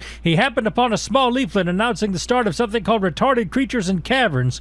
Now, never being afraid to try something new, he soon filled in the form and sent it off, along with some of his precious gold, to the address at the bottom of the leaflet. 2 days later, a small jiffy I'm not reading all this shit, damn. Oh no, is this a text adventure? It is! Boo! Alright, time to find out what works. Go to castle. Maybe later, but not now. Open door. Easier said than done. Could you please give me one straight answer? Go north. Algie couldn't find no way past the tightly closed door. Okay, open door. Oh, you mother. Something stirred in the depths of the moat. Look at moat. What the fuck? It took me back to the start. Okay, examine moat. Hey, now we're getting somewhere. Examine door? Use door. Jump in the moat. Easier said than done. Hit self. Fuck you. Algie didn't know how to. Get that retarded Dragusi. Examine self. Algie saw nothing special. Oh, Algie's been taking that depression himself, Examine castle. Built many years ago when the skies are full of dragons. Its twin towers stood proud and tall. Damn dragons did 9/11. Go to castle. Enter castle. Open door. Go through the door. FBI, open up the damn door. Fuck. Algie didn't know how to. Well, that's a you problem. Well, that was Retarded Creatures and Caverns, everybody. What a great game. I'll give it a 3 out of 10. The Evil Dead. Okay, video games haven't been kind to the Evil Dead series, and this is no exception. It's a top-down game where you run around in the infamous cabin killing monsters. I guess that's supposed to be Bruce Campbell, and I guess this is a swing? Man, you really gotta use your imagination for these games. You run around in the cabin until your energy goes down, and once it does, you lose a life. Sometimes you pick up an item and I have no idea what it does. Maybe it gives you a sense of accomplishment. There's other people running around in the cabin and I have no idea what they're supposed to be. Maybe they're zombies or the doppelganger Bruce Campbell from the movie, but that'd be giving the game too much credit. Besides, that was Evil Dead 2. Also, this keeps happening. Whoa, seizure warning. Get out your glow sticks. It's the evil rave. Ain't really much to say about this game. You just run around, kill monsters, and that's it. It's weird to think that this game probably took months to develop back in the day. but somebody could make this in Game Maker Studio in a day. What's sad is Evil Dead would never get a decent video game. Every video game that ever had Evil Dead on it sucked. Maybe one day a game will come along to break that curse, but I ain't holding my breath. Okay, so here's a game called Elite, and it might be the most complex and confusing game I've ever played in my life. It's less a game, more of a spaceship simulator. It has an open world, tons of planets to go to, and I think you like buy supplies and then sell them to other planets for a profit. I think it's a money-making system you're supposed to work with. So textiles, I guess we'll get 1. Radioactives, 1. Slaves? I guess the South won in the Space Civil War. And apparently a human being is worth as much as a textile. But hot damn, you know liquor's an arm and a leg. It costs more than the radioactives. Dude, it costs less to build a nuclear bomb than it does to get hammered. Guys, if there's a game out there that makes me feel like a stupid person when I play it, it's Jeopardy and this game. I have no idea what's going on or what I'm doing. You know what's worse? I can't find a manual for this game. I found something though. Apparently the game comes with an overlay which shows you what all the buttons do. And I did find this guide which was a little bit more helpful, and I was actually able to start flying. I still have no idea what I'm doing though. I'm basically driving blind right now. Maybe I'll find another ditch to flip upside down in. If you're wondering what all this stuff on the bottom is for, me too! So after a whole bunch of nothing happening, a couple of ships came at me and started shooting at me. Finally, something's happening. This firefight drew on for about 5 minutes or so, and then finally I blew one of them up. And that's when I said, yeah man, I'm good, I'm satisfied. I blew a ship up. I got my 10 pounds out of this game. Now before you ask, does this game have anything to do with Elite Dangerous? Elite Dangerous is the sequel to this game. So this franchise still gets games apparently. And you've been playing a franchise without even knowing it's a franchise. I guess the technology finally caught up with the concept. But I can't call this a bad game. Somebody who's got more patience than I do could probably get some fun out of this. Also, this game was made by a company called Firebird. Yeah, who's your competitor? Mustang Games? Me, I'm a Camaro gamer. Bomb Jack. Okay, this guy is the polar opposite to Bomberman. Instead of placing bombs, you're collecting bombs. And you gotta collect every bomb on the screen. Some of the bombs light their fuses, and when they do that, I don't know, Pac-Man shows his dick or something. What do you want from me? It's a game where you collect all the bombs on the screen. You expect me to know every little thing about every single game I play? Are you ever gonna play this game? No, be honest. Are you ever gonna play this game? No, you're not. Why? Because there's better games in the world. Yeah, I can see you in a Discord call. Oh yeah, what are you playing? Oh, I'm playing Call of Duty. What are you playing? Oh, I'm playing Forza Horizon. What about you, Billy? What are you playing? I'm playing Bomb Jack on the ZX Spectrum. One of your friends is gonna go, yo, man, you okay? That's my review of this game. If you play it, people will ask you if you're okay. Ant Attack. You're in an isometric black and white world running away from giant ants. And sometimes you go behind walls and can't see where you're going. The controls are really weird. You had to push these very random buttons on the keyboard to turn yourself left or right, and then you had a separate button for going forward, making this one of the oldest games in the world to use tank controls. This is another one of those stupid games where the enemies go as fast as you do. You've got bombs you can throw at them, but you can accidentally blow yourself up with them. Speaking of turning, the graphics are so primitive, it's hard for me to tell which way I'm facing. So I think you're supposed to find the other people in the maze and rescue them, but I have never found one single person. Found plenty of ants though. I did shoot 2 ants at one time and it made me feel pretty good about myself. I've heard some people say that this was their favorite Spectrum game, and all I gotta say is Stockholm Syndrome is real. If you've got nothing else to compare this against, I mean, yeah, I guess. I don't know what you're gonna say. Stu, you were a 90s kid. These games are too old for you. Bruh, I had a 2600 and an NES as a kid. And I gotta say, I would play Pitfall a million times before I'd play this shit. I legit feel bad for British people. Maybe that's why they're so mean. They grew up with games like this. Anyway, we still got plenty to go, so let's move on. Now, I can't make a Spectrum video without playing Jetpack. It's the law. Now, anybody that's played Donkey Kong 64 will immediately recognize this game, because this is a rare game. Back when they were called Ultimate Play the Game, they released several games on the Spectrum, some of which people consider to be the best games on the system. this one being included. And you know what? I hated this game on DK64. I don't hate it now. In fact, after all the crap that I've played, I would say this is the best game I played for this video. I thoroughly enjoy Jetpack. It's a simple, easy to get into game. You collect ship parts, then you fill the ship with fuel, you get in the ship, and blast off. Now, do it a million times.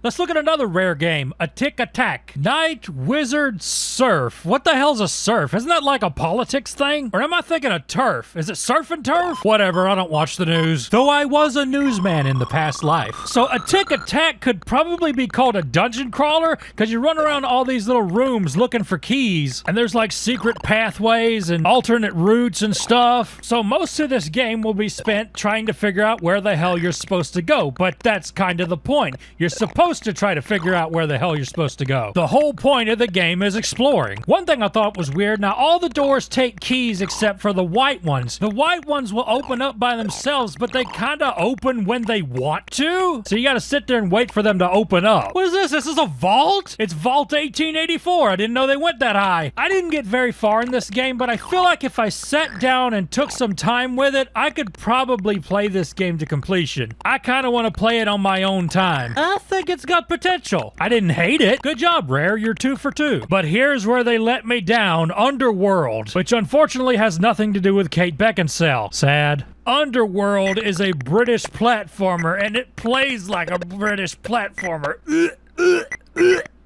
It may have the worst jump mechanic I've ever seen in a game in my life. Your jump is this long horizontal shit that you have absolutely no control over, and you keep bouncing against the enemies and they knock you all over the place. If you hit a wall, you ricochet back. If you hit an enemy, you ricochet. You just find yourself going out of control 99% of the time you play this game. I don't even know where I'm supposed to go. No matter where I go, I keep ending up in this hole. And then I need to get on these bubbles to make my way back up, but I can't jump on them because I have no control over my jump, and these motherfuckers keep knocking me all over the place. Ah! This sucks 31 flavors of ass. Butterscotch, butter pecan, chocolate, you name it. No matter what I did in this game, I kept ending up in this damn hole. This game is just plain awful. It's like Rare had 1 or 2 good developers, and then they had 1 or 2 bad developers, and then they made this game. It's hard to believe they went from this to Donkey Kong Country, but at least we can say they greatly improved from this. They do these bad Spectrum games, they do bad LJN games,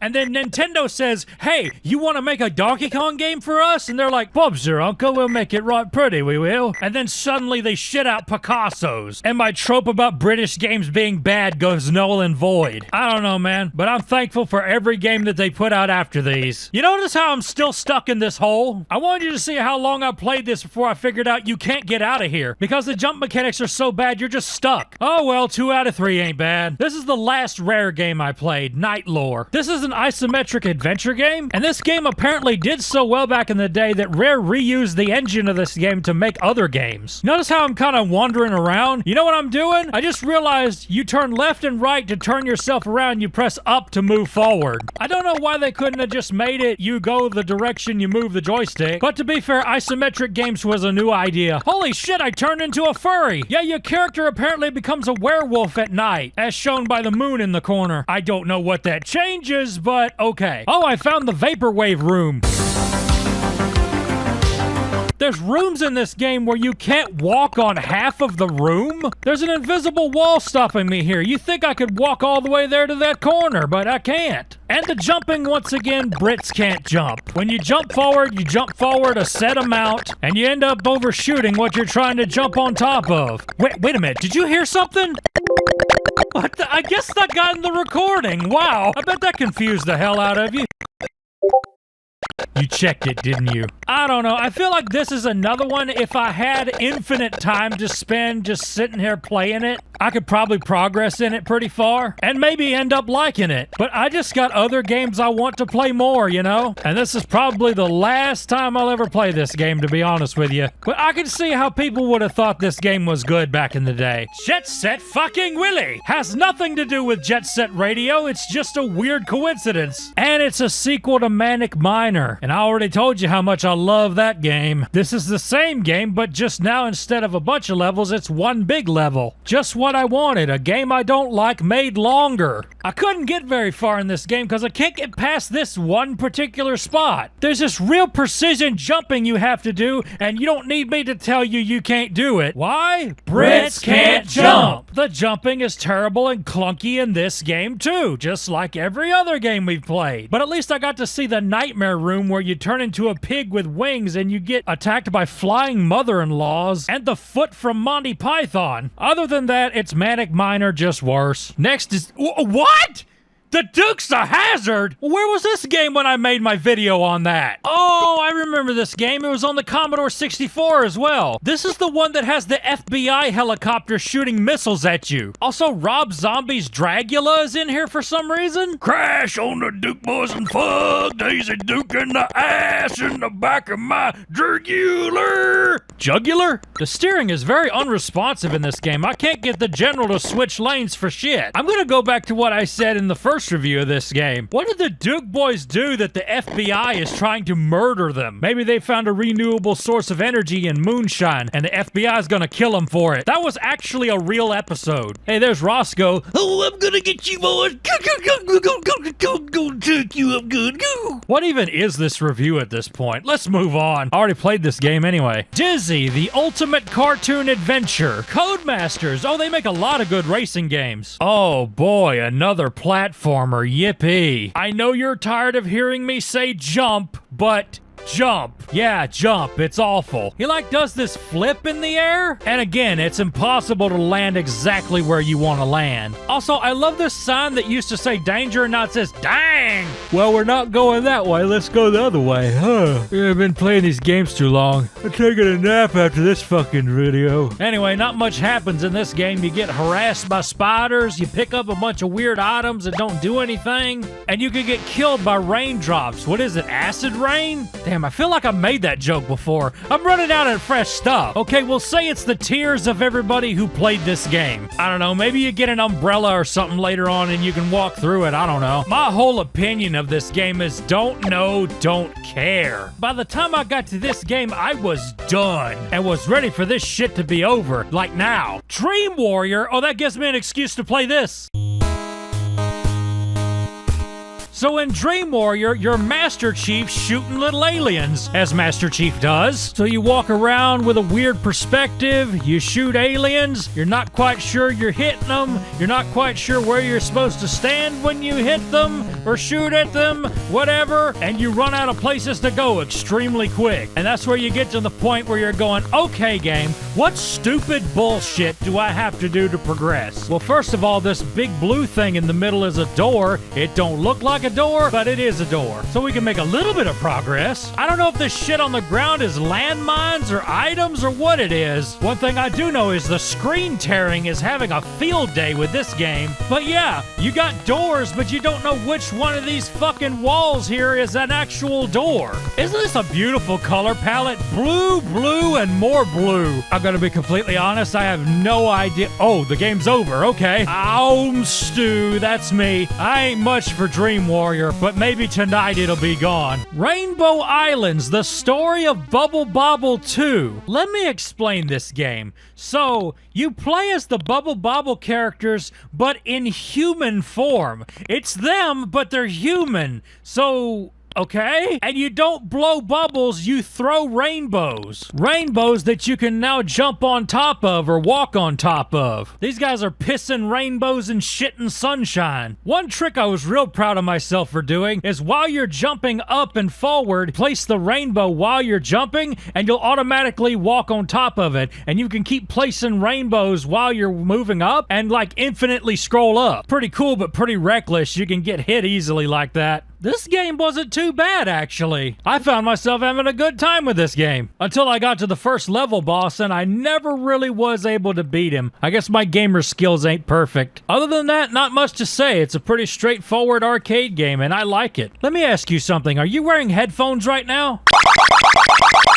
Oh my god, I hate this game already. Oh, and it's a Beam Software game. Their games suck. They did many of those shitty Tom and Jerry games I reviewed, as well as those crappy Back to the Future games. And And this one, Horace Goes Skiing. Well, before Horace goes skiing, he has to go get some skis. But before he gets some skis, he's got to cross the road. So this is basically a combination of Frogger and Ski Free. Shout out to all the 30-year-old boomers who remember Ski Free. And as you can see, I don't know how to play this game. I'm supposed to get in between the flags. It's really hard to turn, though. You got a steady momentum that takes you down. I love the noise the game makes when you hit a tree.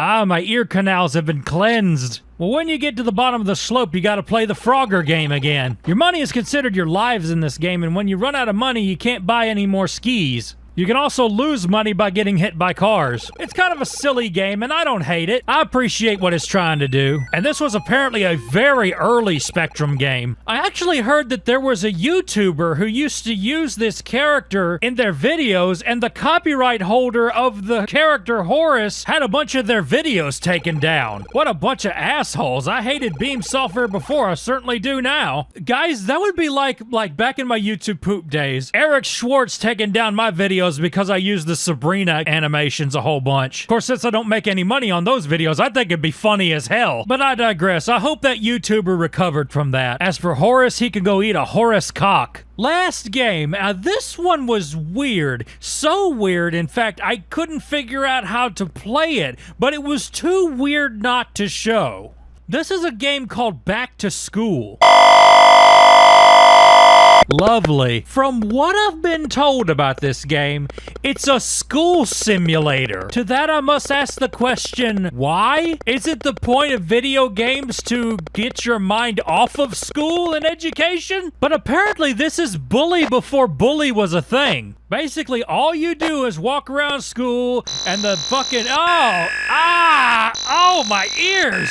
Why does it do that? Nobody wants to hear that shit. But yeah, every time the teachers find you doing something you're not supposed to, they make you write lines. So when you come home from school from having to write lines 1,000 times, you can do it at home. I never understood the whole lines thing myself. If you did have to write 1,000 lines, let's say, if you had to do that while everybody else is trying to learn, well, you're gonna miss out on all the schoolwork that you were supposed to be doing, so you're not gonna know anything for the tests or anything like that. So isn't that the teacher's fault for making you having to do something else while everybody else is learning? At that point, the parents shouldn't be mad at you. They should be mad at the teacher for your...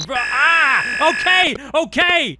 Can't get a word in. Was this game meant to be as annoying and unfun as possible? If so, then it's the perfect school simulator. Now you just have to have that one creepy kid in your class that smokes cigarettes and talks about knives all day. Did y'all have one of those? I certainly did. Now he's 30 and has a mohawk and gets high all the time. Last time I saw him, I was at a gun store. He was trying to sell a gun that still had all the brand new tags on it. After the store owner told him no, he tried to sell it to me. I said, bro, I don't want any gun that's got your fingerprints on it. Man, the people that live in my neighborhood. I've got one more game to show you. I know, I lied. I told you that was the last one. Well, no, this is the last one. And it's both surprising and non-surprising what it is. Doom! It's Doom on the Spectrum. Will you take a look at this? I mean, you could kind of tell how they pulled it off. But the unfortunate thing is it's only one level and there's no enemies. But the very fact that this exists is something else. I can't imagine what all kind of crazy tricks they had to pull to make this game work. And I thought it was a perfect way to end the video. But there you go, Spectra Doom. And with that, our ZX Spectrum adventure comes to a close. We had some good times, we had some bad times, we had some times I wish I would have never made this video, but we got through it together, and that's what's important.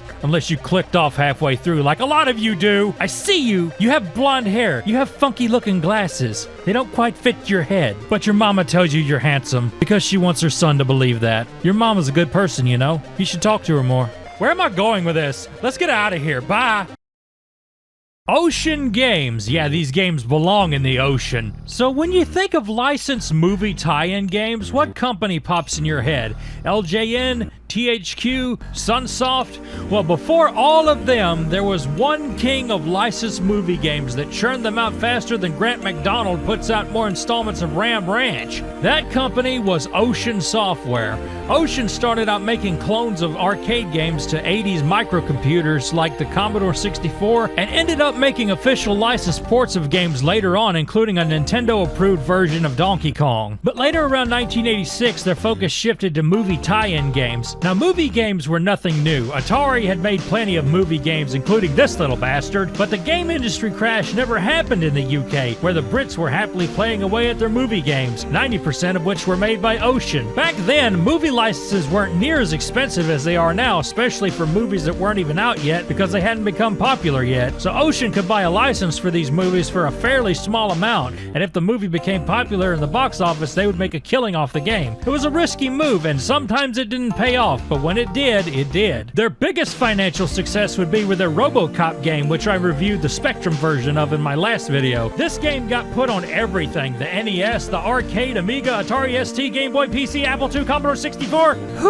and more. I was gonna review the Commodore 64 version for this game, but holy shitballs, they made this game extremely hard. There's so many freaking guys shooting at you at once, your health gets drained extremely quick. You do get some health pickups for killing enemies, but it's completely RNG if they'll show up at all. And on top of all that, you get one life, no continues, and you have a time limit. All I could think was, why is this game so unfair and difficult? Well, it turns out on the C64 version, this was completely intentional. The game is unfinished. They never got around to making level 3 of the game. It's there, but not done. So instead of delaying the game to get it finished, they made the game insanely hard and impossible to beat, so you couldn't even get to level 3. In fact, Level 2 has an intentionally short time limit that makes it so it's impossible to finish the level. However, the game is so broken that you can glitch through a wall and skip most of the level and then finish it. And what do you see when you get to level 3? This! Welcome to the Pixel Puke Zone, Population RoboCop. You know, it's common now for companies to release a broken, unfinished game and call it good, but it's really surprising to see this shit happen even back then before day one patches were a thing. When you bought a game and it was a broken piece of shit, it was just always a broken piece of shit, and you were out $20 or whatever. So now that I've set the stage and you know the quality of games that we're dealing with here, let's take a deep dive into the sea of shit that is Ocean Games. Let's start where I left off last episode on the ZX Spectrum. Don't worry, we won't be here long. One day a giant meteor will take us all out. But until then, here's Cobra. Okay, that gun does not make any sense. Oh, it actually looks like that, huh? It's still ugly, though. Ah, right up there with Beethoven. Now, I haven't seen the movie Cobra, but does Stallone run around town at night headbutting people and getting attacked by baby carriages full of bombs? If he does, I really need to see this movie. And now he's jumping around on a jungle gym with rockets and knives being thrown at him. One hit death, by the way, but would you expect any less from a Spectrum game? Headphone check.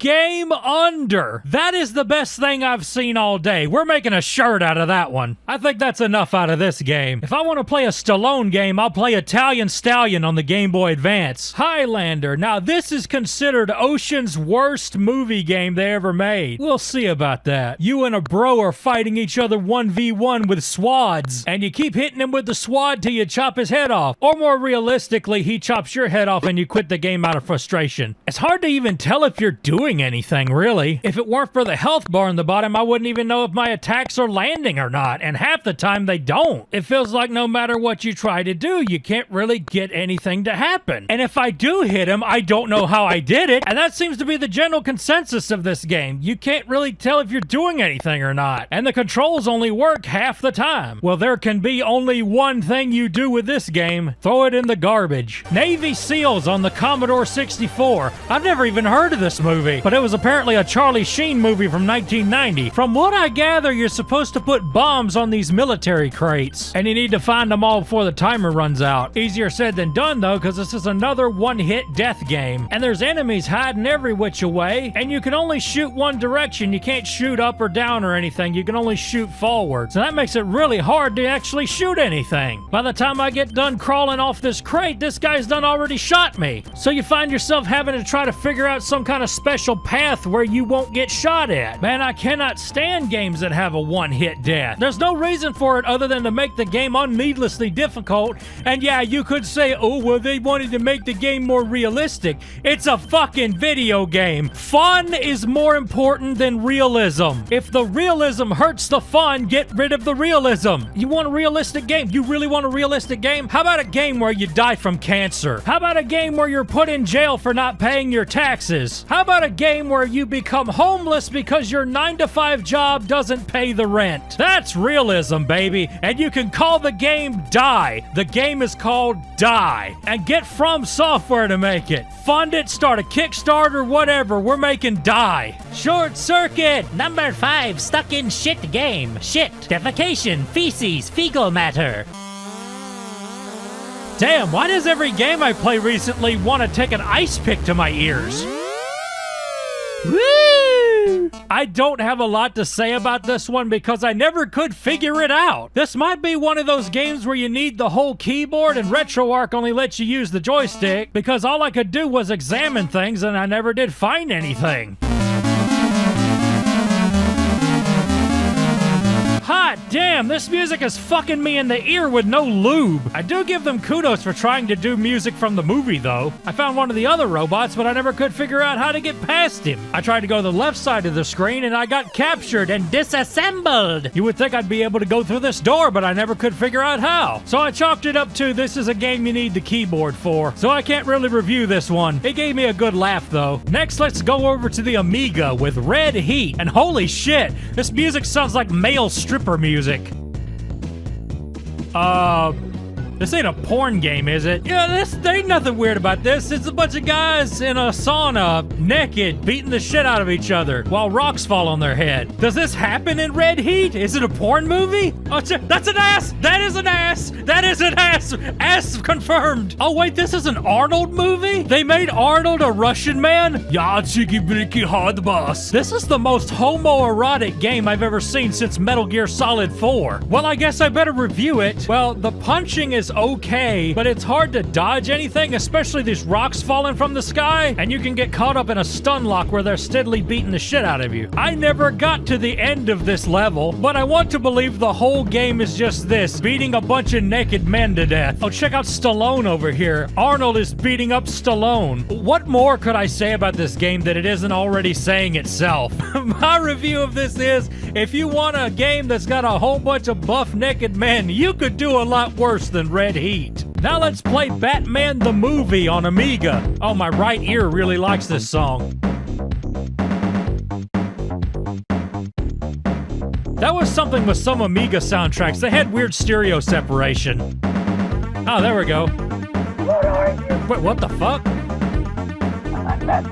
I'm Batman. So this game was packaged with a lot of Amigas. You could buy an Amiga 500 in the Batman pack and get this game. The only attack you have is your Pattyron, which you can only throw straight forward, while all the bad guys can shoot wherever the hell they want to. But nobody would ever accuse an ocean game of being fair. You use your grappling hook to go up to the higher levels. I wasn't able to make it very far in this game because I really don't know where I'm supposed to go. And every time I make a little bit of progress, I end up getting killed. Then I gotta start all over again. It wouldn't be so bad if everything didn't all look the same. Overall, it's okay. I guess it would be okay if you had enough time to spend on it. Like if you had an Amiga and this was your game, you'd be more apt to try to finish it. But it just didn't hold my attention. I'm not a cat. You can't just dangle some keys in front of me and make me entertained. Playing this does make me want to watch the movie though. Let's move over to the NES with the Addams Family. And my God, you think Fester's Quest is bad? Wait till you play this shit. The game's at least nice enough to give you hints. Otherwise, you'd have no idea how to play this damn game. The game is kinda set up like a Metroidvania where it's all one big level with a bunch of locked doors, and you gotta get keys to progress. The object is to find all your family members, and I think when you find them, you can play as them. I'm not sure. The game cranks up the difficulty pretty early on and immediately starts hitting you with grade A bullshit. Oh, are you kidding me? Oh. So I go through this crypt trying to see if there's anything I can collect. Oh, it's just more money for more points, huh? You know what? No. Fuck that. We're going through this door. What? Oh my fuck. Okay, I see how this game is now. You gonna do me like that, huh? Well, bring it, daddy. I love it when you spank me. Yeah, I got you figured out, game. Yeah, go ahead with the little spikes. And we've collected a bone. Boner get. Boner. And then there's these guys that throw shit at you from the windows and are really hard to dodge. Well, I found the key. Let's get in the house. Oh, you mother! Man, whoever designed this game really was a little shit. I hope your house burns down and your wife leaves you because she can't be married to a man whose house burnt down. That's gonna come alive and kill me. Yep. Ah, nice. Well, there's nothing in here but money bags anyway, so what's the point of even coming in here? No bad platformer would be complete without an ice physics room. And that was my last life and last continue. At least this game gives you lives and continues, so I can't fault it for that. But I can sure fault it for this shitty ice room. So in this part, you're supposed to get in these spots where you can jump to dodge the snowballs, but the collision detection is very fucked up on the ceiling. Sometimes you'll jump normally, or sometimes you'll hit an invisible ceiling. Like right there, I was in the same spot. And these platforms can go to hell. They give you a really short amount of time for you to jump on each one. You gotta time it perfect. You can't be a millisecond off. So I saved Wednesday, but now I gotta get back off this platform. I gotta go all the way back the way I came. Come on. Oh, I made the platform. Oh, wait, I'm not gonna make it. Oh! That's enough out of this game. Kiss my hairy gray ass. Platoon. Now, Sunsoft published the NES version, but Ocean made it. There's also a C64 version of this game. In fact, some C64s were bundled with this game. But we're playing the NES one because if I play one more microcomputer game, I'm gonna puke. This game has got some really cool music thanks to David Whittaker.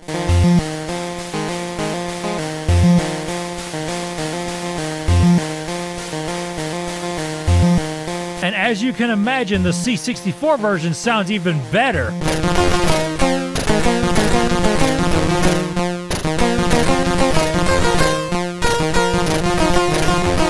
That's more than what I can say about the game itself, though. If you have no idea what's going on, you're gonna run around endlessly like you're blind as a Viagra addict, trying to find a way out of this jungle maze. This is one of those games that could have really used a map, or you need to draw one out yourself. What you're supposed to do is find some explosives hidden in the maze, and then you gotta take them to a bridge and then blow that bridge up. I found the explosives, but I never found the bridge. I wandered through this godforsaken maze for Lord knows how long until I was finally sick of it. At least the enemies aren't very hard. They're a bigger pushover than a cow on rollerblades. I would know. And you kill them in one hit, so it's like it's nothing. So if you did draw yourself a map or knew where the explosives and the bridge were, this game would probably be kind of easy. From what I've seen, the levels after this are completely different. One of them has you running around in a tunnel,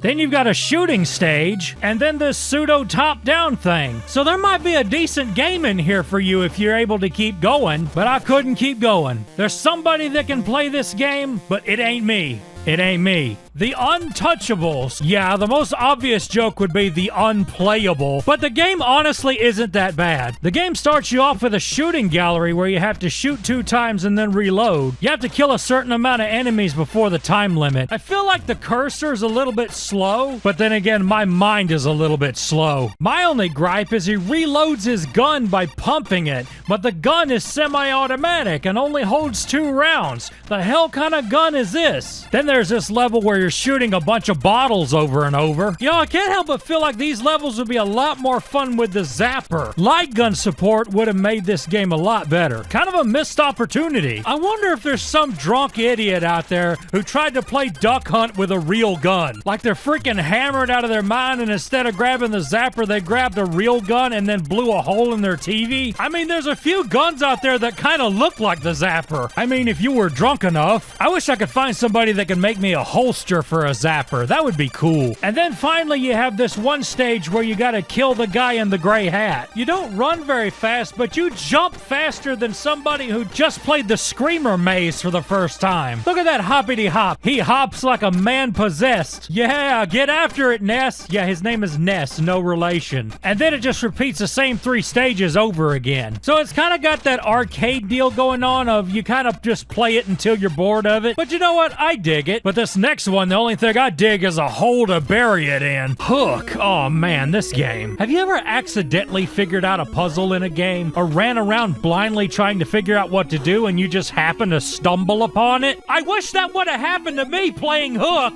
I stumbled around this freaking game for an hour trying to figure out what the hell I'm supposed to do. One thing I've noticed about ocean games, they hate the basic idea of a side-scrolling platformer that just goes from left to right and you just keep going till you hit the goal. You know, like a normal sane person makes?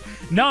They have to make it complicated. In their games, you have to walk around in the huge piss maze of Shitterbond looking for the 5 magic turds of King Fuck Yourself. That's at least 80% of their games. It can't just be a simple game. Oh no. Well, in this game, as far as I can tell, you have to collect every item in the level and then go to the exit. Now, you've got a knife that you can kill enemies with, but then you pick up this metal detector and it disables your knife. So I gotta just let this guy hit me. That's just bullshit. That's like if Mario collected a mushroom and now he can't jump anymore. Or if my dick got bigger and now it doesn't fit in any holes. Then there's this water level where it could be a lot worse than it is. My main problem is this anxiety-inducing music it has.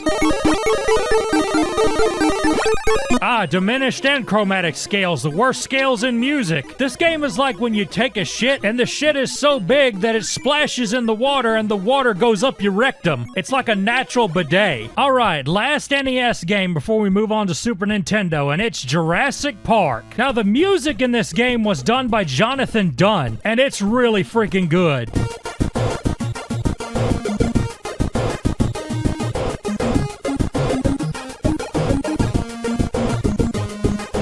So this game is another classic ocean scavenger hunt. You gotta find all the dinosaur eggs and then go to the exit. But honestly, the game isn't that bad, at least on these levels. The gun is kind of weird. What is it even supposed to be? Some kind of bazooka? And it doesn't shoot directly in the center of you. It like shoots at an offset. In addition to the dinosaur eggs, sometimes you gotta get key cards. Mother key cards. Then you can go inside the buildings and get the rest of the eggs. Now, like I said, this part of the game isn't bad. The part that's bad is this. These Triceratops are trying to run over you and you gotta avoid them. And you've got somebody else with you and you gotta make sure they don't get run over too. It's a really aggravating part of the game and it only gets worse from here. Because in another level, you gotta fight a T-Rex and the only way to shoot him is in the head. And his hitbox for his head is so damn small. And even then, sometimes your shots don't even connect when you obviously shot him. And you gotta keep this other guy from getting eaten by him.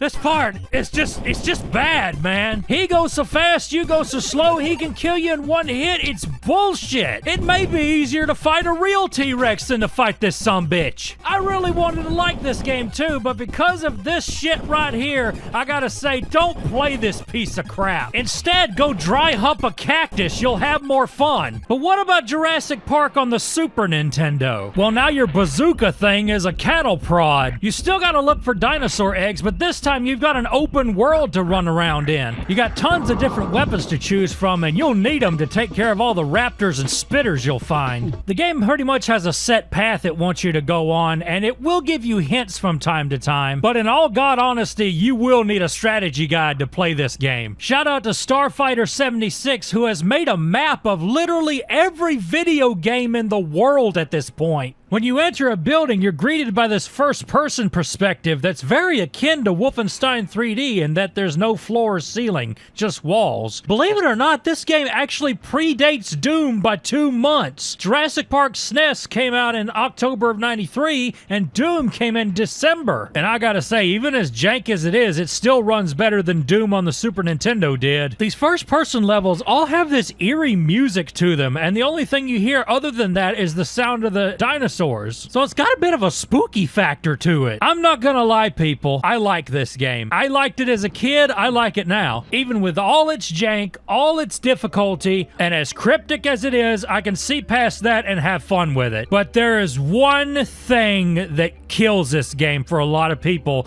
and it does for me too. This is a very long game, and they expect you to finish it all in one sitting. Because of that, there's no save feature, and this game really bad needs a save feature. I mean, thanks to emulation, you got save states, of course, but on your butt on the couch playing your Super Nintendo, you didn't have it. Unless you had one of those funky game saver peripherals, which I used to have. It was a little battery-powered rig that let you have save states, but you would lose them once you took the batteries out, which I forgot to do for 10 years and ruined the damn thing. Anyway, that's all I got to say about Jurassic Park for the Super Nintendo. Play it, but on emulator so you can save. And make sure you get a strategy guide. You're gonna need it. Mighty Max. Oh my god! This might be the worst game I played for this video. This was a steaming pile of chicken shit. Again, same typical ocean game. Collect things, go to the exit. Only this time, you've got to pick them up one by one and then take them to an exit portal. Dear God, what is this jump? Your gun only shoots one direction, and when you jump to try to hit an enemy that's higher than you, you shoot up like a fat guy that farted his way to the moon and can't aim for shit. This jump is ridiculous. I thought something was wrong with my emulator for a second. And you would think these ricocheting bullets would actually hit something. No, they never do. They don't even kill anything anyway. They just stun things. You know what this all feels like? It feels like you gave a hyperactive child 5 Monster Energy drinks and a gun. Well, I found one of the items I'm supposed to collect, but it doesn't help that every single enemy in the area is trying to kill me. It's like after they find you, they keep following you to the bitter end. And since you can't kill them, you can only stun them. They're just always there, being a little bitch. Oh, nice. You can't jump while holding the item. The one thing I would really need to do, because I found the exit portal and it's above me. So what the hell am I supposed to do now? The exit portal is on the platform above me and I can't reach it. And before you say, try throwing it on the balloon, I tried that. It didn't work.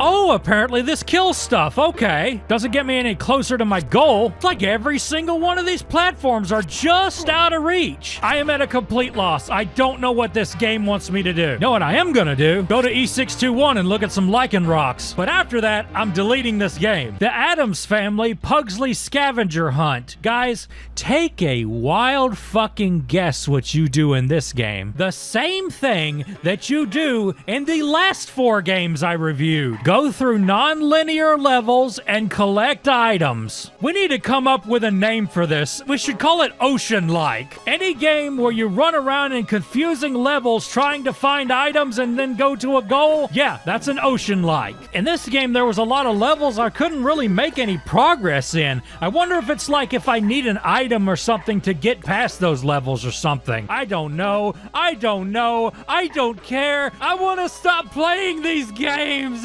I don't even have anything interesting to say about it. It's the same shit, different sprites. It's like they had this tired old formula that they kept recycling over and over and making tons of different games with it with licenses. And I, for one, am sick of it. Let's play something different. There has to be something different. Let me look here. Get out of the way. Okay. I got something different. Apparently, Ocean made a mascot platformer. And his name is... His name is Mr. Nuts. Man, you're gonna love Mr. Nuts. Yeah, it's a good sign of what Mr. Nuts is all about when you've got these trees that look like a gaping asshole and a dick. You know, for kids. Oh, look at here, you can make them dance. Dance your nuts off, Mr. Nuts. Oh, look what they did. They took the dick tree and then mirrored it. It's a double dick tree. Okay, Stu, take this review seriously for once. That's goatsy. That's just straight up a goatsy. Is that what I think it is? Oh shit, Nintendo's gonna be pissed. So Mr. Nuts is finally what I've been asking for, a simple, no bullshit platformer. Man, Ocean must have been so upset over the fact the levels made sense and the graphics don't all look the same and there was no items to collect. This game had to be hard for them to make. It's just you walk from one spot to the other spot, avoid some enemies, and get to the goal. That's what a 2D platformer is supposed to be. You don't have to overcomplicate the shit. That's not to say I don't have some problems with it. I hate these fucking enemies that throw these yellow balls at you. They throw them so fast and there's no way to kill them. If those enemies weren't in the game, this game would actually be a lot easier. And you would think, oh, it's got these cutesy graphics, it's gonna be an easy little babby game. Well, babby game it is not.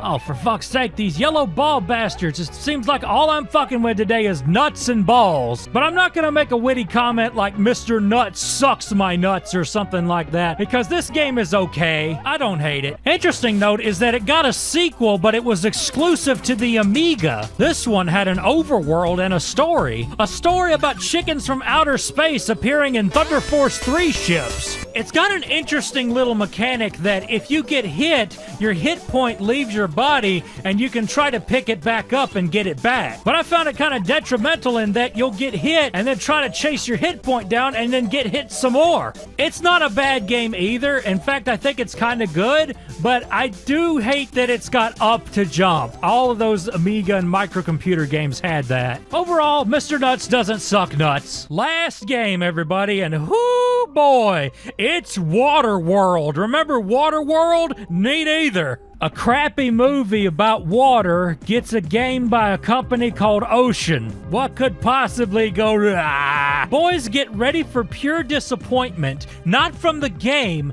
but from me. It's okay. It's not the greatest game in the world. It's not the best thing or worst thing I've ever played. It's just okay. So what you do is you eliminate all the enemies on screen, then you dive down in the water to collect some treasure, and you can collect as much or as little as you want. There's really no penalty for that. Then you gotta save the people being kidnapped by the smokers, which are the bad guys in this movie. The smokers are the bad guys. What are you, the Surgeon General? And then you got this side-scrolling part where you gotta kill all the enemies that are on the map. And, you know, it works just fine. The weapon works fine. The controls work just fine. It's fine. There's nothing bad for me to say about it. I'm really surprised. You would have thought a game about Waterworld wouldn't be no count, but this is actually kinda count. It's not great, but for an Ocean game, this is competent. Waterworld gets a fucking pass, man. It's definitely better than the movie, and it makes me want to go fishing. And that, ladies and gentlemen, is all the Ocean games I can stand. Oh, there's more. There's plenty more, but I left them out because, oh my god, they're just, some of them are just boring to the point to where there's nothing to say about them, and some of them have been reviewed by better reviewers than me. So with that, we close the video.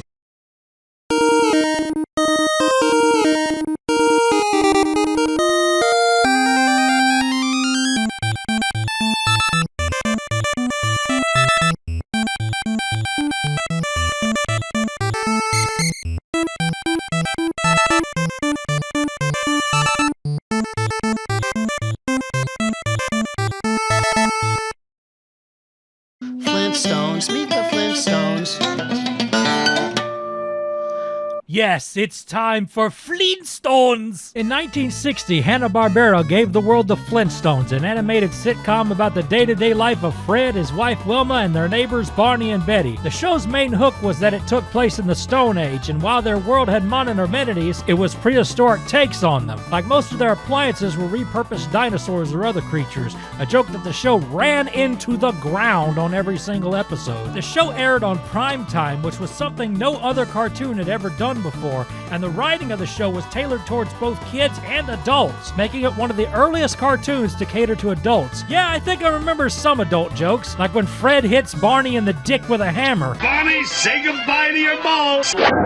Though by no means the first cartoon aimed at adults, its impact would later shape shows like The Simpsons and Family Guy, which is ironic because Seth MacFarlane tried to reboot the Flintstones, but the Fox network took one look at the pilot script and said hell no. So we dodged a bullet there. Thanks, Fox. I got an erection. For 3 whole decades, the Flintstones was the world's most financially successful and longest-running animated TV series, and TV Guide called it the second greatest TV cartoon of all time. In both of those accolades, it was overthrown by The Simpsons. Here's the thing, though. You see, I think The Flintstones is okay, but that's all. Just okay. I'm sure it was entertaining back in its day, but its day is come and gone. Which makes me think, will a newer generation decades after me find The Simpsons not funny or entertaining? Even the best seasons of it? Maybe it's just evolution in progress. The Flintstones was good, it's just kind of dated now. But enough about the show, let's talk about the games. Now, there were several Flintstones games, and I'm not gonna play every single one. I picked out the ones which are the most interesting out of the bunch. So let's start our journey on MS-DOS with Dino Lost in Bedrock.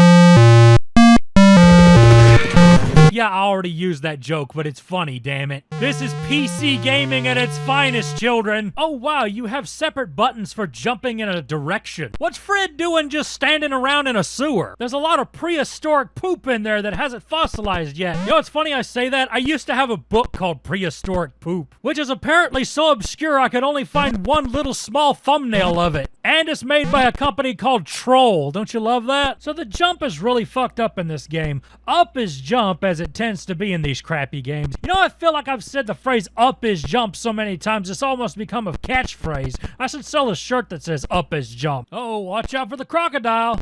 Watch out for those. So if you want to jump high, you have to continue holding up, and then it'll keep going like a normal jump. Now you press diagonally right or diagonally left, and you'll nudge ever so slightly in that direction. And you jump and move so slow, too. I know I could turn the CPU speed up, but then the game would look like this.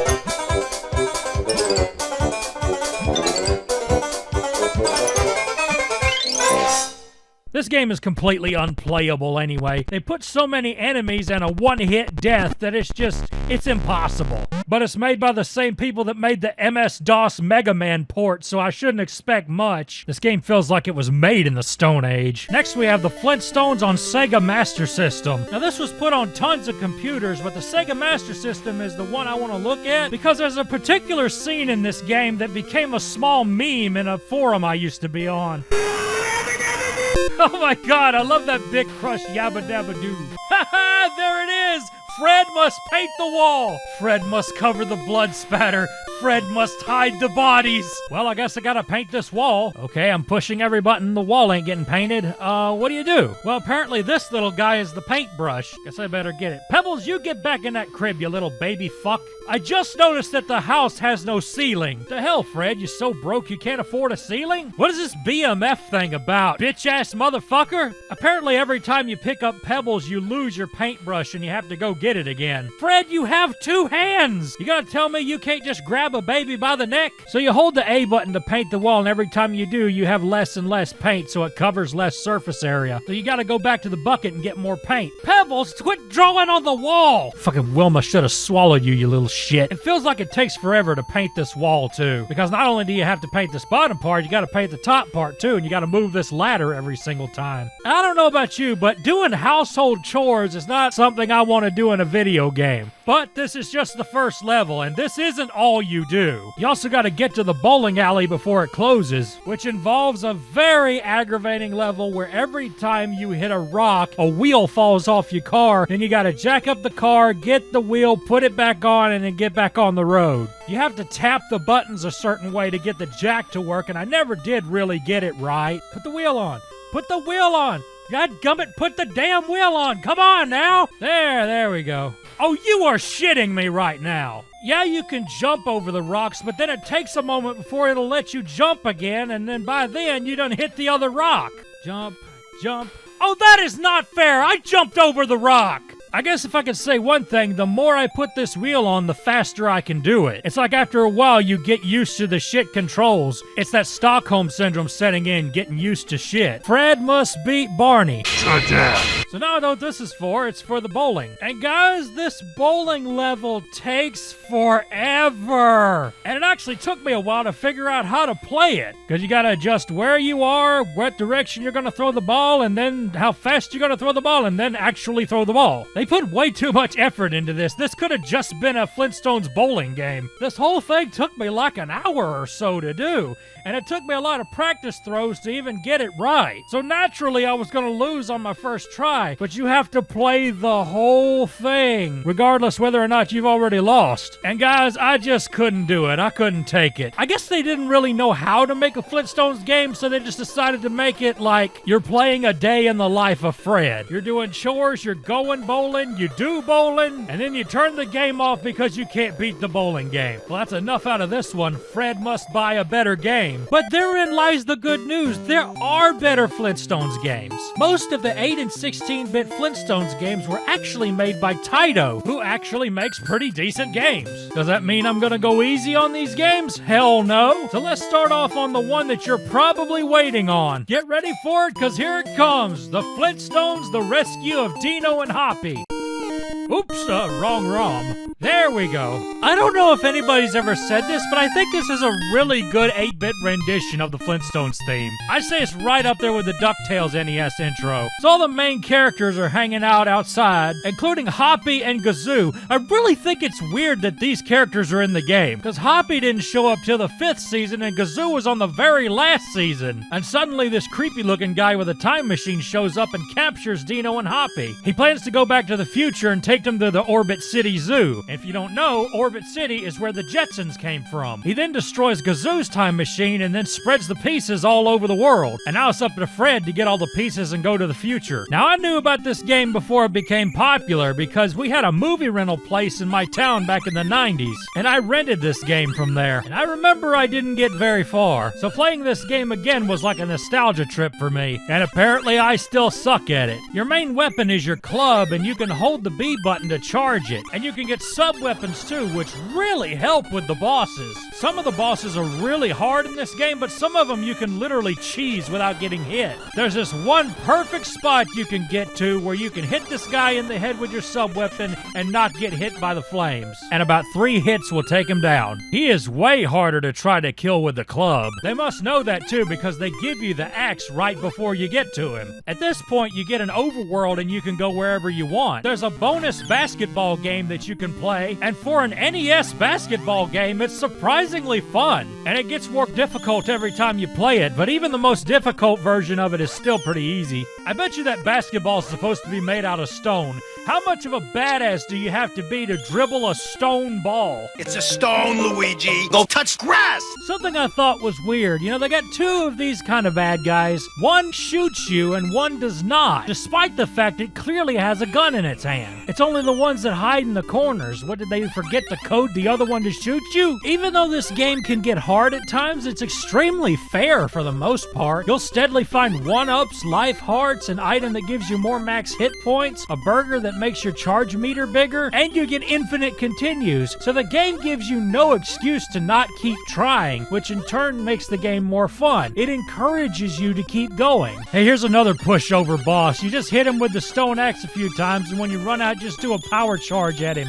Now, you may see these 2 boss fights I showed you and think this game is insanely easy. Oh, but there's some real butt breakers. You just keep watching, I'll show them to you. Now, one of the main mechanics in this game you'll be using a lot is grabbing onto ledges. Just hold A while you're jumping and you can climb up a ledge by pushing up. What's interesting is that you can climb ledges farther away than you think you can. If you don't think you can jump that far and make it, you probably can. The hitbox is actually bigger than you think, so you can grab ledges that otherwise look out of reach. Blind Stu moment, I didn't see the spikes right fucking in front of me. Now, you've also got special moves you can do, like flying and high jumping and other stuff. Gazoo will give you a list of powers that you can do. do. And the way you unlock those powers is you play those basketball games. Every time you win, you get a new power. Guys, I can't even come up with jokes about this game. It's good. It's an actual decent good game. I like it. I played it all the way through, and it's good. But it does have some stuff that bothers me. There was one particular level in this game where I almost gave up. The ice level.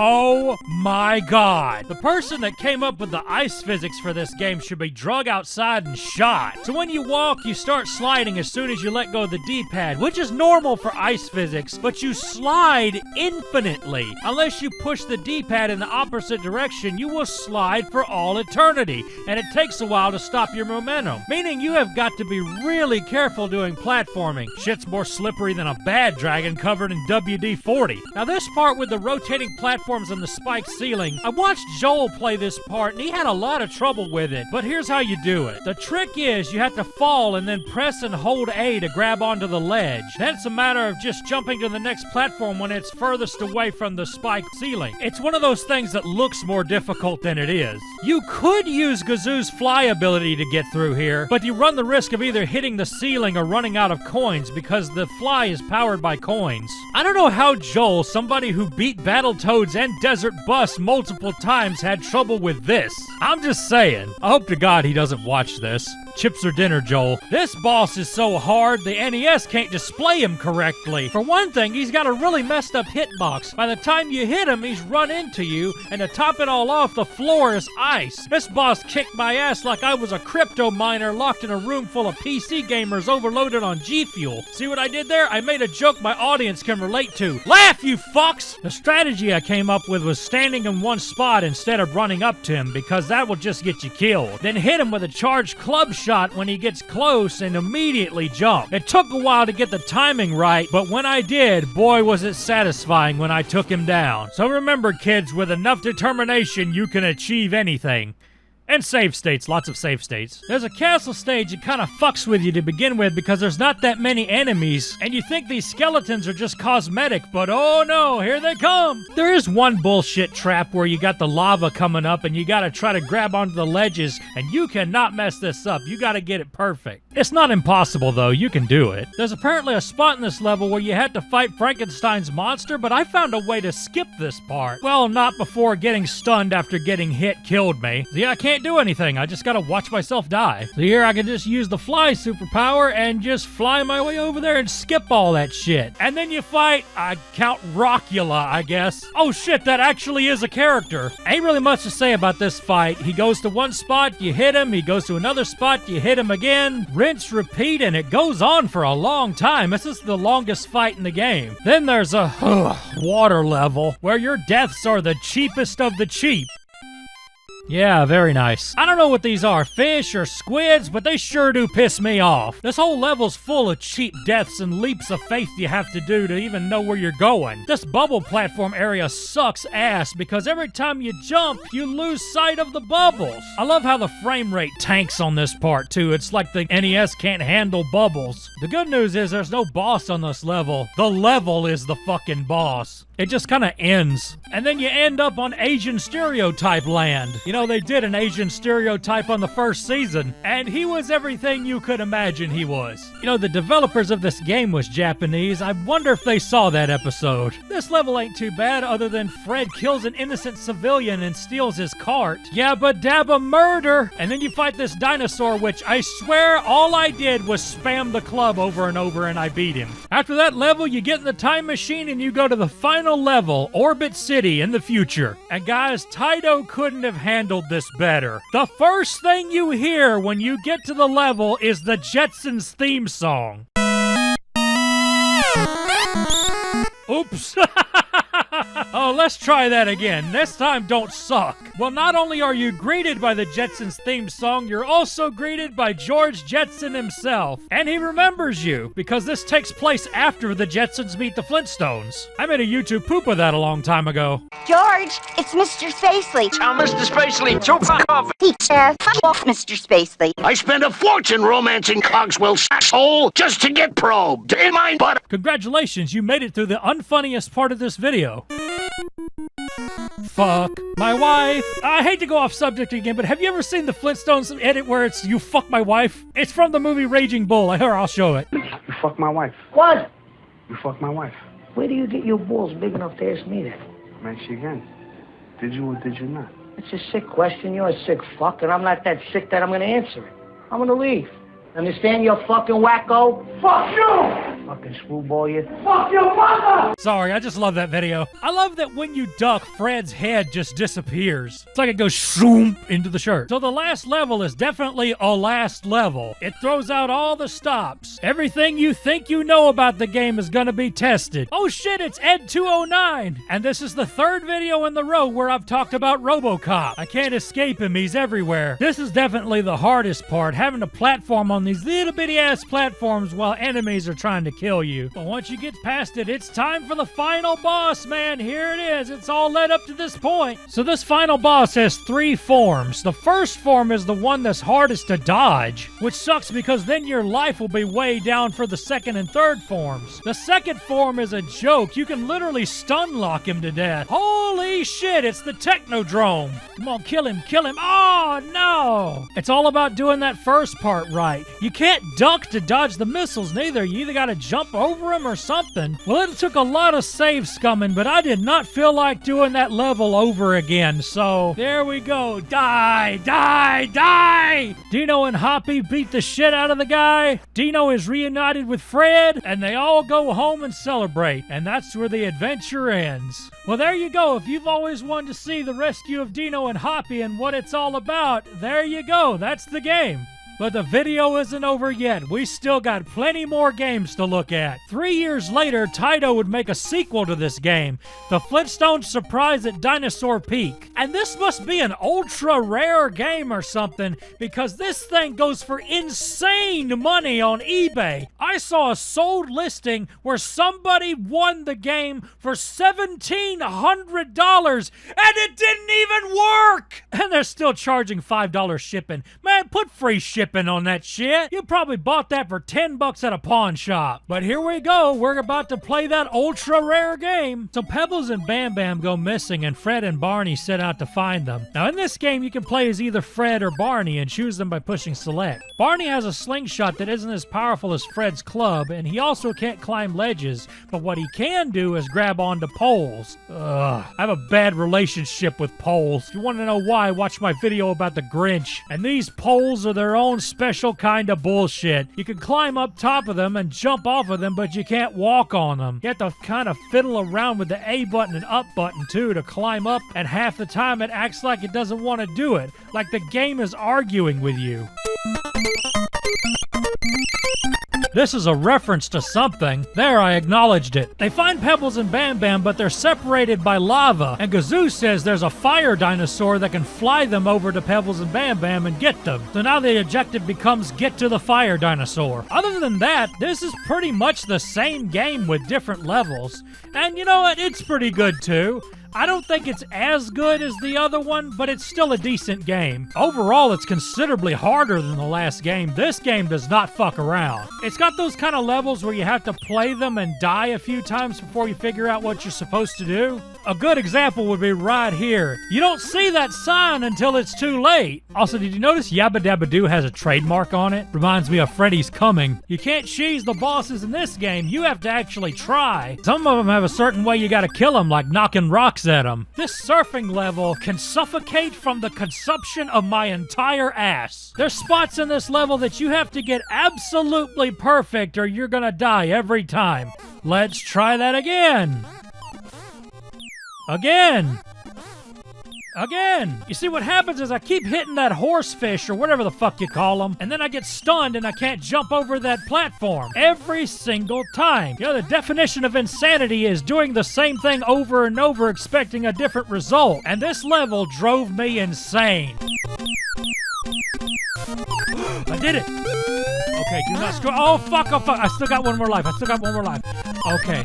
Do not go! Damn it! This level can eat a doggy dick sandwich with mustard and custard. Remember when I said you can't cheese the bosses? I lied. You can cheese this one. Check this shit out. Yo, it's kind of therapeutic after that horrible surfing level I was just in. I could just stand here and spank the monkey. Oh, I'm sorry. I mean spank the monkey. Then there's this level where you're inside a giant kitchen and you have to launch yourself from inside a giant toaster. And you know what they say? No, really, what do they say? The final stage starts kicking your ass pretty early on, steadily having to run away from things that are chasing you. You got two final bosses. You got this little dragon guy and then you got his mama. The first one isn't so bad once you get the timing down, but it's another one of those that seems to go on for eternity. And then you fight Mama Dragon, and guys, I couldn't do it. I tried, oh boy did I try. But she is just too damn tough. You got these boulders, you got these fire projectiles, you got her breathing fire at you. No matter where you get, there doesn't seem to be a safe zone anywhere. And I just had to deem this final boss too tough for me. Somebody out there can beat her, but not me. With all that said, I don't think this game is as good as Dino and Hoppy. But if you like Dino and Hoppy and want to try some more, go emulate this. Now let's go over to the Game Boy with the Flintstones King Rock Treasure Island. Fred finds a treasure map in the quarry and thinks that treasure would be a good anniversary present for Wilma, so Fred goes off to go look for it. This game's got an interesting mechanic in that you can stun enemies and use them as platforms. You can ride Dino just like Yoshi, and Dino will let you jump higher. But this game's pretty decent. It makes good use of its core gimmick. The graphics and the levels are kind of stripped down and boring, and you do get cheap deaths every now and then. But I do feel like it's one of those games that if you keep your expectations low, you're not going to be disappointed. It is a Flintstones game after all. It's not going to be Super Mario Land 2. The water level's kind of strange in this game in that you still kind of walk and move normal despite being underwater. And anywhere that they could put spikes to annoy you, they did in this level. Good grief. Then there's these spots where there's some fast current going right in the middle of the water. It's really disorienting because you got this one section in the middle where your jump doesn't act quite right. Then you got spots where the current is bringing you up to the spikes. And then there's this part where you gotta stun all the enemies and jump on top of them. And man, this part is aggravating.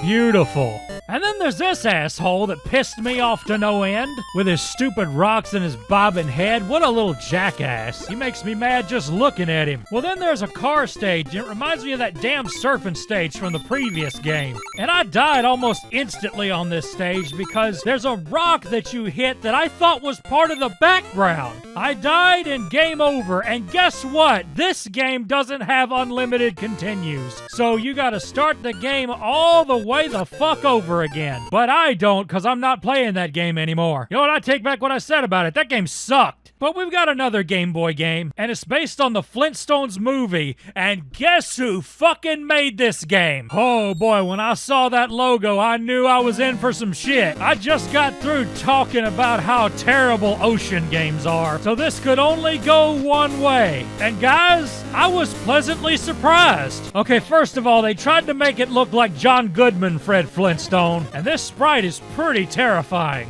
And I had done made up my mind that this game was going to be terrible. But in all God honesty, it was fine. The best way I can describe it is it's inoffensive. It's not going to win any awards, but this was a perfectly serviceable, decent, competent platformer. The bosses kind of confused me to begin with because when they say they've got one more hit point, they actually have two. When the hit points are all gone, they still got one more to go. Kind of a weird design choice, but okay. Every time you beat a stage, you get a random bonus stage that you can play. Like this one where you whack a certain amount of dinos and then you get extra lives. Now you're Barney inside a daycare center where babies can hurt you. What kind of weak little wimp is Barney if babies can hurt him? What, do they claw you with those razor-sharp baby fingernails? If you've ever been scratched by a baby, you know exactly what I'm talking about. What, a baby's never scratched you before? The little shits are feral up here. Luckily, you can give these babies a concussion and put them to sleep. Did you know that you can throw a baby baby off a 2-story building and it'll probably live?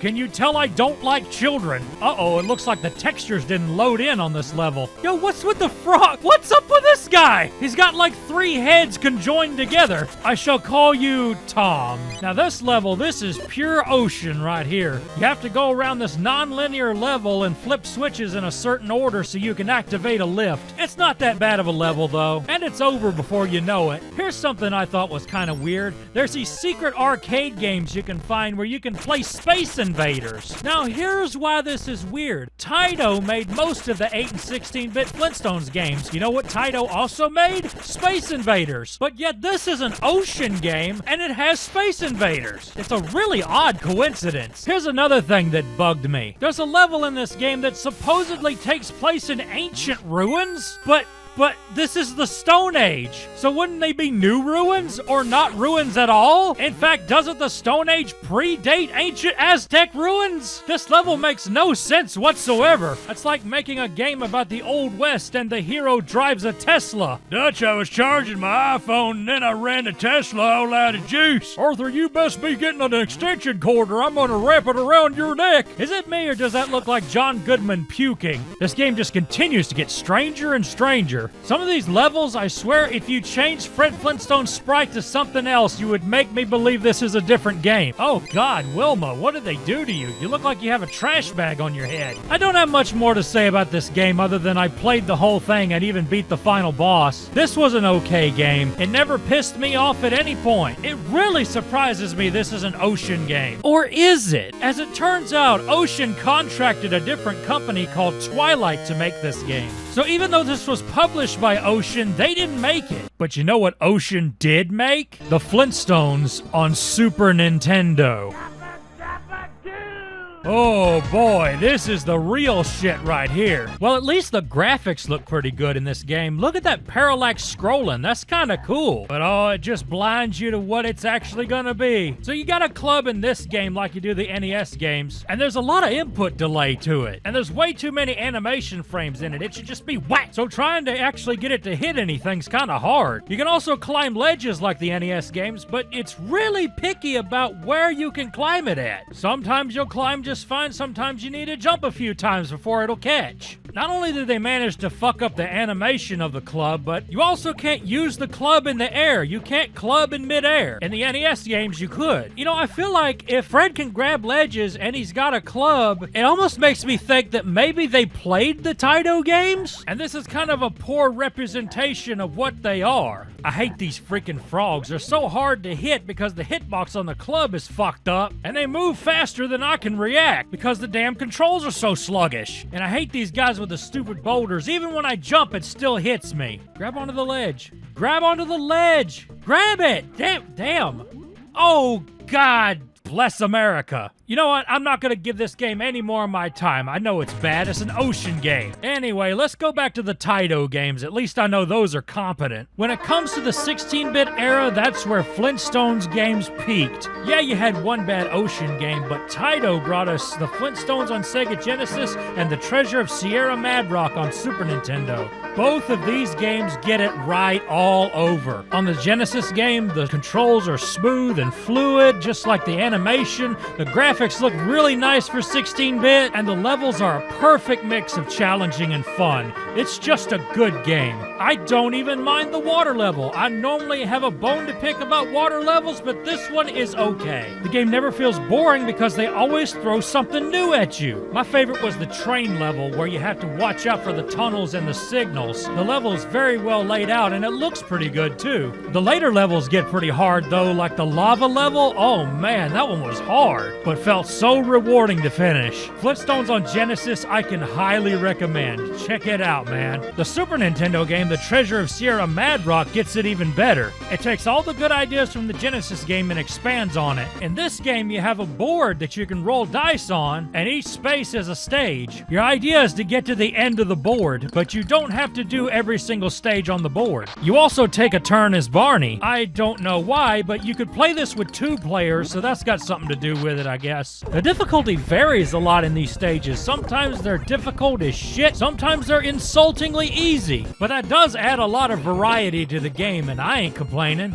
When you beat a stage, you earn a number depending on what number was on the timer, and if you get a row of them on this board, you get extra lives. You can get as much as 7 extra lives by filling up this board. Sometimes you'll land on an enemy space and have to fight a mini-boss, and again, their difficulty can drastically vary. Sometimes Wilma or Betty will find you and move you to a random space. Bitch. There's also foot races you can do to get items in the game that make the game a little easier. Man, don't you love these Mode 7 graphics? I want to see somebody make a new racing game with graphics like this. There's also bonus games you can do, including Konami Simulator.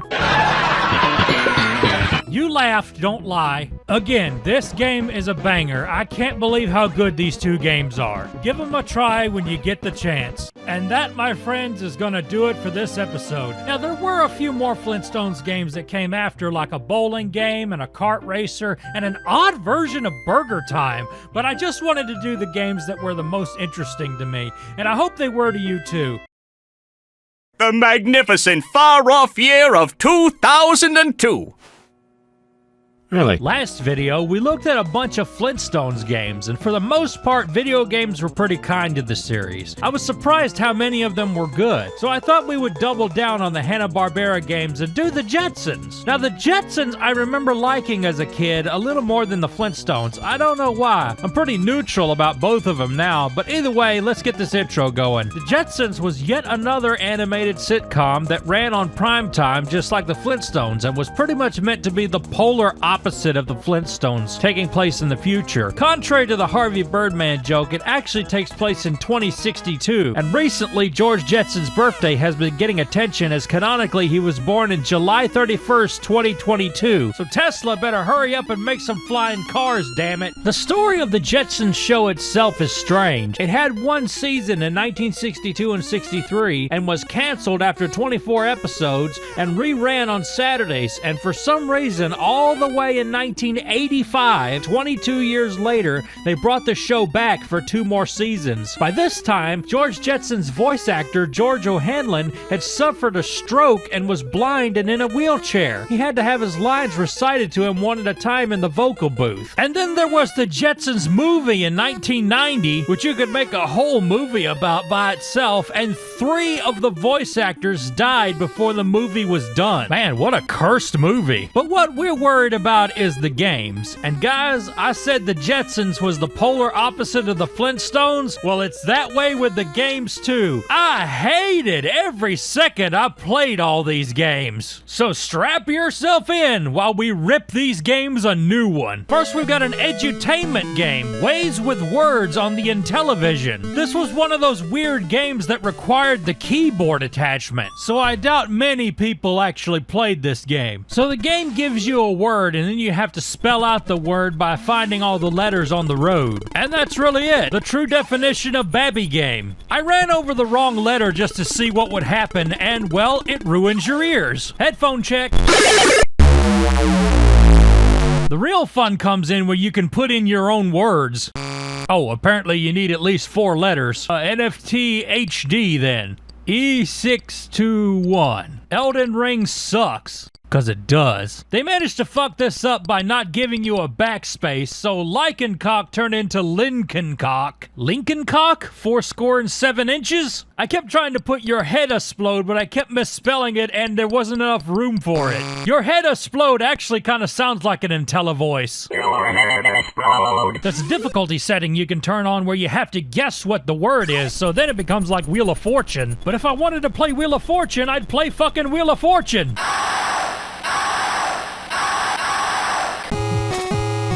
After a while, the game starts throwing cars and robots at you to try to get you to hit them. So that gives you something to do, I guess. But the thing is, there's no way to lose. If you hit something, it just makes you stop for a moment and then you can go right back to it. There's no game over or nothing. What a pussy game. There's no way to lose, then it ain't really a game, is it? I would make the joke, in my day, we had games that you lost, but this is before my day. This is like the 80s. Either way, I only recommend this game if you're a wuss that hates losing. Next, we've got the Jetsons on the ZX Spectrum. Oh, I don't look forward to this. Yo, what's this about? And now some Polish words to my Drossel's favorite Fucker? I found a Jetsons game that says fucker. Okay, so what's going on is what's called a cracktro. Used to, when people pirated games, they would put an intro on the beginning of the ROM. Sometimes add some words, some graphics, and some jazzy music, and even some cheat codes. Well, this is one of those. So now we have a Jetsons game that says fucker. This game's a fucker, all right, a motherfucker. This game puts you in a long, drawn-out maze and tells you figure it out. Most of my time was spent going down holes. Man, if it ain't poles, it's holes. And then on one screen, there's an enemy that spawns right where you spawn. So you can't help but get hit by him. And what is it, a chair? I guess in the Jetsons universe, even the furniture tries to kill you. But yeah, the holes. Some of the holes are put right where you spawn. Again, same problem. And they have a hitbox that's bigger than the hole itself. So you end up going through the hole even though you're trying to go around it. You have to be really careful and inch your way past the holes and hope to God the hitbox doesn't get you. Oh crap, here comes Mr. Spacely. How do I get past?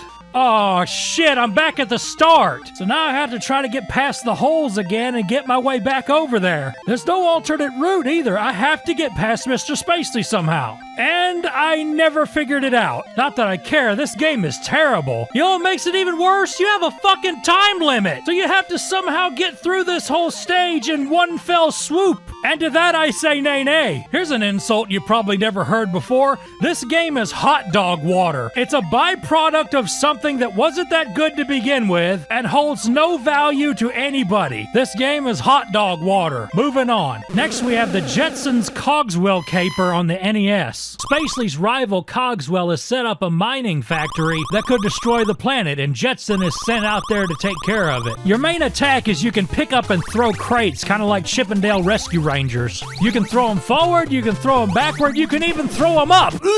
This game likes to play with gravity a lot. Sometimes you'll have to reverse gravity and walk upside down to get somewhere. There's a lot of really annoying enemies in the game, like these gears. They jump too high to get past them, they don't jump high enough you can't walk under them. And then they hide robots inside the crates and they hit you instantly. In what universe is that fair? The platforms are real tricky in this game too. I thought I could make this jump, but the other platform moved away from me.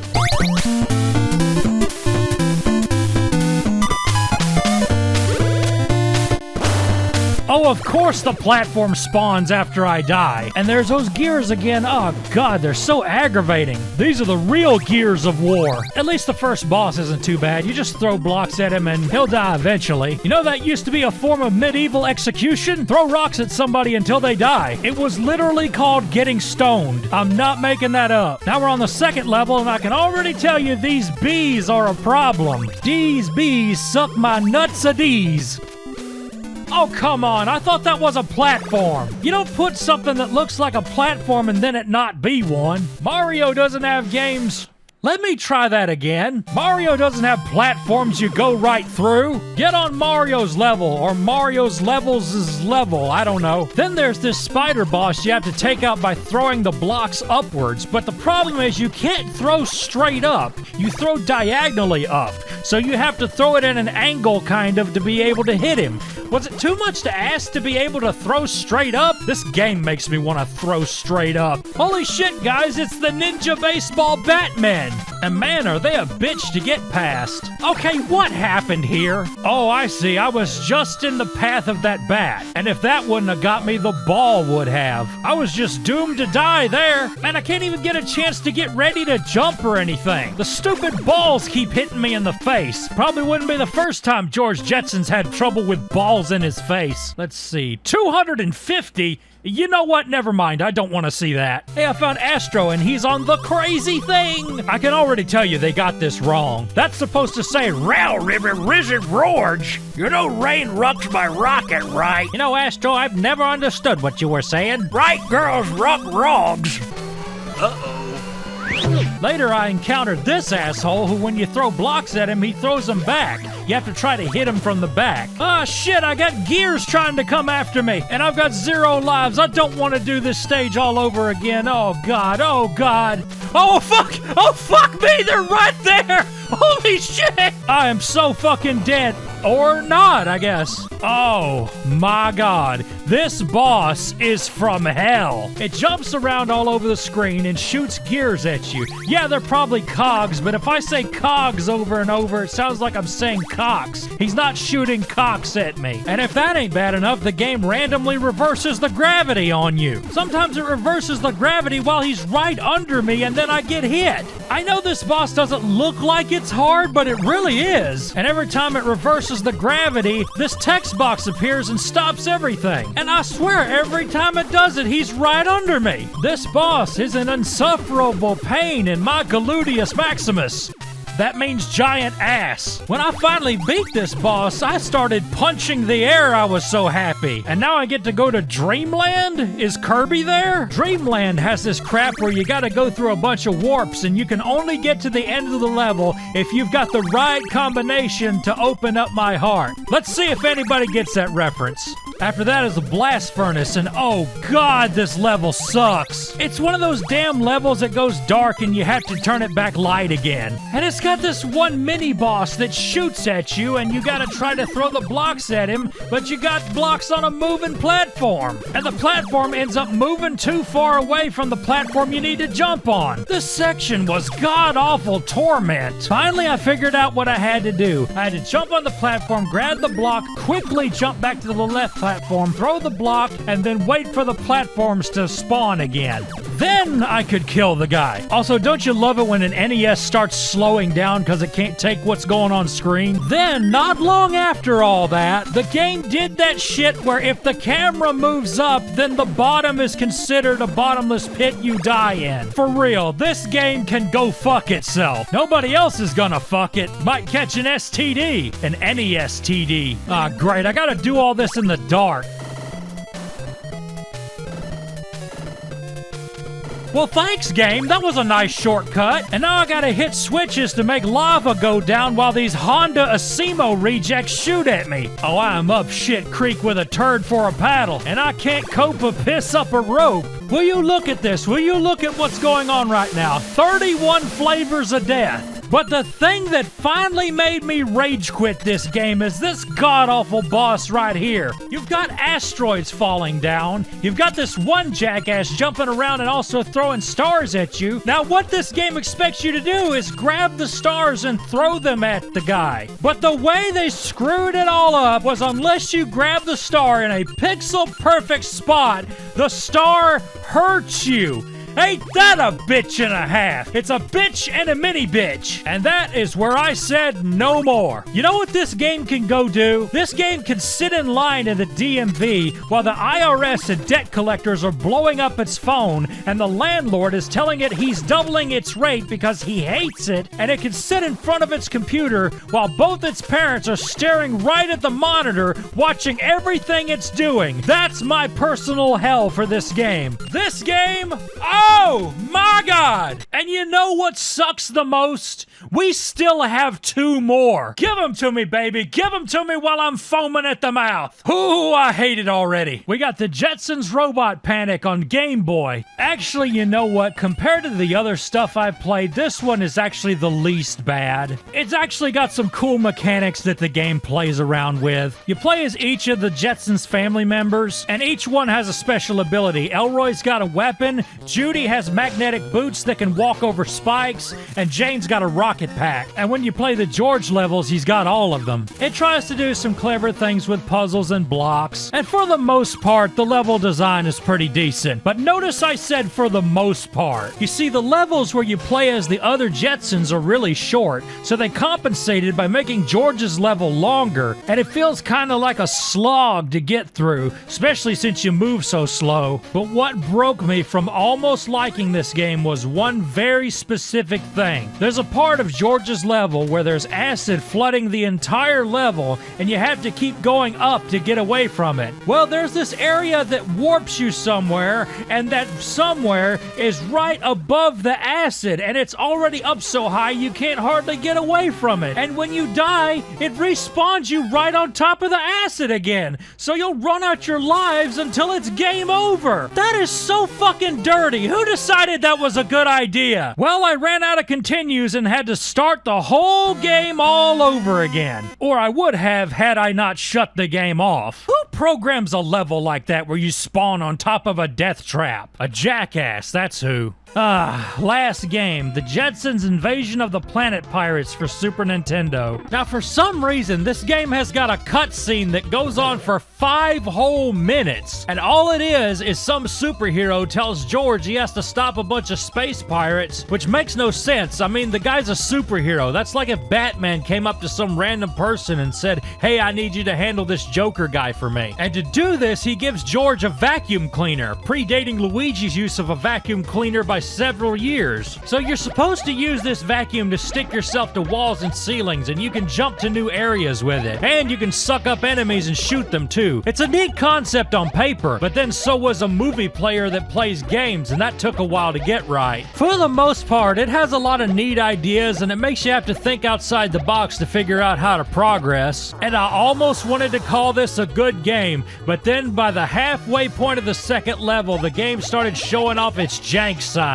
It did that same crap again where the bottom of the screen is instant death. That makes absolutely no sense. I just came from there. And it kept killing me over and over again. And it doesn't help that these gears move you around. This part was the worst. You have to unscrew these bolts that hurt you so you can have a clear path to climb the wall. But every time you jump up to it, the camera moves up just enough to where the floor is now theoretical lava. And if you're too close to the bottom, you die. It's a very unfair, janky death trap. For real, this level can suck a source filmmaker My Little Pony porn dick. And there was this part I was stuck on for I don't even remember how long, where this freaking wall keeps closing in and I have to hurry and climb up to the top and flip the switches to make it go back. The problem is the wall doesn't let you stick to it. You have to use the one on the left. If you could stick to the right wall, this section would be a lot easier. Plus, it's hard to climb up quickly. You have to be really good with the timing on pressing the suck button,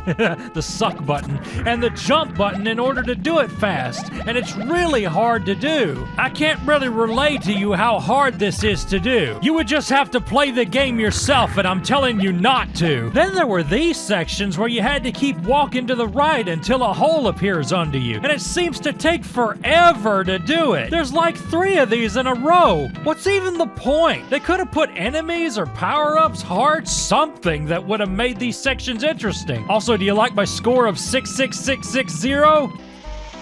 Yo, what's the deal with this bird? Did I just get sucked into space? What a way to die. Safe to assume we need to go around these. This boss. So you're steadily scrolling down and platforms are popping up and this robot keeps swinging its big round balls at you and you have limited vision. This boss is such a clusterfuck. You have to try to throw blocks at him, but if his ball isn't in the way, the platforms are. So it's really hard to get a clear shot at him. It's one of those boss fights that seems to go on forever because you're steadily waiting to get an opening and you can't quite get one. It's just bad. You're gonna have to trust me on this. Fighting this boss was like having somebody pull your upper lip hair off one by one. Seeing this robot with its low-hanging balls makes me think it has a pair of truck nuts. But everybody should know by now, a game is not truly a terrible platformer until it has a terrible water level. And this one's got one in spades. If it ain't the whales trying to suck you up, it's the spiky things that shoot shit at you. And it was this level that made me finally say, no more. Fuck this. I am tired of these fucking games. I shut the game off. I will never play it again. And I am a better person for it. And that, my friends, is the Jetsons games. And as far as I know, that's the only ones that have ever come out. And maybe it should stay that way.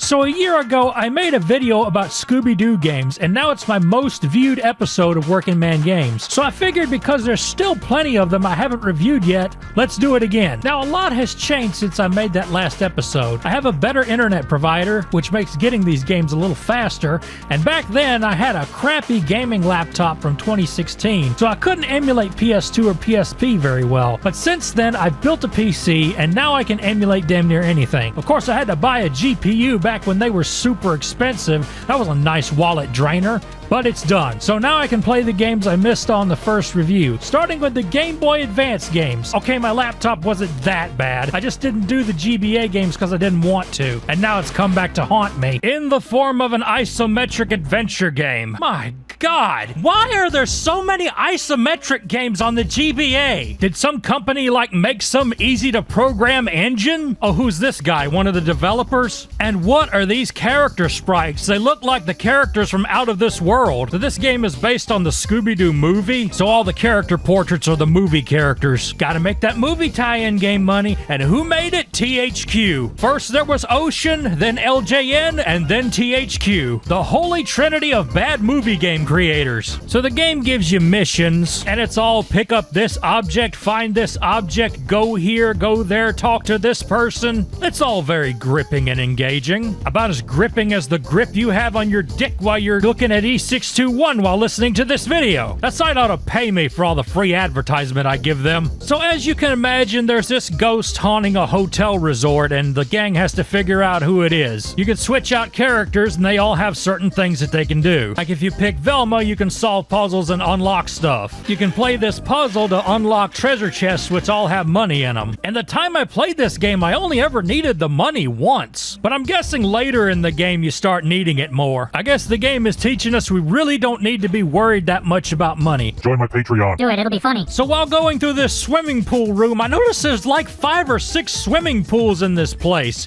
Like, how many swimming pools do you need? Why not just have one big pool, not a whole bunch of little pools? Maybe it's so if too many people piss in the pool, we can all go to the other pool. I'm sorry, this pool thing bothers me. When we get to the basement, we encounter our first enemy in the game. Rats. Oh no, not rats. What are they gonna do? Give me the plague? You can't fight them, so you have to sneak past them with the sneak mechanic. And then you got this one puzzle where the lights go off and you gotta hit all the switches to turn it back on. It's kind of like those ice puzzles in Undertale. Way to record your mouse cursor, by the way. These puzzles wouldn't be such a big deal if you didn't have to do them every 5 minutes. And then there was one of those pipe puzzles where you have to make the liquid flow through the pipe. How many games have this? And they boogered up the controls for some reason. You would think you would press A to lay the pipe and it would give you another to place, but no, A and B rotate the pipe and you push select to deselect that pipe and place another one. This confused the shit out of me. You can't give my southern brain some shit like that and expect me to just roll with it. I'm already bad at these pipe puzzles and I was stuck on this for a while. Not because I suck at games, but, well, I suck at games, but that's beside the point. But yeah, it seemed like I would move 2 feet and I would have to solve one of these stupid puzzles again. I mean, the alternative isn't all that great anyway. I mean, I can do puzzles or I can run around an isometric GBA game. There's no winning here. Anyway, you find out somebody's misplaced their keys, you go to find the keys, you find Velma, you go get her glasses because she lost them again. Somebody said they saw the keys in the swimming pool. You find out you gotta drain the swimming pool to get the keys. You go to the basement, drain the swimming pool, do the puzzle. Don't get hit by the rats, go back to the first floor, talk to the woman, get the keys. Give the keys back to the person that needs them. You ask a guy for info, he wants money, you give him the money, he gives you the info. He says you need a pass to go in the electrical room. You go to the hotel owner to get the pass. He says he's missing some blueprints. You go to the electrical room to find the blueprints. You talk to a wrestler that's got dirt on his clothes. Velma thinks that's suspicious. You find the blueprints. You find out how somebody's been playing with the lights. You find a guy that takes pictures of ghosts. He says he's missing his camera. You go and find the camera. You find all the clues, and then Velma says it's time to catch the ghost. You look for the ghost in a locked room. You have to do another damn puzzle. You go through the hallway. You got to do the puzzle again. You go to the room where the ghost is. You have to do the puzzle again a 3rd time. Fade out, fade in. You caught the ghost, and it's the wrestler guy.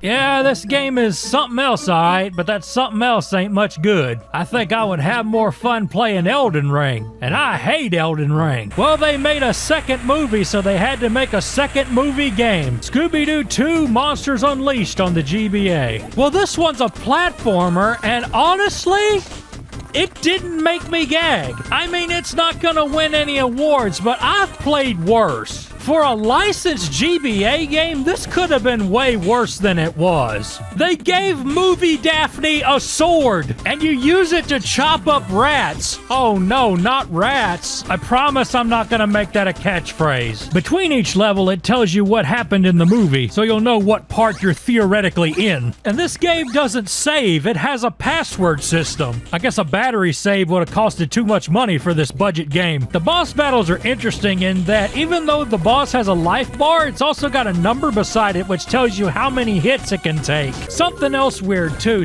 Scooby has an attack and it's running. But no, not the running you use for movement. You press B and you do a different run cycle and that's your attack. So you've got two different types of running, attack running and running. And when you hit the button, it takes a moment for it to work, so sometimes it doesn't work. However, to run, you have to tap the control pad twice, which at first doesn't seem like a weird thing because a lot of the Kirby games do that. However, there's some jumps you have to do that you have to run and jump at the same time or you're not gonna make it. And they give you a gnat's ass hair worth of room to do that. It doesn't feel good when I have to prepare for each jump. At one point, this game randomly started throwing QuickTime events at me. I gotta press all these buttons to kill the Black Knight, and you can't do it all in one go. You have to keep hitting him and knocking him out. Then it threw a level at me where I have to follow this old man without him seeing me. And it's basically that stage in Metal Gear 2 on the MSX where you have to follow the soldier. And it's about as fun. I hated this part. At least they try to break it up and liven it up some by giving you obstacles and stuff. But then they pull this shit where there's doors that close and you won't make it unless you're directly right behind him. If I had to sum it up, I'd say this isn't a terrible game. I've played way worse, but this isn't something I would choose to play at any moment. But then there's Scooby-Doo and the Cyber Chase on GBA. This is the real deal. This is garbage. I mean, just listen to it.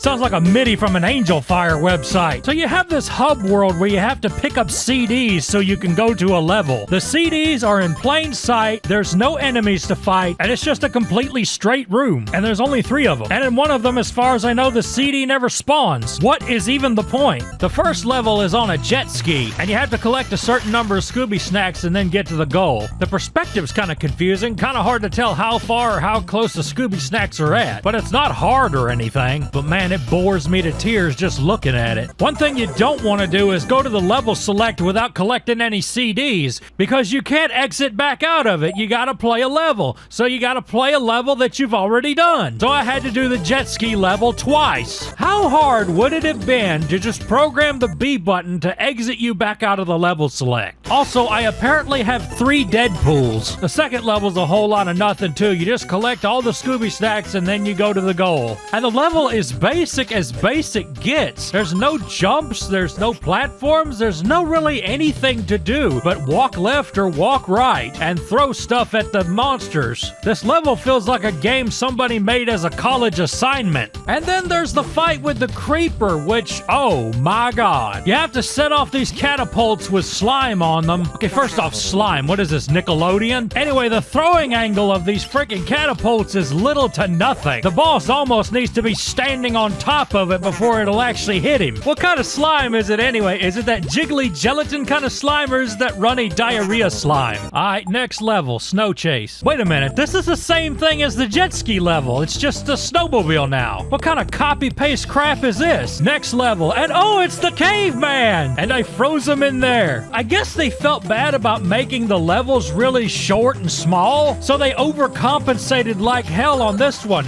This level is gigantic, and you have to find almost 150 Scooby snacks to get to the goal. All the while I'm jumping on these trees and taking leaps of faith, moving around on platforms. I feel like I'm a monkey fucking a football here. And I finally did find enough Scooby snacks to get to the goal, but guys, I have no earthly idea where the goal is. I ran around in this damn level for half an hour, and I still never found the stupid goal. I gotta end the review about this one right here, because I don't know where to go. But it's not like the game was gonna get any better. Don't kid yourself, it wasn't. Then there's Scooby-Doo Mystery Mayhem on the GBA.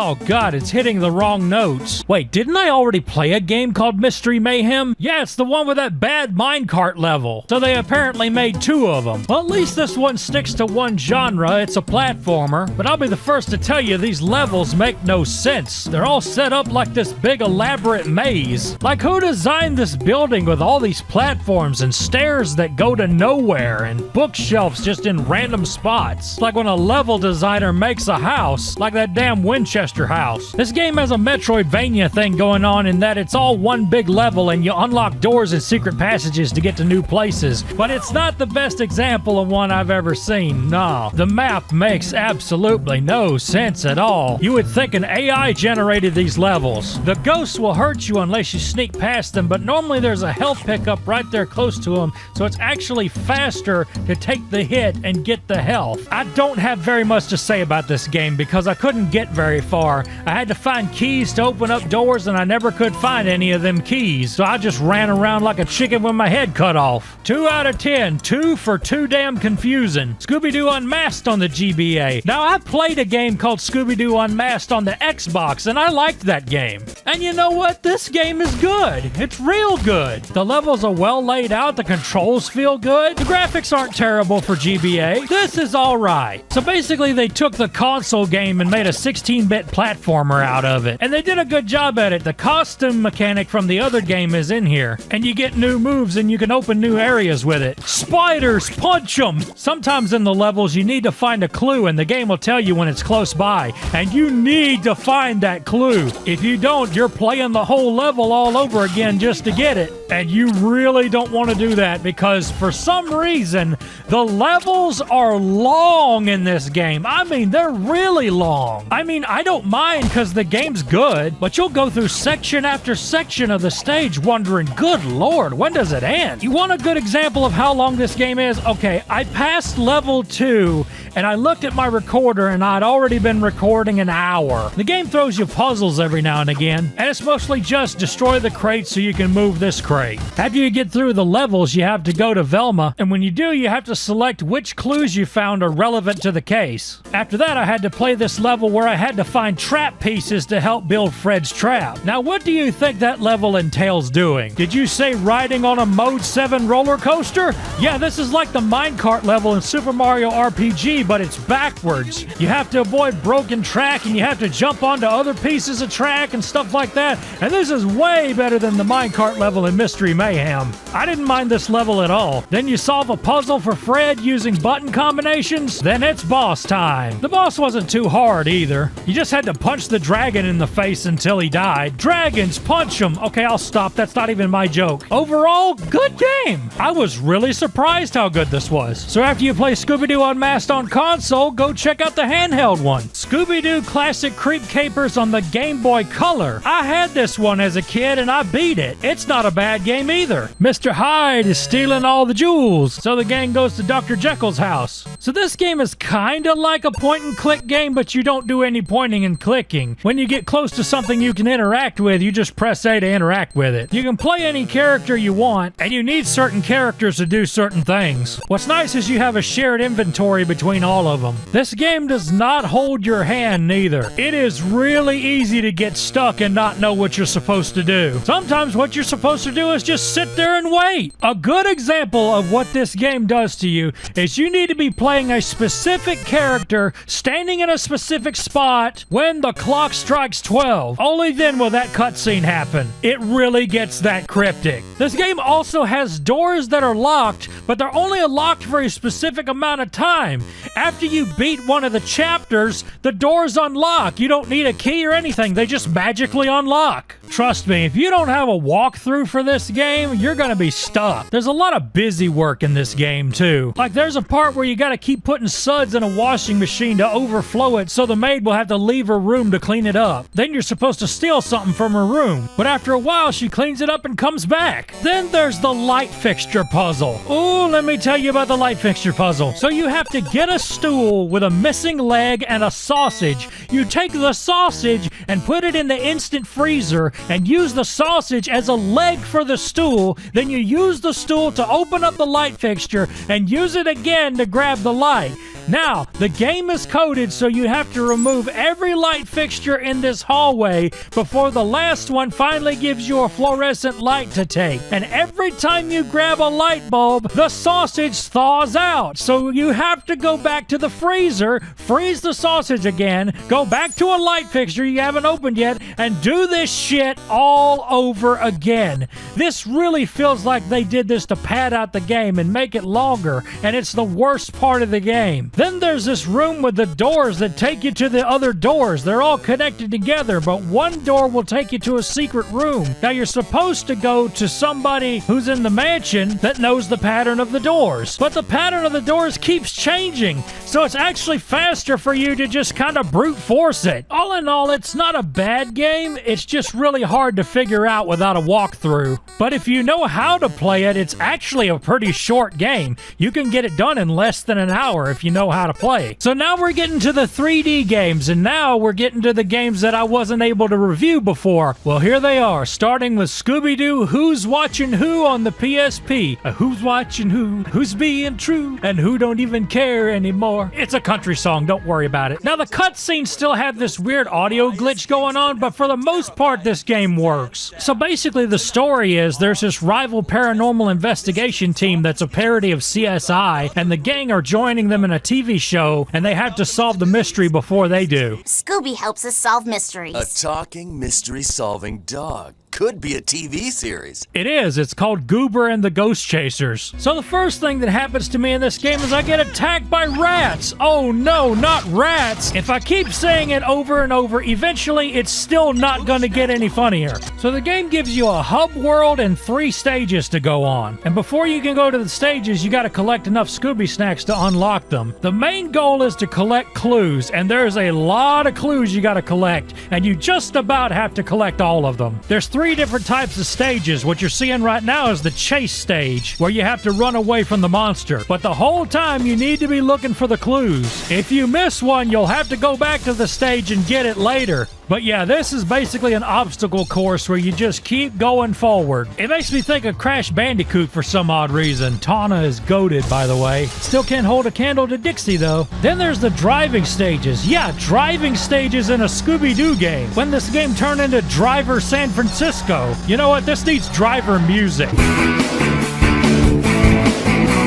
So in this driving stage, you chase after somebody and you try to pick up clues along the way. At the end, it tells you to ram them. I'm gonna ram them. And that's pretty much it for these stages. These stages in these games are pretty cut and dry. I can explain them in like 20 seconds. After you gather the clues, you give them to Velma, and then you have to play little mini games because... content. To accuse a suspect, you have to get 6 clues that are relevant to them, and some clues are relevant to more than one person, so it's up to you who to pin those clues on. But you still have to get 3 clues that are unique to one person. So that's 3 unique to one person, 3 that works on multiple people. You see why I say you might as well get every single clue. The third type of stage is a platforming stage. You run around looking for clues and getting your ass beat up by ghosts. The platforming stages are the most fun ones, and it makes you wonder why they didn't just make the whole game the platforming stages. Once you get a row of 6 clues, it's time to trap the ghost. And you go to this stage, which is insultingly easy. You just press a button when they get on the mark, and you do it 3 times. And that's pretty much all I have to say about the whole game. It's just the same thing all over again when you go to a new level. Collect tokens, platform stage, driving stage, chase stage, trap stage, rinse, repeat. The game's not bad, it just feels very copy-pasted. But for a PSP game, it's alright. Next we have Scooby-Doo and the Spooky Swamp on PlayStation 2. So in this game, you play 2 characters at once, and you can apparently play 2-player co-op. And each character has got special things in the world that only they can interact with. Man, this really reminds me of the Simpsons game. It's got a lot of those same features. Are Scooby and Shaggy gonna munch on some steamed hams? So they find this voodoo lady that says she'll cook them something if they can find the ingredients for her.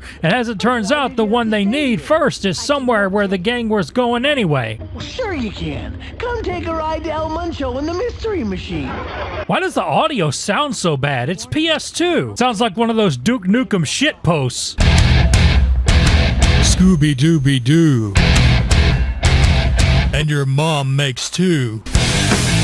So in my old video, I mentioned that one of the games I reviewed reminded me a lot of Devil May Cry, and we're going to look at that one in a minute. But that game and this one seem to share the same engine and a lot of the same controls. This game's a little bit of everything. It's a beat 'em up, it's a platformer, it's got puzzles to solve. There's a lot going on in this game. But the best way I can describe this game is there's a little bit of everything, but a whole lot of nothing. There's a lot of instances where you're just kind of running from A to B with no enemies to fight or anything interesting going on, and the levels feel feel kind of empty at times. There's a collectathon element in this game in that there's a bunch of extra things for you to pick up or do, like take pictures of ghosts or collect tokens from fallen enemies. You don't actually have to do any of this though, it's just for extra content. There's a lot of backtracking and going back to the same places you've already been before, which is the literal definition of backtracking. I'm tired, guys. But anyway, you'll be coming back to the same old locations over and over again in some cases. Sometimes the graphics take a deep dive. Like, look at this guy's textures. Look how pixelated he is. PS2 games look better than this. That and the bad quality audio, I wonder. This game was also released on the DS. Could it be possible that they made the DS game first and then just converted it to PS2? That's like making a game on the PS1 and then putting it on the GameCube and not updating the graphics or anything, just straight up porting it. Yep, that was a thing. These enemies are annoying. They're like brides with dynamite bouquets? Whatever, game. Here's kind of an aggravating puzzle. You have to move these boxes around so you can move this pole, so Daphne, what is wrong with me today? Move the pole so Daphne can climb up it and jump off of it. Let me try that again. Go up. Now jump. And go. I'm not doing this on purpose, I swear. Okay, climb up, jump up, grab the MacGuffin. Now, we didn't fall off this time. The controls don't feel good in this game at all. The jump mechanic feels stiff and your character floats suspended for a while when you jump all the way up, and the attack button feels like it doesn't want to work sometimes. Feels like your attacks aren't hitting when they clearly should be. This shit happened though and it made me laugh. I stood on top of this table and this one enemy just keeps circling around me. Look at him go.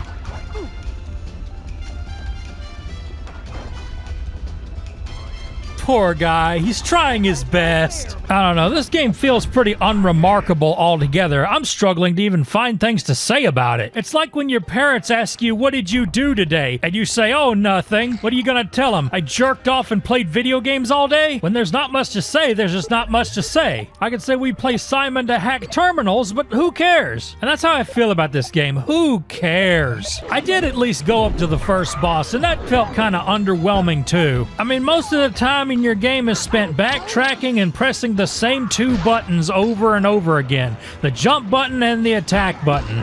And there's no really cool attacks, really. There's a charge attack that doesn't really work all that great, and then there's just your regular attack. The most I can say about this game is it's an game. That's my review. Last game, and we're doing a game I already did. Scooby-Doo First Frights on the PS2. Reason we're doing it again is because I could only get so far because I couldn't emulate PS2 very well, but now I can, so let's do it again. Both this game and the last game had a weird art style that I didn't know what to think of. It's not the worst Scooby art style I've ever seen. All these models have this uncanny dead look inside their eyes. Okay, I instantly like this game a lot better. There's something different about the controls. They feel a little bit more tight and fluid. I don't know what the fuck that means. I just know the controls feel better somehow. This is the game I said felt like Devil May Cry. I swear, if they put a score and a ranking system every time you fought bad guys, this would be the shit. I put Scooby-Doo and DMC5 into the AI art generator, and I got this. This looks badass. I think we have a thumbnail. The levels in general just feel better to play. There's a lot more emphasis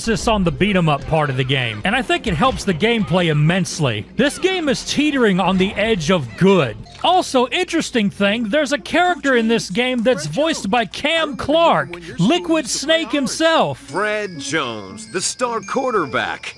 Your spectacular pass really stole the game away from us, son. You enjoy all the killing. Pardon? Sometimes you'll unlock a secret costume for one of the characters and they'll wear it for the rest of the level. And you get different attacks with it too, like Fred can now throw footballs. Sometimes the action stops for a little bit and you have to look around for clues in the environment. And it took me a while to realize this, but a lot of them are hidden in breakable objects. So I ran around clueless until I looked up a walkthrough, but after I did, I was like, well, no shit, Sherlock, they're hidden. Sometimes the enemies will just sit there and not do anything. Or they fall asleep. I'm gonna do that after this video. So when you don't have beat-em-up arenas, you got some really nice platforming levels. So the game does throw you a little bit of variety. But the best part of this game is the first boss. He fucking sings. Well, now look, here you are, and how lucky you're the stars, but it just might not end so well for you.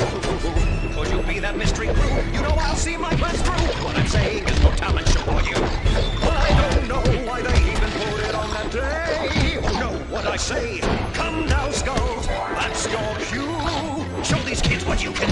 This is hilarious. I love this. You want to hear the best part?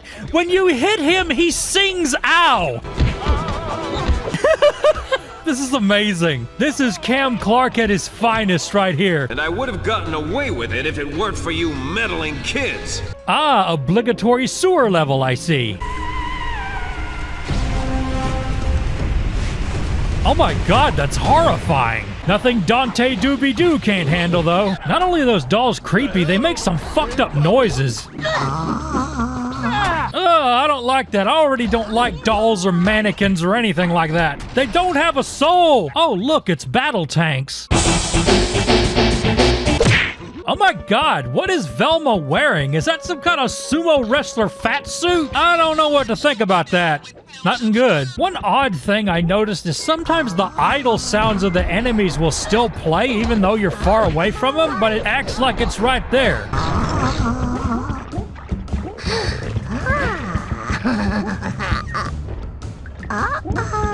It would have to be the doll, wouldn't it? Ugh. Anyway, that's about all I got for this game. It's not bad. It's nothing special, but it's still not bad. I would play it. And with that, I've reviewed every Scooby-Doo game. Well, except those PC ones, but they're really hard to get working on a modern computer, so I'm not gonna bother. So after playing every Scooby-Doo game, I have made up a top 5. These are the good Scooby-Doo games. Number 5, Scooby-Doo Classic Creep Capers on Game Boy Color. Number 4, Scooby-Doo First Frights on PS2. Number 3, Scooby-Doo Unmasked on Game Boy Advance. Number 2, Scooby-Doo Unmasked on PS2, Xbox, and GameCube. And the number 1 is Scooby-Doo Night of 100 Frights on PS2, Xbox, and GameCube. The runner-up would be Scooby-Doo and Scrappy-Doo on the Amiga, because it's the only Scooby game, the only game in the world where you can play as Scrappy-Doo, and that makes it awesome. Look, I don't care at this point, okay? I'm losing money left and right. My antipsychotics ain't working today. A dog just turned over my trash can, and nobody's buying my Dixie NFT. Come on, you've got $250,000 in your back pocket. Gimme! So needless to say, I don't feel like reviewing garbage games I don't care about. So today, you're gonna sit there, you're gonna watch this video, and I'm gonna review games from a series that I actually give a shit about. This video's for me, not you. If it gets 0 views, it gets 0 views. I need this. I need games about what most people consider the worst Disney afternoon cartoon, but to me was my childhood. Bonkers. So what the hell is Bonkers? Well, it's complicated.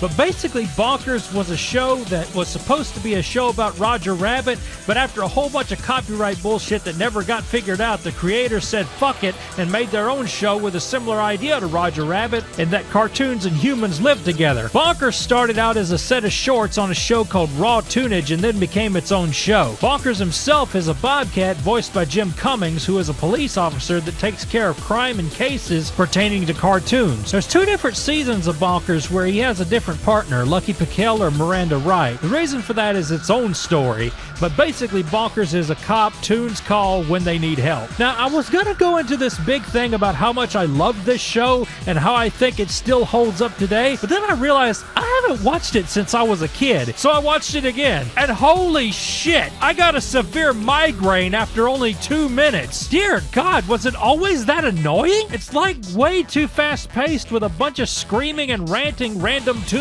gibberish. I have to say, I definitely don't like it anymore, and don't know why I liked it as a kid. That was just a bunch of cartoons having gay sex. Oh well, I still like Bonkers himself, and he was a part of my childhood. Hell, he's the reason Dixie is a bobcat. It's all this little fucker's fault. But enough about the show. We're here to talk about the games, and that is going to be extremely easy for me because there's only 3 Bonkers games, so I only have to suffer 3 times. Now, I know what you're all thinking. Bubsy is a bobcat too. Does Bonkers have better games than Bubsy? Do rednecks fuck their cousins? Bonkers on the Super Nintendo. Oh boy, Sonic 3D Blast was on the Super Nintendo and that was great. And you know what? This game is freaking awesome. You know why? Because it's a Capcom game. The same people that made Gotcha Force. Nobody? Oh. So a bunch of Toon treasures were stolen from a museum, and Bonkers has to go out and kick some Toon ass and plow some Toonussy. This game is a simple 2D platformer, and it doesn't claim to be anything else but that. You got a dash attack that you can charge up, and also bombs that you can throw. The main way you attack is you jump on an enemy's head. You've got hit points that can be increased by finding hearts throughout the level. They increase your maximum health. Sometimes you can find a potion to drink that gives you infinite dash and invincibility. And I'm not doing a very good job at showing it off. Oh look, it's the candle dildo guy from Beauty and the Bestiality. Time to meet Jesus. Hey, what's this say? Abab, abab, abab, abab, abab, abab. All right, it's boss time. Wait a minute. I know this fucking music. This is that music that was on that Pokemon bootleg. In fact, this game has a lot of the same sound effects. The bootleggers ripped off Bonkers. I can't believe that. Anyway, this boss is a ghost and he takes over items in the room. One of them has a spike on its head, so you'll have to dash to hit it. Then he turns into his normal body and throws something at you, and it's really hard to dodge, and you have a very small window of time that you can jump on his head, and it's near impossible to do, and I ended up dying. Luckily, when you come back, your bombs are full, so now I can just hurl bombs at him, and now the boss is extremely easy. So I guess if you have no bombs, you're just fucked. The controls feel really nice in this game, and they should. It's a Capcom game. You expect controls nice and tight, like some good pussy, and I'm a cunning linguist. The levels all exhibit a perfect balance of fairness and challenge, though a bit on the easy side, except for one level which I'll discuss later. But what makes me happy is what this game does not do. It does not have up to jump, it doesn't have one life and no continues, and there's no annoying character popping up every 5 seconds telling you how to play the game, unlike some of Capcom's other games. But there's also no guy punching a boulder, so -1 point for that. There are some cheap deaths now and then, though. Oh, that's just dirty. I like Bonkers' walk cycle. He looks like the happiest little shit in the world. Look at this shit they pulled here. They put a 1-up and a bomb down here for you to collect, but they put a cactus at the end so you'd get hurt. That's like giving a kid an apple and putting a razor blade in it, which I tend to do. Next boss, and it's a couple of bird guys. Oh, well, I guess I'll get fucked then. That conveyor belt's the real boss of this level. So the idea is you have to knock one of them off the conveyor belt, and then you gotta knock the other one off the spotlights and then off the conveyor belt. But the whole time he's throwing bombs and banana peels at you. This boss isn't too hard. The worst part about it is waiting for your dash to charge back up so you can hit the button and knock the spotlights down. Not too hard at all. Can be done fairly easily. I wonder where those bottomless pits go in games. Are the enemies just forever falling in limbo? Dude, this is a totally deep hole. Yeah! This level kind of pissed me off because there's neon signs that are in the way and they shock you if you touch them. And in some instances, it's really hard to avoid them because they don't stand out. They just look like some of the scenery, but they put them all over the place and it's so easy to touch them. When you game over, you get sent to this screen where you have to laugh at this guy's joke in order to get a continue. Did you hear the one about the guy who put instant coffee in the microwave? He went back in time. I don't get it. I think I could come up with a better joke. The existence of a power shovel implies the existence of a submissive hoe. Bonkers has the energy of a submissive hoe, but he could be a power shovel for all I know. You know what? Let's go to Furfinity. First thing I see is inflation. I hate the internet. Why can't you people have normal fetishes like paws? Paws never hurt nobody. This handbag has a fetish for being a little shit. He moves around so fast it's hard to get a good shot at him with my bombs. Seriously, fuck these handbags. They were such a nuisance. Nuisance? It ain't bad enough you're a nuisance, you're a nuisance. Then there was this part where I was on a road and I had to hop on top of cars and watch out for signs. And I kept smacking into the signs. The next big boss I had to fight was a helicopter.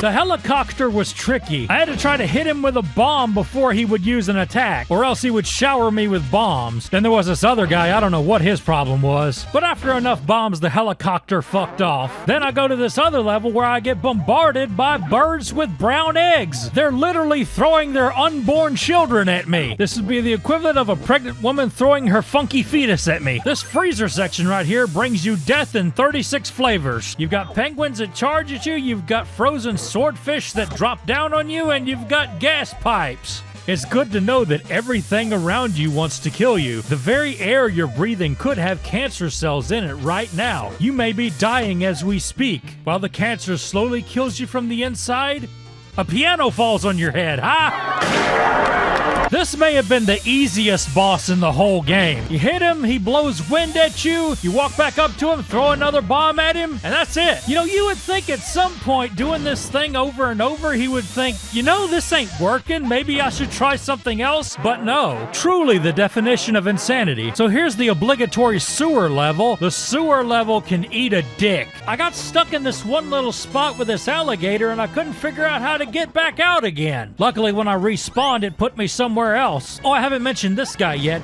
This is Fall Apart Rabbit. He's from the show. If you hit him with a bomb, he gives you a 1-up. If you physically abuse your friend, you get free stuff. Also, you can travel through these pipes.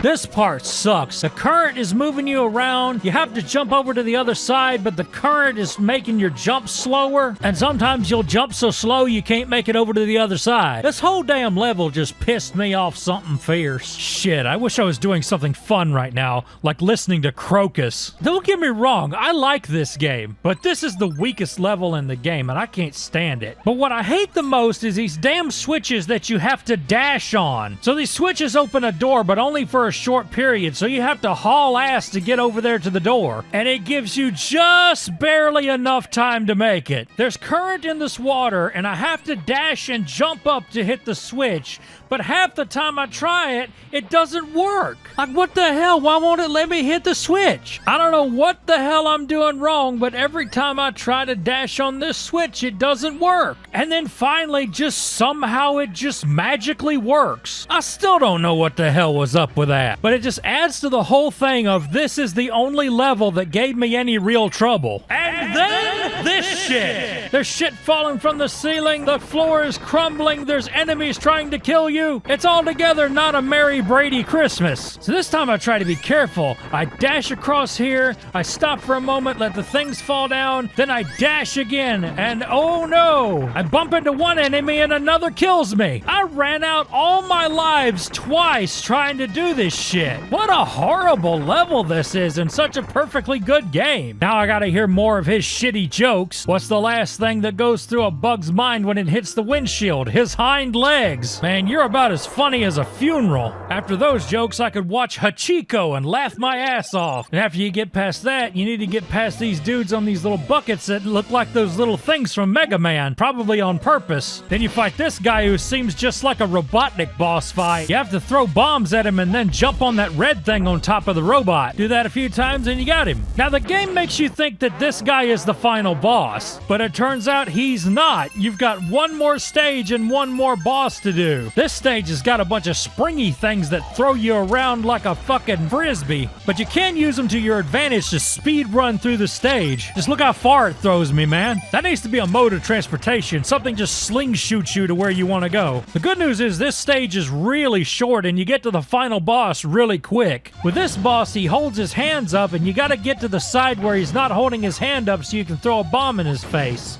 But through all that, you gotta dodge lightning, lasers, the debris he throws when you hit him, and the enemies that keep spawning. It's a long, grueling fight to keep stuff from flying in your face, but it can be done, and it probably can be done quite easily. You defeat him, he gives back the treasures, but he says he's going to stop time forever, but Bonkers keeps him from doing that by saying thank you for giving back the treasures. And he changes his mind, and thus Bonkers saves the fucking world. And with that, that is the end of Bonkers for the Super Nintendo. It's a great game, solid 3 out of 5. Check that shit out, man. But we are not done yet because there are 2 more Bonkers games. Now there's a lot less to say about these, so we can cut these out pretty quick. Bonkers on the Sega Genesis was developed by Sega themselves and is altogether a different game. This game is actually a collection of 4 different mini games. The first one's got you throwing donuts at enemies to make sure they don't get close to the treasures in front of you. You just move left and right, throw all the donuts until you kill all the enemies. Each mini game has 10 stages, and somewhere in the middle of all that, you get to do a bonus stage. Pretend I didn't do that. After the 10th stage, you get a little animation of you capturing the boss. You don't actually fight the boss? That's kind of shit. That's like a Mario game where you don't fight Bowser. Or a Metal Gear game that doesn't leave you sexually confused. The second stage is something shooting shit at you and you gotta build a wall to cover it up. That's right, we're gonna build a massive wall all around Hollywood and keep that junk out of our country. You get the fuck out of here, you fucking Hollywood sons of bitches. Well, it's obvious I suck at impressions. Anyway, you wall this guy up like Henry from Thomas the Tank Engine. That's the end of that. Okay, let's try this bonus stage again and see if I can, like, not die.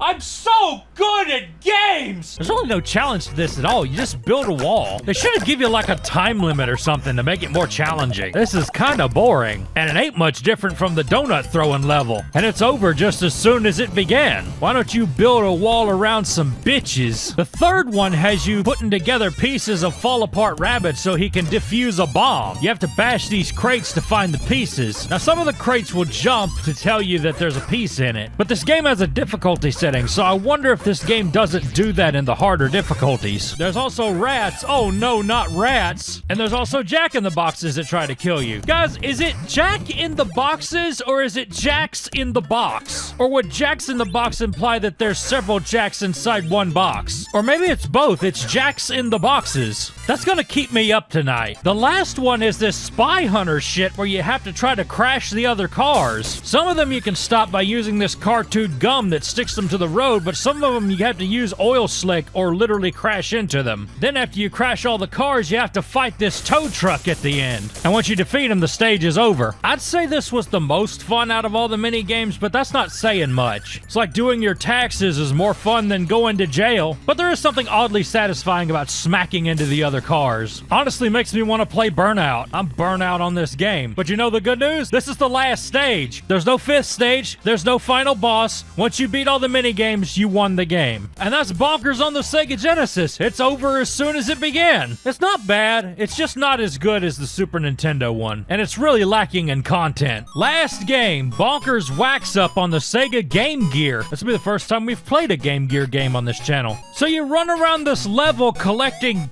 pickles, I assume? And you have to find all of them to go to the next stage. I'm sure this makes a whole lot more sense if I had the manual. But then again, Bonkers was always pretty nonsensical. I would have more to say about this game if there was more to say about this game. It's kind of boring, honestly. You run around collecting pickles. There's a radar on the pause menu that tells you where they are. Don't get hit by the enemies. That's it. I mean, I'll give it a little bit of slack. It's a Game Gear game, so I shouldn't expect very much out of it. And, you know, personally, I have pretty high standards when it comes to video games. Says the man that likes Biomutant. This gave me a good chuckle, though. Oh my goodness, this is awful! And that is the Bonkers games. They only ever made 3. I hope you didn't mind me just indulging in something that I cared about.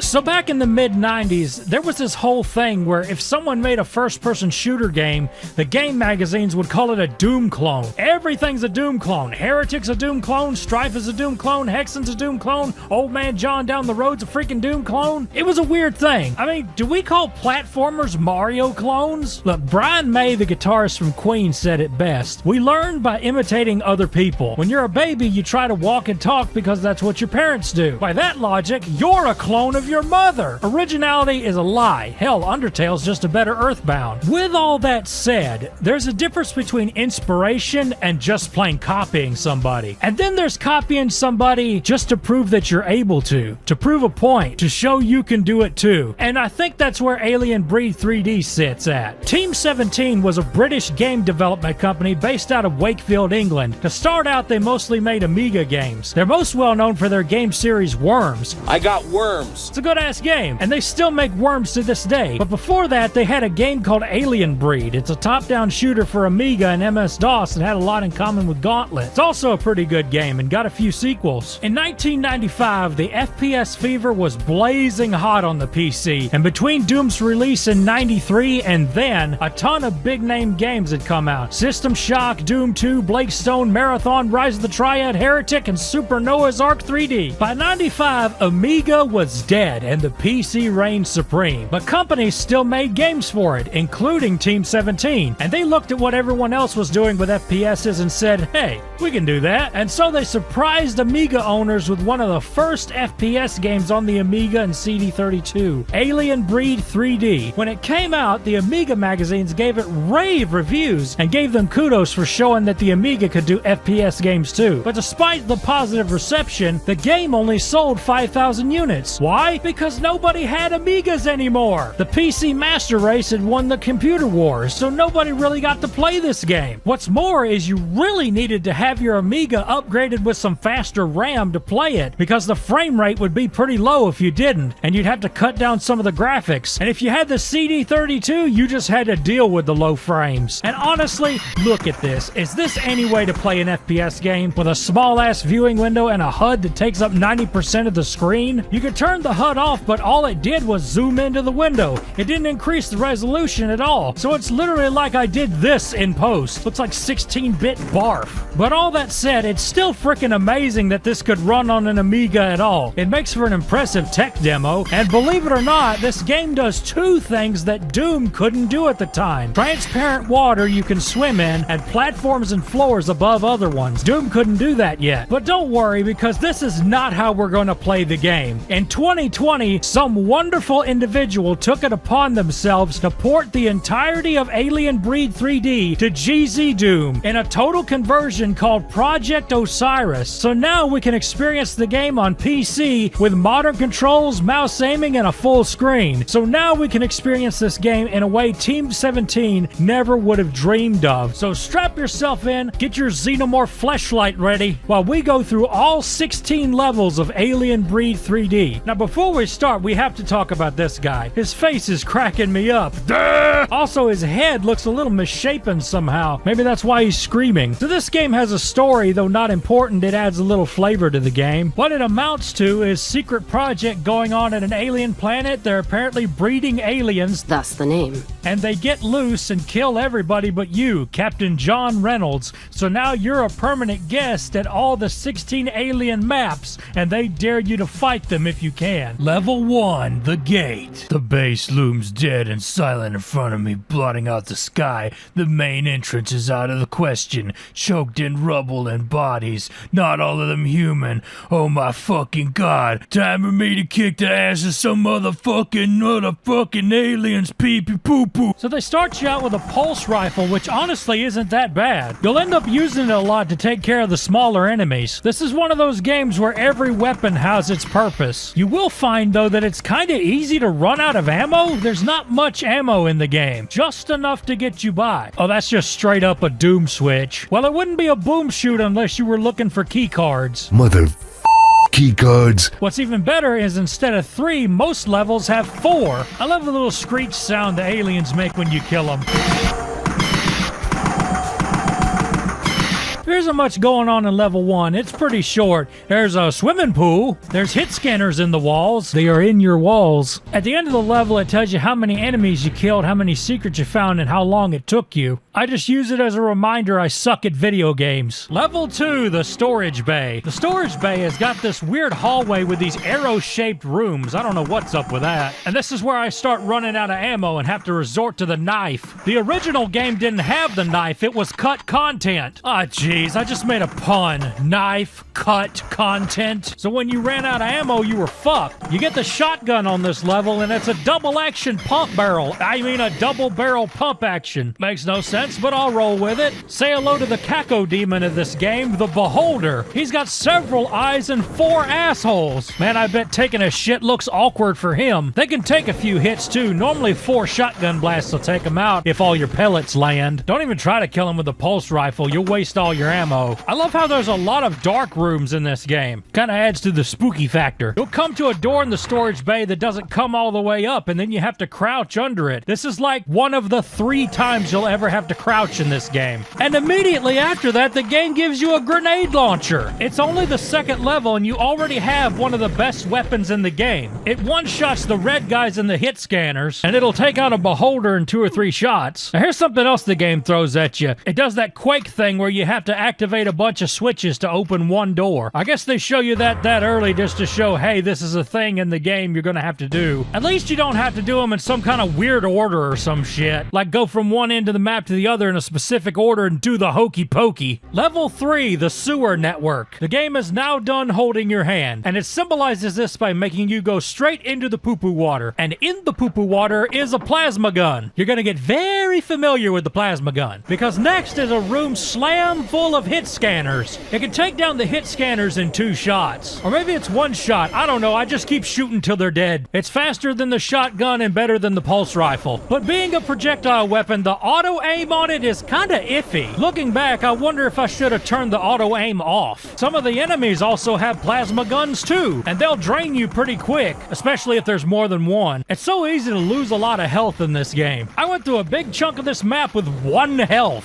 One thing I did find out though, is the pulse rifle is really nice for when you want to shoot enemies from really far away. Also, this game likes to put enemies right on the corners. You'll just be walking through here and then suddenly behind you is a hit scanner taking your health away. But I got real good at that shit too. I got to where I would get in a corner and snipe bad guys from afar. They don't call me Grassy Knoll for nothing. You kind of have to when you're real low on health. There's not that many health packs in this game, and this version of the game actually has more than the original Amiga version did. But you know what? You running around with little to no health and you're running out of ammo constantly, that's not an isolated thing. That's this whole game. You're steadily begging for more supplies of any kind, and it gets to where you try to make every bullet count. Even most of the pickups don't actually give you all that much ammo. Look, it has only given me 4 bullets. Think of this game like a car that gets bad gas mileage and you're steadily low on gas. Anyway, you swim in the poo water for a little while, and your reward for doing that is 3 beholders at the end of the hallway. And this is where you learn your plasma gun ain't worth shit against a beholder. For one thing, they float around so much you can't get the auto aim to work right. So you're better off with the shotgun or the grenade launcher.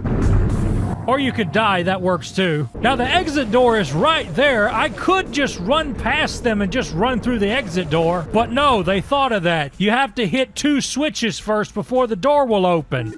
There, you see? That's how this game is gonna treat you from now on. At least this level is straightforward. It's not very confusing or anything. Level 4, the courtyard. There's really nothing courtyardy about this map at all, other than there's an outdoor section. The courtyard takes a few tries to get fully familiar with it. There's a lot of fiddling around with teleporters, which I have a feeling will become a thing in the later levels even more. This level has 4 key cards instead of the usual 3, so a lot of it's running around fighting not cacodemons and aliens with plasma guns to get to the key cards. You can find plenty of ammo in this map though, so it's not too bad overall. Doesn't a courtyard normally have like trees and shit? I don't know what makes this a courtyard. I really like the shotgun in this game. If you're close enough, it'll one-hit kill the hit scanners and the plasma gunners. And the sound effects are real good on it too.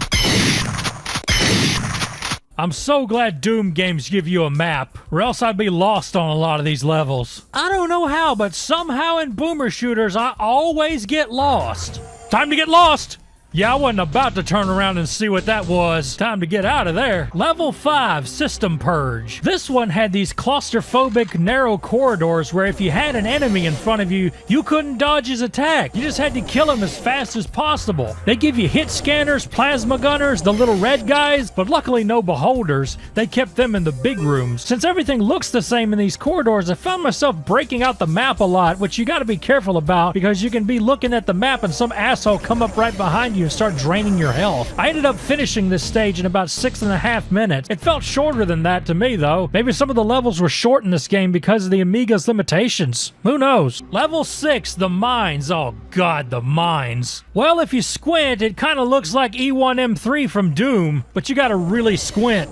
Don't hurt yourself. There's a pit full of hit scanners and plasma gunners and a switch you need to hit to progress. And they're all very happy to see you. You hit the switch and it opens up a wall where there's 2 beholders sitting there waiting on you. Like I said, this game does this a lot. Puts enemies right in front of doors or in corners of hallways. Like when you go down into this pit with narrow corridors, there'll be enemies hiding in these little areas you can't see until you turn around. Apparently the original game had a feature where you could look behind you, and that's why the enemies are set up like that. That doesn't change that it's annoying, steadily having to turn around to make sure nobody's behind you. And then there's this asshole! This smiley-faced fuck is the Worm Sentinel. He's got 2 plasma guns that deal tons of damage and can take a shitload of hits. He's one of the most annoying enemies in the game because even the grenade launcher requires a lot of ammo to take him out. And half the time, you're trying to shoot at him from a corner, so then you have to worry about your grenades bouncing back at you and hurting you. These fuckers can go to hell, seriously. There's another one of those bastards waiting for you in the room with the red key card along with some red guys and some other stuff.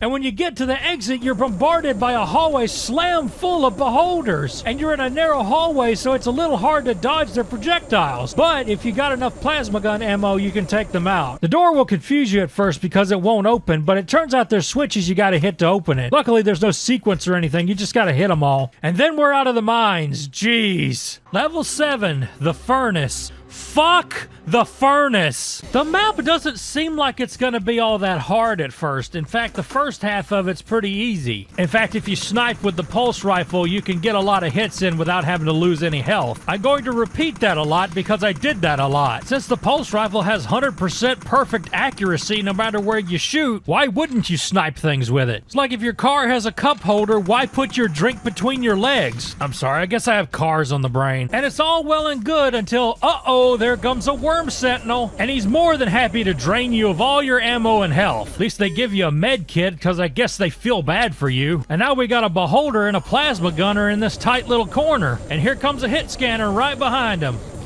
Nice. And they're not done hiding enemies in the corners neither. There's one right there, and there's one on the other side shooting me. Surprise, motherfucker. You see what I mean? You have to kind of pick which one you're going to shoot at. You try to keep from getting a dick in your mouth and you get a dick in your ass. At some point, you're going to run out of holes unless they decide to go for your nose. I wonder if that's a fetish. I checked. Yes, it is. A lot of really long hallways in the furnace. What the fuck? Ah, the old fake walls with enemies in them. Oh, the red guys are called pack hunters. I like red guy better. The furnace did have one cool part. There's this part where there's this small wall right here, and you can shoot grenades over it.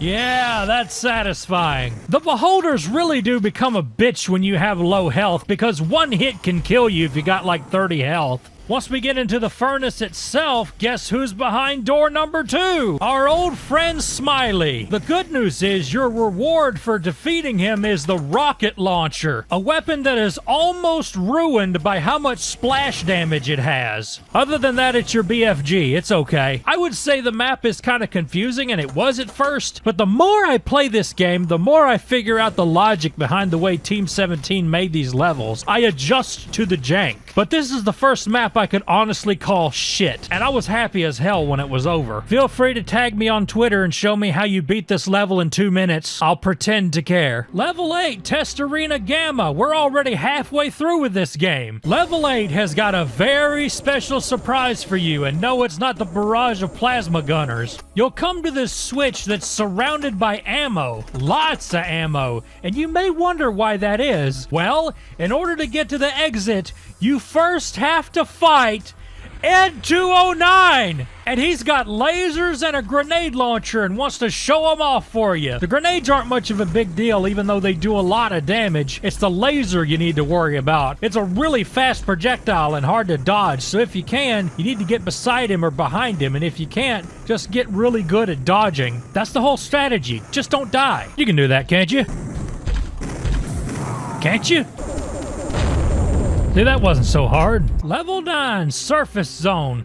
Whoo-wee! Surface Zone is a doozy. Surface Zone is a doozy. Its big thing is throwing a variety of enemies at you at one time, or sometimes several of the same one. And here's another Worm Sentinel more than happy to kick my ass. And after you kill him, you flip the switch to a door, and there's another one. Aw, game, you're spoiling me. Fun, fun, fun, fun, fun. As I said, this level likes to hit you with barrages of enemies. When you get outside, there's a bunch of plasma gunners and hit scanners waiting on you. You got some on the mountain sniping you, then you see 2 more on platforms, and at that point you're like, okay, I get it.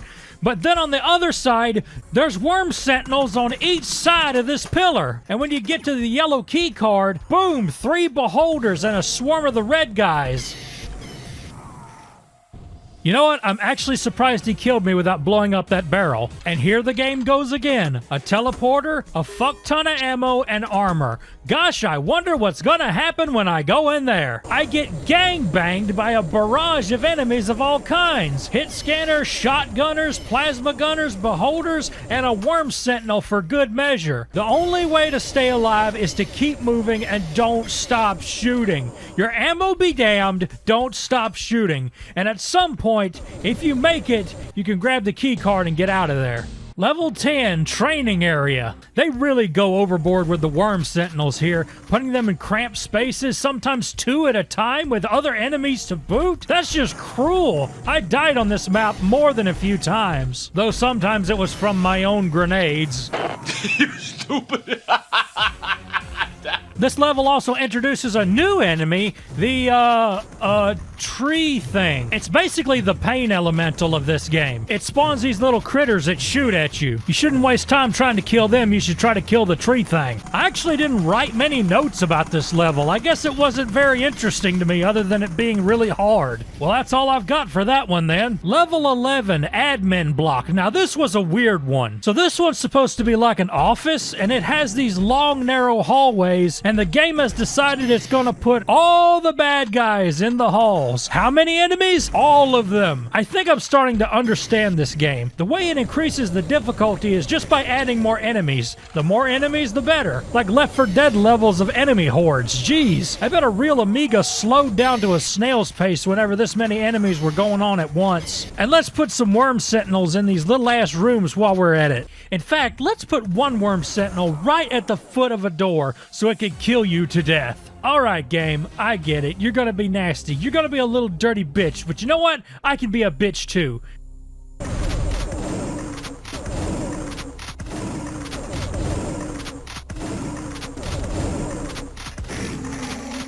Yeah, suck on it. And back off it goes. Sorry, I really needed that. The map wasn't much of a big deal after that. Then it was just running around in a maze, hitting switches, and then going to the exit. I wouldn't say I had a very Brady Christmas with this one. Now, I know it's starting to sound like I don't like this game, but honestly, I do. In fact, I might play it some more later. It just gets pretty damn difficult on the later levels. But there is one level on this game I wish wasn't even on here, and is a piece of garbage. Level 12, The Pit. Oh! My God! The Pit is inexcusably bad. It's more like the shit pit. This is one of the laziest maps I've ever seen. It's literally just a corkscrew going down, down, down in a swirl, and the further you go, the more enemies there are. They start off with the weak ones, then work their way up to the hard ones. By the time you get to the hard ones, you've just about exhausted your ammo. And when you get down to the bottom, you get a key card. Guess where the door is? All the way back the hell up there. And they did you the favor of adding some worm sentinels to greet you on your way up. God, I hate these things. They're near as annoying as archviles, and that's saying something. Worm sentinels can fuck off to whatever stupid planet they came from. Planet Zublibaborg or whatever. Anyway, you go right back up the way you came and open the door at the top. Another key card. You know where that goes? Take one guess. In my pants! All the way the fuck down there. And they gave you another whole batch of enemies to play with,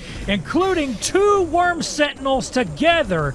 And the party's not over at the door either. Once you get past the door, you've got to fight 2 of these tree things that spawn the little baby fuckers that shoot at you.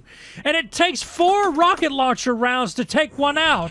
Resilient little bitches. Needless to say, I did my share of dying on this part.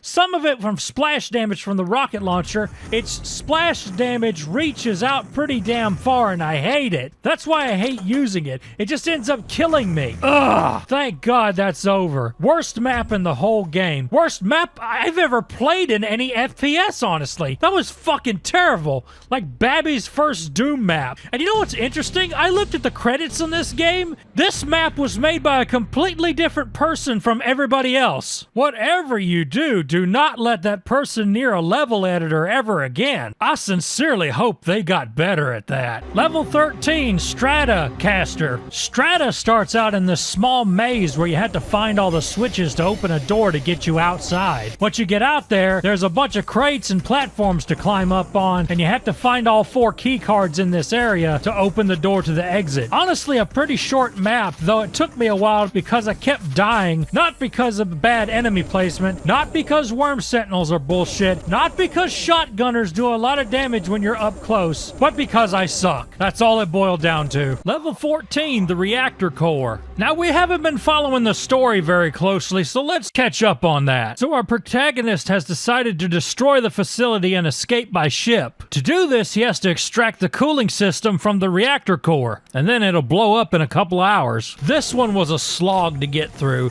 You have to find switches to raise a platform up to the exit, and most of them are hidden behind locked doors. It's a level that exists. I mean, you crawl in the water for a little while, that's something. Overall, pretty forgettable. In fact, I paused in the middle of playing it to check my phone. I was so uninterested. Also, I did a lot of running around wondering where I was supposed to go, as you can see by my elapsed time. Still not as bad as the freaking pit. Anything's better than the pit. Fuck the pit. The pit is shit. Level 15, the cooling tower. The cooling tower is a fantastic level. You've overloaded the reactor core, so now the base is about to blow up and your screen is shaking and shit, so you know it's serious. Makes you pumped up to finish the game. And you almost have. This is the next to last level. Near the end of the level, you get in an elevator which gives you some armor, and you soon find out why. Holy shit! 3 worm sentinels, a tree thing, and a bunch of beholders. The aliens realize they're about to die, and they want to take you with them. You'll have to make really good use of cover and never stop moving, and the sooner you get those worm sentinels out of the way, the better. When you do, you get up on the lift and walk into the exit and say, "Whoo-wee!" It's okay, you can say hoo-wee. You have my permission as a redneck. This is it, the final level, the command center. And what a final level it is.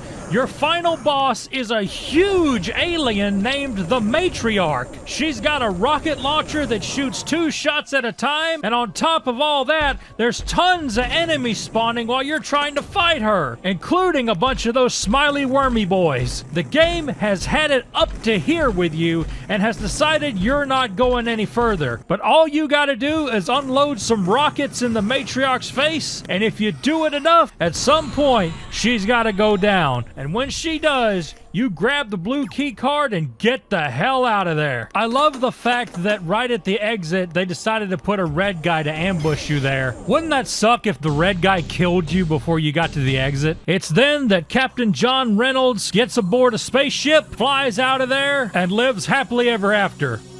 Or does he? That's right, there's a sequel, but that's gonna have to wait for another time. And that's it! That's Alien Breed 3D! You won! The game only has 16 levels. I think there's a secret level, but I'll be damned if I know how to get to it. So that was Alien Breed 3D. Well, what did I think of it? Well, I think if I would have played the original Amiga version, I probably wouldn't have liked it very much. I highly appreciate this GZ Doom port. It gives this game some drastically needed modernization, and is overall the best way to play Alien Breed 3D. But should you play it? I think you should. Now, there were some maps I didn't like, there were some difficulty spikes I had trouble with, but overall, I had fun. I liked this game a lot, and I honestly think everybody should check it out, at least give it a try, since it's free. I'll even put you a link in the description on where to get it. Overall, it was nice to play something different for a change, and this is the first FPS I've ever reviewed on the channel. If y'all want me to keep doing this, I will. Let me know. Good grief, we're looking at a JoJo game. Now this is the part of the intro where I tell you what JoJo's Bizarre Adventure is, how popular it is, and the impact it had on the internet. But if you're watching this video, you already freaking know. You don't need me to tell you. If you do, well, You're gonna be lost as a goose this whole ass video, son. Now, a group of friends I hang out with started watching JoJo in a SciTube group, and only after one episode I was hooked. The series lives up to the name, and I love everything about it. Even the English dub of the anime isn't that bad. I watched all of Part 3 in English and really loved Matt Mercer's take on Jotaro. Now, I knew there were JoJo video games, but most of them are fighting games, which aren't something I'm really into. I've got such bad short-term memory that I can't remember a bunch of button combinations, and I've got such bad short-term memory that I can't remember a bunch of button combinations. Quarter circle, flick the stick, alley-oop, ACDC, EFG, screw that. So to me, it looked like there wouldn't be a JoJo game that would appeal to me, like a platformer, an action RPG, something I could play. Even better if it was a retro game of some kind. And then I found out about the Super Famicom game. It's a JRPG. Okay, I can jive with that. And it's based on Part 3, my favorite part. I could already imagine it, having all kinds of stand powers you can choose from in some turn-based combat, fighting all the classic characters, and then it all builds up to one big epic fight with Dio. Whoo, boy, I was ready to try this game. And I did. And did it do all that stuff? Well... oh, I'm sorry, guys. I recorded this in the wrong aspect ratio. There we go, all better. Now, this is not a joke. This is what the game looks like. And I know what you're thinking. Surely it doesn't look like this the whole game. Yes, the whole game looks like this. You get one itty-bitty little playfield and data on each side. It's like playing a game in a Viewmaster. Remember them things? Well, as you can see, the intro of the game starts out at the start of Part 3, as it should. Joseph's trying to get Jotaro out of jail. Jotaro is like, fuck you, and Avdol is like, no, fuck you. Well, what's this outfit they got Avdol wearing? And why does he have green hair? And so next, the game takes us to an automated battle where we just sit back and watch, and we get to see what the battle system looks like. Before you start a battle, you get to draw a card, and it either gives you a buff or a nerf. And for some reason, Dio is just kind of hanging out. And you want to hear what Aura Aura sounds like in this game? That's not Aura Aura. What is that? So Jotaro finally comes out of the jail cell. Joseph then explains to Jotaro why he came all the way up there to see him and why him and Jotaro all possess a stand. And it of course has to do with the resurrection of Dio, and that it's the Joestar family's destiny to fight him. What is this sprite of Dio? It looks ridiculous. And now it's time to start the game proper. But before we do that, there's one thing I've got to do. We need to go ahead and get this out of the way because people will bring this up that I didn't do it if I don't. Let's get the meme out of the way. Happy? Okay, so you got a little bit of limited movement, you got left and right, up and down, and you've got this point and click thing where you can click on stuff and see if there's any items there. Most of the time there's not really, not even in places you would think there would be items in, like this cabinet. Now when the game first starts off, it stays pretty faithful to the source material. There's the possessed nurse, the fight with Kakyoin, and there's even an animation for when you pull out Kakyoin's flesh bud that Dio used to control him. Don't move, Kakyoin, if I fail, your brain is toast. Woo!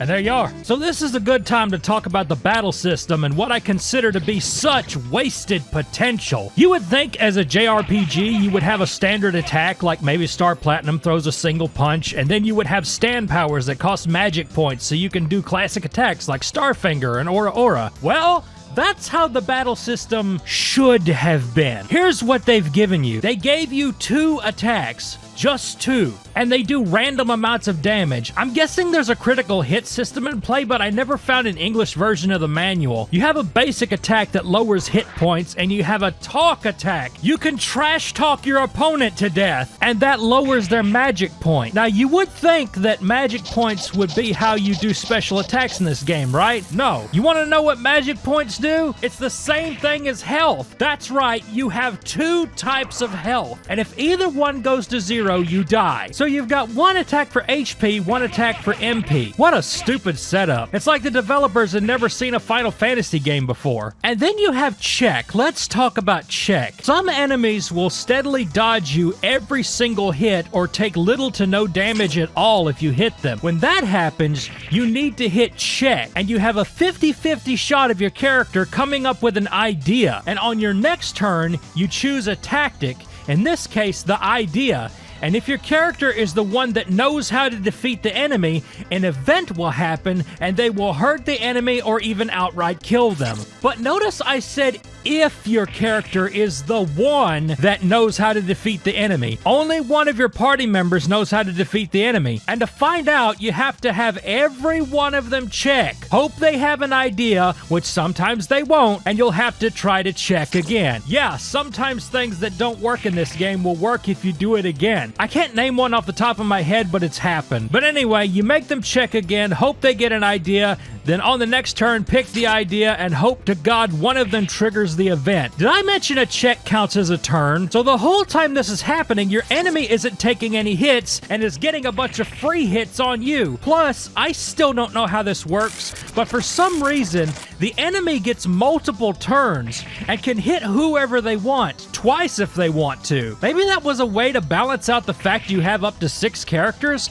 I don't know, but it sucks. The battle system just plain sucks in this game, and it's totally unfair. I guess a bizarre adventure needed a bizarre battle system. And I know what you're saying. Oh, Stu, you're just saying that because you lost a bunch of times. Actually, I barely ever lost a battle in this game. The first half of this game is kind of easy after you figured the game out. I finally did die, and oh boy, did I after that, but we'll get to that. Now that I've taught you about the battle system, let's talk about the story. Now, if you've watched or read Part 3, you're gonna notice a lot of stuff. Stuff that's really wrong. In order to make this into a more streamlined game, I guess, there's only 3 locations in the whole game: Japan, India, and Cairo, Egypt. So they had to rewrite a metric fuck ton of the story to make all that work. But believe it or not, almost every stand user in Part 3 is represented. You just meet them in completely different ways. Let me show you. Remember Tower of Grey, the bug stand the Crusaders fought on the airplane? Now you fight him at Jotaro's school, and his stand user is the school janitor. How about when you first meet Polnareff? We all remember he was at the restaurant in Hong Kong. Well, now he works at a bookstore in Japan,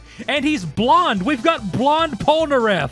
What the hell, dude? I guess he has aluminum chariot in this game. Remember the captain the Crusaders fought on the ship and his stand Deep Blue Moon that was powerful in water? Well, you're not gonna believe how they handled him. There's this building you go in for no other reason than to fight stand users, and there's one particular room in the building that suddenly fills up with water, and that's the excuse they came up with to add the captain. Also, in this same building, you get to fight the monkey. And after you fight the monkey, you find a random TV inside this building that Joseph latches onto, and Dio pops out of it and tells the gang to come to India. Yup, that's how that happened, in the game at least. The airplane scene is in the game though, but it's very different. The gang falls asleep, so they get sucked into the dream world of Death 13, and when you fight him, you can't use your stands. You have to use the idea function, so Kakyoin will yell to Jotaro to, quote, hit all of us, and somehow that makes your stands work again. But after you defeat Death 13, the fun's not over on the airplane, because after a quick piss in the bathroom, yes, you can take a piss in this game, and it actually gives you a stat boost of some kind.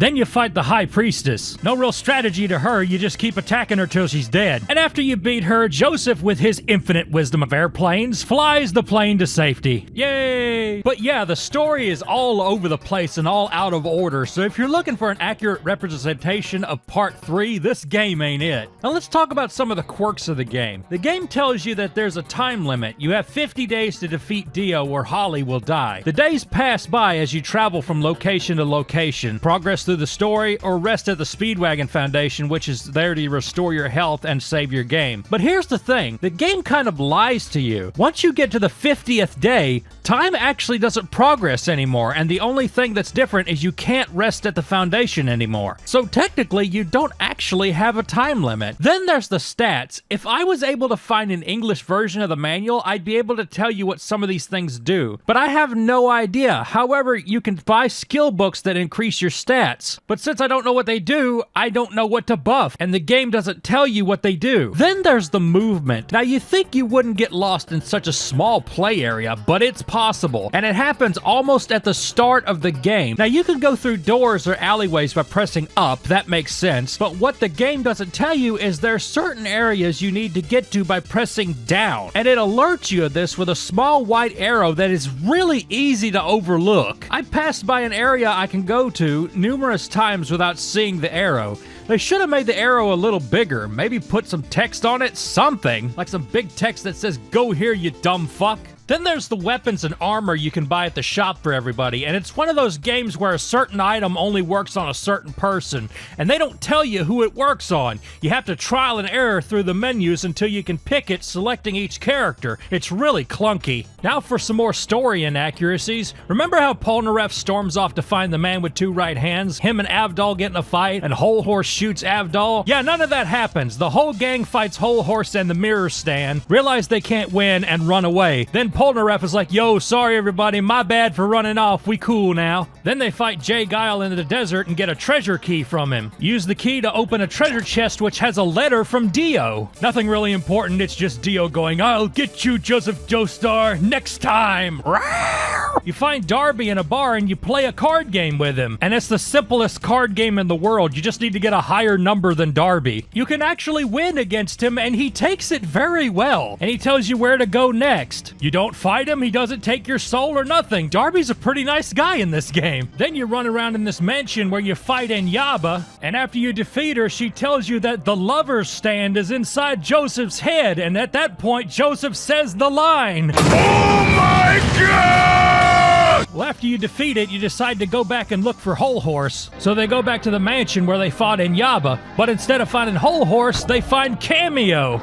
And he fights you with his zombie clones. And you actually have to fight him 3 times for each wish that he grants. Then they find Cameo's stand user and he tells them that Whole Horse went to Egypt. Now you know as well as I do, this is not how they find Cameo's stand user, but I don't think what they did to him in the show could be put in a Super Nintendo game. If they did, that would have been fucking amazing. So Jotaro gets a camel and heads towards Egypt, but they notice the sun is really fucking hot, and if you check the sun, you get to fight it. You are actually fighting the actual fucking sun. Then you find the sun stand user, I can't believe I'm saying that, and he gives you some money and says he was hired to find a dog, which of course is Iggy. Well, it turns out Iggy is hiding out in a temple, and while you're in there, you find Anubis's sword. Yeah, hopefully that won't become a problem later. And then you fight Iggy, who is pissed you found his hideout, and after some good old-fashioned animal abuse, Iggy becomes your friend. The gang's all here, boys. Then the Anubis sword gets stolen, it takes over some guy, you fight him and somebody else. You meet Zenyatta and Mondada, which steal all your shit. Alessi turns everyone into kids. The less said about Alessi, the better. You get your shit back. Iggy runs off into the desert where he finds Endure. You fight him, then you make it to Cairo. Mariah magnetizes you. You follow her into a building where you fight her and Whole Horse. You find another TV and Dio tells you it's time to enter his mansion and fight him. But first, you gotta get past Pet Shop. And Pet Shop is one of the biggest badasses in the game. The game has been easy up to this point, but now Pet Shop is gonna skill check your ass. He does major amounts of damage to your team and you'll steadily be having to heal to make up for it. It's a long, grueling battle, but eventually the bird will flip. At this point, this is where the difficulty bumps up a lot. The game is done fucking around. From here on, everyone you fight is gonna be a lot harder. Now I know what you're thinking. Well, I can just farm experience by doing a bunch of random encounters, right? There are no random encounters in this game. There's a set amount of enemies, and once you beat them, that's all there is. That means you can't grind for experience points and make yourself stronger. You just have to do it. Anyway, you fight Darby's brother, then you fight Vanilla Ice. And the whole gang fights him at once and defeats him. Are you noticing something that's very wrong here? Something that's supposed to happen that hasn't happened yet? The entire team beat Vanilla Ice without anybody sustaining any major injuries of any kind. Yeah, that's what happened, right? Well, after you've beaten Vanilla Ice, you know what time it is? It's Dio time, baby! Check out how they handled his time-stopping ability. Am I here,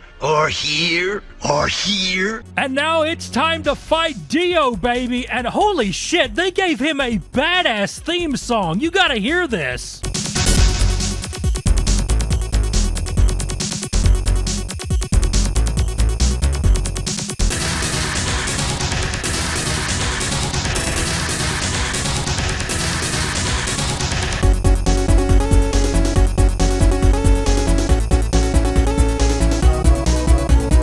That's a theme song. That's been stuck in my head ever since I started doing this review. Hey, you want to hear what Muda Muda sounds like? Anyway, the first time you fight him is scripted so you run away. Iggy finds a key to a strong box, and in that strong box is an item that'll make it to where Jotaro is very strong against Dio. So now at least Jotaro can fight Dio, but everybody else can't do shit to him. This fight is freaking impossible. I've seen people do it, but I genuinely think it's all up to luck and how many times your characters can randomly dodge his attacks. Because Dio attacks your character so many times, and he has enough power to one-hit or two-hit kill every single one of your characters. So you're steadily having to revive your party and do your best to keep Jotaro alive because he's the only one that can do any damage. This fight is so damn unfair. But you know what? It kind of fits the theme. Dio would be extremely overpowered. He would fight dirty. And he does have the power to kill anyone in one hit. They actually did an accurate representation of if you really tried to fight Dio. A little too accurate. I honestly think if you win this fight, it was luck. According to walkthroughs I've found, he has 1,000 HP, and each of Jotaro's punches does an average of 50 to 57 HP. So I would have to hit him an average of 20 times in order to take him down. And between my amount of health and revive items I have in my inventory, and the HP my party has, I can't keep my party alive long enough to make that happen. I kinda wonder if I've gotten this game in an unwinnable state. Like, because I didn't upgrade the stats of the characters with the skill books, because I didn't know what I was upgrading. And I used all my money to buy the health items, so I can't buy any skill books. I tried, oh boy did I try, over and over again. But at this point, I have to admit defeat. I cannot for the life of me defeat Dio. Maybe if I had Darby's brother stand that was really good at video games, I could beat him. But no, because I'm out of time and out of ideas, we're gonna look up the rest of the game on YouTube, see if the ending of the game is actually worth all this headache. So Dio is defeated, the ground shakes a little bit, Dio and his ridiculous shoes lay down outside, the sun comes up, and his body disintegrates. And then the gang all go back home. Joseph, Jotaro, Avdol, Kakuin, Polnareff, and Iggy.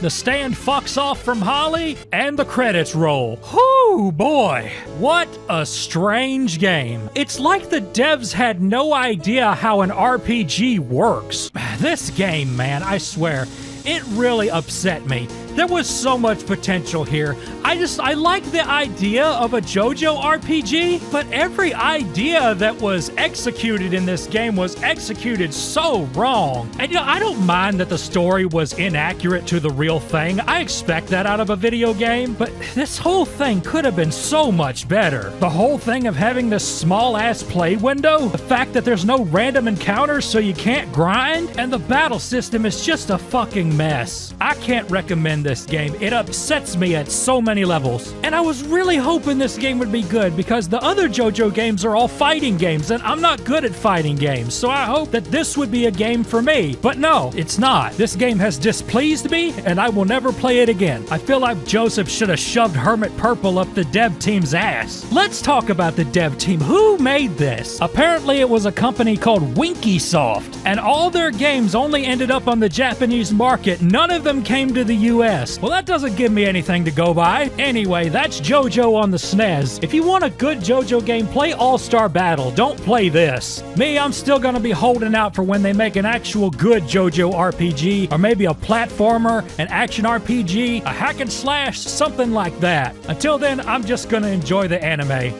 The English dub, because I'm evil, like Dio.